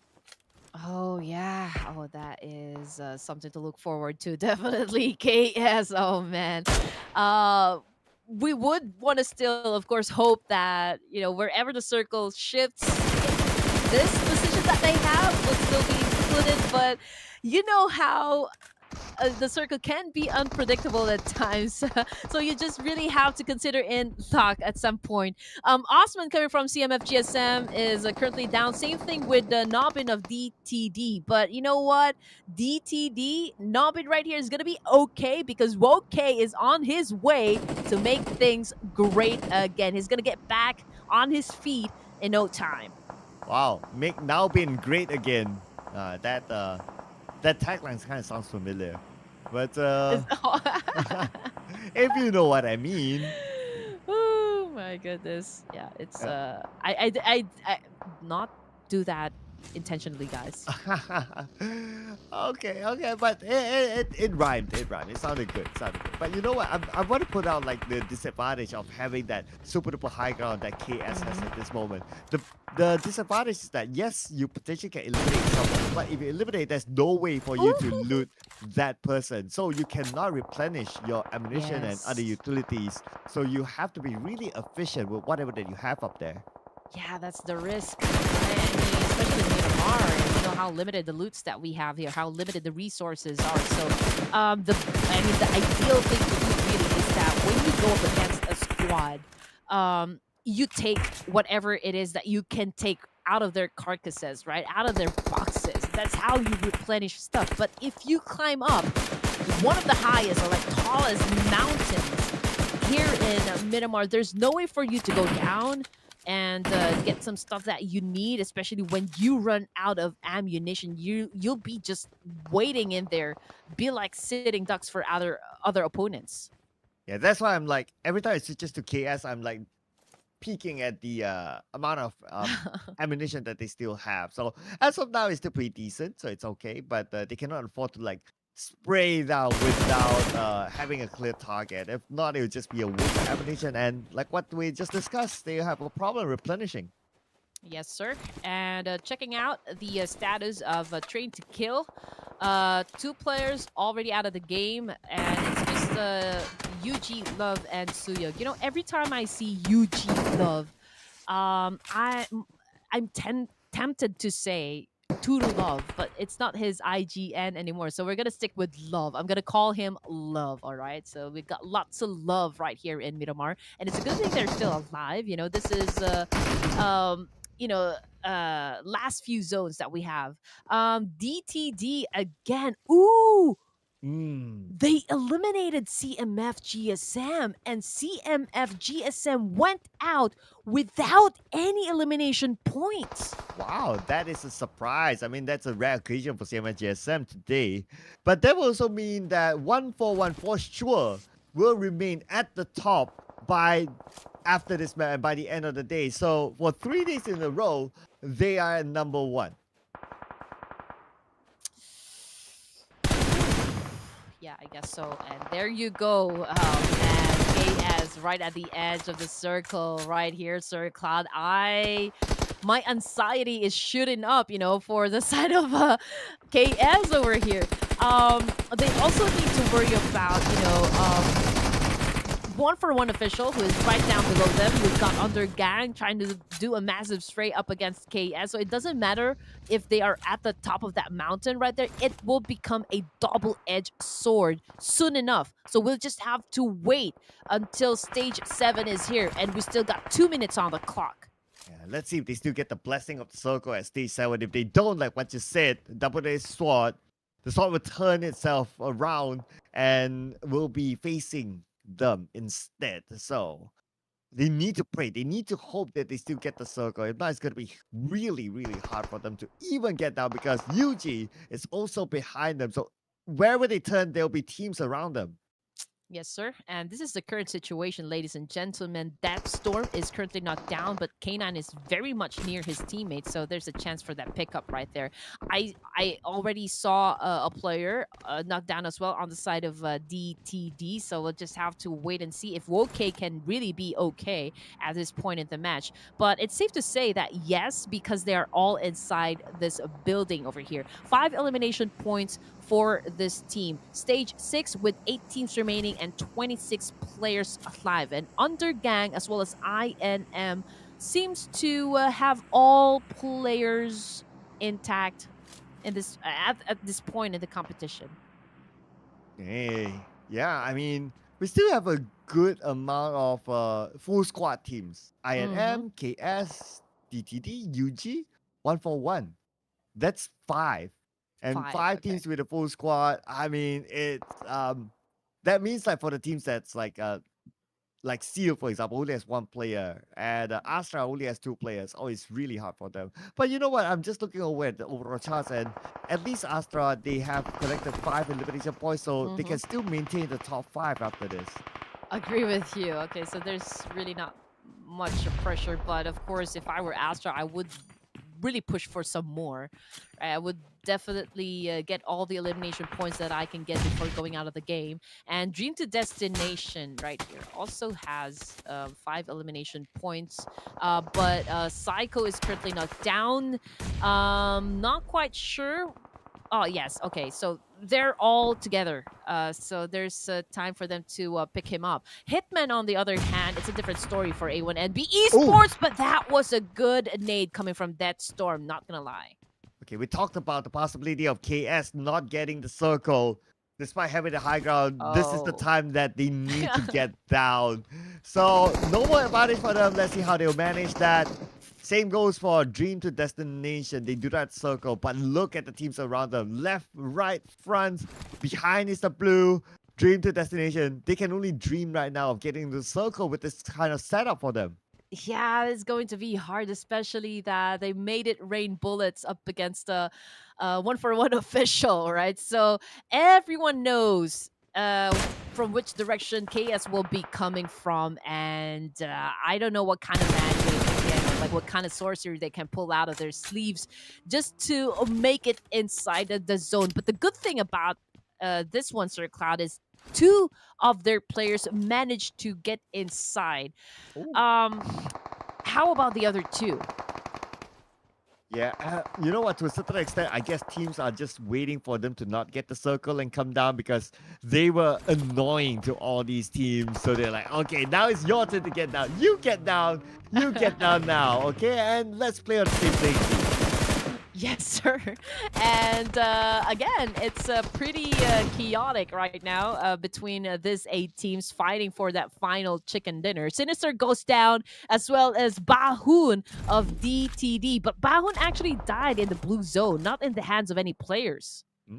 Okay, maybe a quick strategy to deny the point away. Maybe he was thinking to himself that he could not get out of that situation, whatever situation that he was in anyway. But okay, so no point given to anyone else. But for another team eliminated, so that means that we have 7 teams now. Okay, INMPX, SANHOK knocked down, taken out by Luck. Serious now, together with the rest of 1-for-1, will need to defend their house. Good execution there coming from KS. I mean, they managed to all get inside the safe zone, and right now they're going up head-to-head up against this is a 1-for-1 official, if I'm not mistaken. Yes, but 1-for-1 official, I think they seem to be sandwiched in between 2 teams. UNDERGANG is right behind them, so it's a fiasco over here. Lock again, just not really making his presence felt for now. I mean, there's just really too many enemies, right? So I guess he needs to be smart at picking his battles here. Oh, and you know what? We talk about KS's um, possibility of surviving this stage, and they managed to make it by the edge of the circle at least. So far, so good for KS. I mean, they're beating the odds, and now playing by the edge of the circle, it's all good for them. They just need to fight against teams down here. So 1-4-1 official now has them in sight. Yes, and they actually went in for a split. Three of the players now dealing with 1-4-1, and XOXO I think is trying to find an off angle here to make it work up against INM, but this is a very difficult maneuver to pull off. A1NB Esports, man, they are running out of space, and Undergang right here is just doing a massive spray as well, trying to get those points. Oh, K9! Oh, they tried to cross. They tried to not reveal their location, but unfortunately, man, it was too much open space, I guess. I mean, everyone kind of expected what they're gonna do. Oh, okay. Mama Harris is expecting this to happen. 1-4-1 onto him, knocked down immediately, leaving them with only one active player left.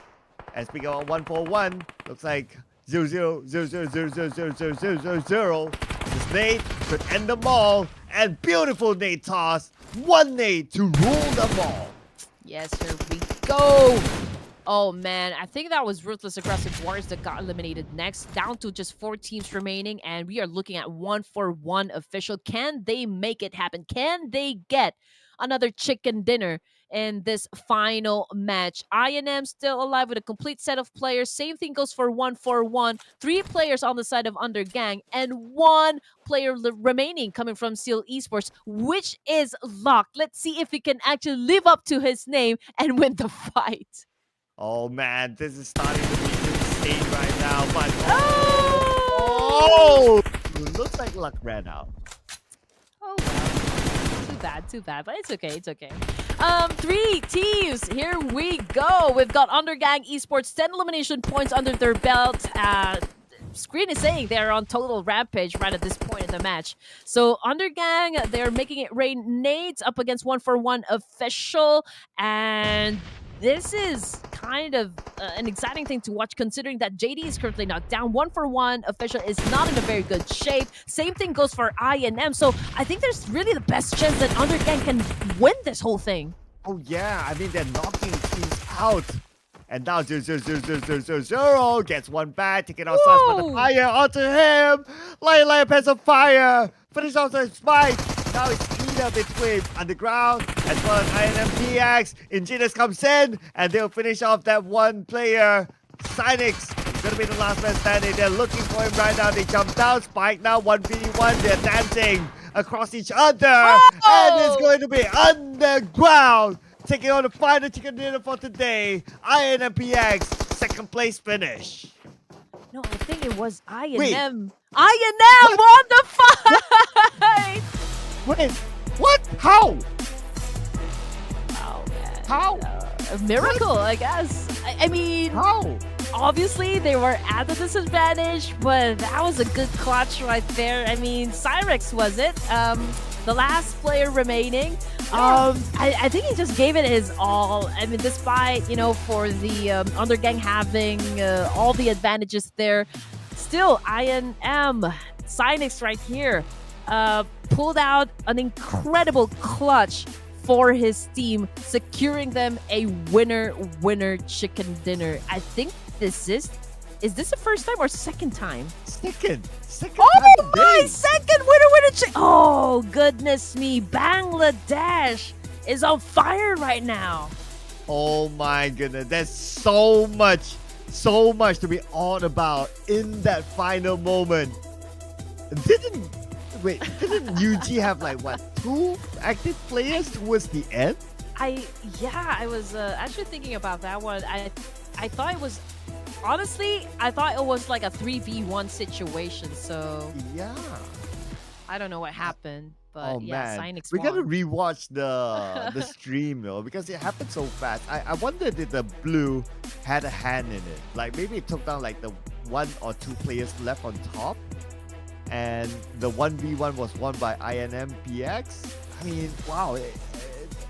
I'm just mind blown by now. Yeah, maybe there was a nade that exploded and shut down two of the players, so the battle was left between SANHOK and the last player remaining from Undergang.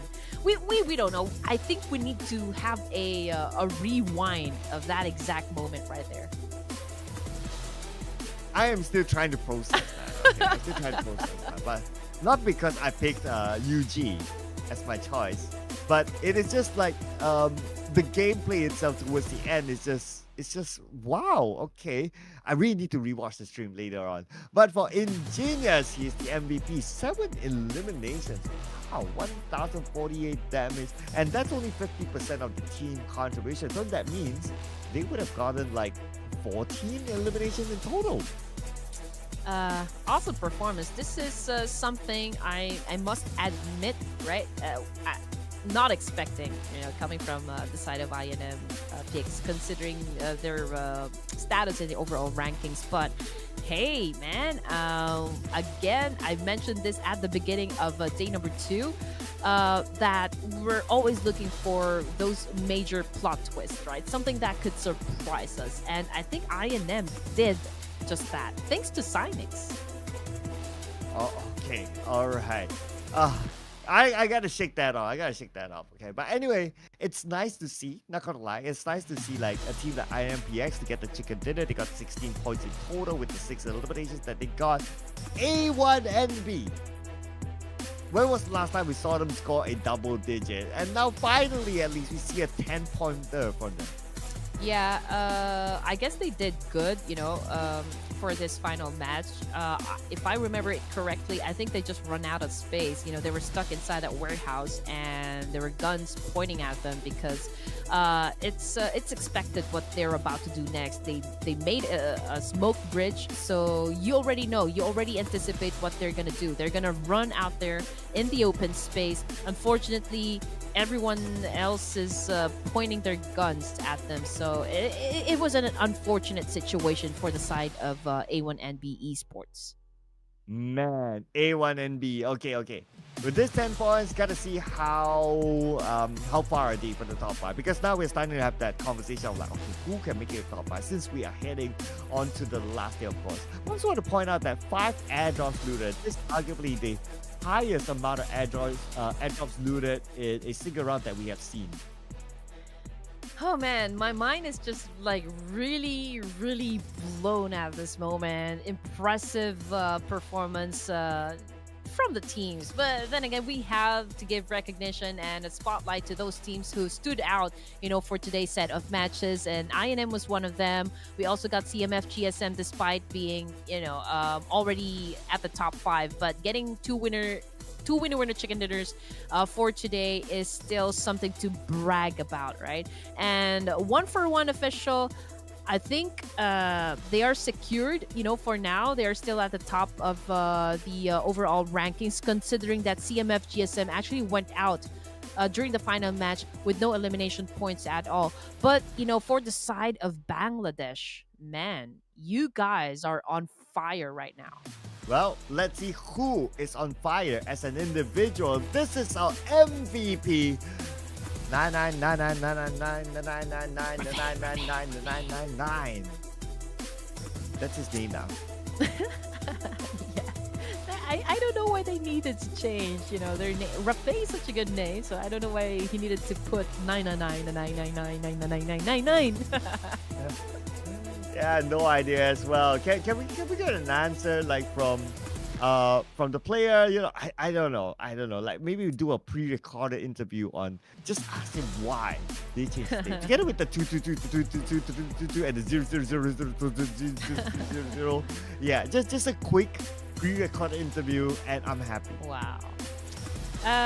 Yes. 1-for-1 official Rafe right here, 2.06 average elimination points. It's a little down, compared to the kind of bar that he was able to set previously, right? But averaging 2 to 3 kills, per match is still outstanding. No wonder he is the MVP, for the tournament. And again, the fact that he can continue on playing at this pace from game 1 to game number 6 is something to be really proud of. I think he is our number 1 contender when it comes to getting that MVP title for the whole tournament. Even maybe it's too early to say, but with the kind of firepower, he is really showcasing his skills when it comes to the gunfights. Yeah, honestly, I would think it's a little very early to say, because let's not forget, in survival stage, Oh yeah, you will have the monsters of the world there waiting. So it's going to be a challenge definitely for him and his team as well. But other than that, the overall fraggers, we got Fearless up there, we got Mr. Handsome, Jiro, we got Zordy, and Krita joining the fray as well. And all these teams do often show up performing well whenever observers have handed them. I think it's safe to say that we can expect great things to happen coming from Jiro of MABETEX. I think his future is very bright in the PUBG Mobile scene, so I would love to see more coming out of this kid. Right, 1-for-1 official as expected, 157 points, still at the top of the chart, followed by UNDERGANG Esports this time, because they moved up 2 spots with the kind of performance they did just a while ago, 146. But this is just like a 1-point lead up against CMF GSM. CMF GSM, they had a bad final game, but it's never too late, or it's not too late rather yet, for CMF GSM to make up for the lost points and snatch that number 2 spot from the hands of UNDERGANG.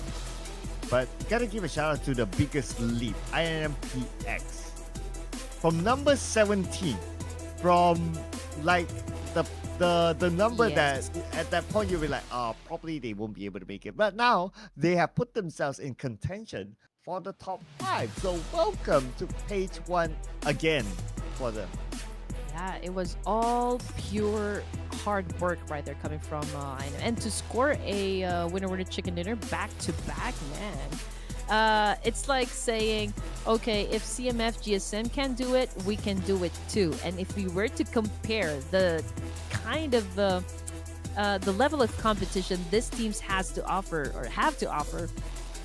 it's quite significant, because we still can consider 1-for-1 official to be not 1-for-1 official, the INM PX Esports to be kind of like a dark horse as compared to the CMF GSM team.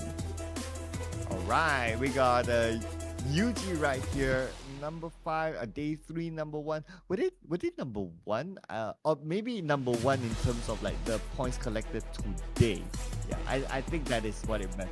Okay, yeah, there you go. We got confirmation from Mission Control. So that means today, this is the top performing team. UG from Nepal. Ooh, Despite not okay. getting the chicken dinner today, but they are still like the highest scoring team.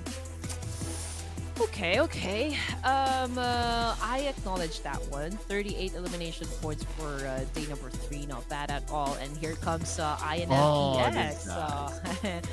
From 13 eliminations. And this is like, how many percent did they really, reach for today? 13 from 33. That is a lot. And just look at the average damage, 550 to 1,175. Yeah, so happy to see them as well. I mean, they were hardly in the conversation even, just because of how low they were at some point. But today it's like their big day, like 2 chicken dinners back to back for a team that was like on number 17. That is crazy. 1-4-1, however, a little bit of a dip here. But despite that slight dip, they are still at the number 1 in the overall. Yeah, I guess they were a little low on their monstrosity for today's set of matches, but then again, they remain to be at the top spot, so I don't think they have any problem or any issues with that one. But the second team, right, is following closely now, and that's Undergang Esports, if I'm not mistaken. Following them closely at the overall ranking, scoring a total of 146, and they are at 157. So again, the gap is not really that much, and we are definitely coming in hot, for day number 4, the final day of the South Asia preliminary stage. Yeah, so a few things can happen, right? INMP could be in the number 5. ASTRA Esports could drop out of the number 5. A team that is holding the record for the most eliminations in single round, that's 19.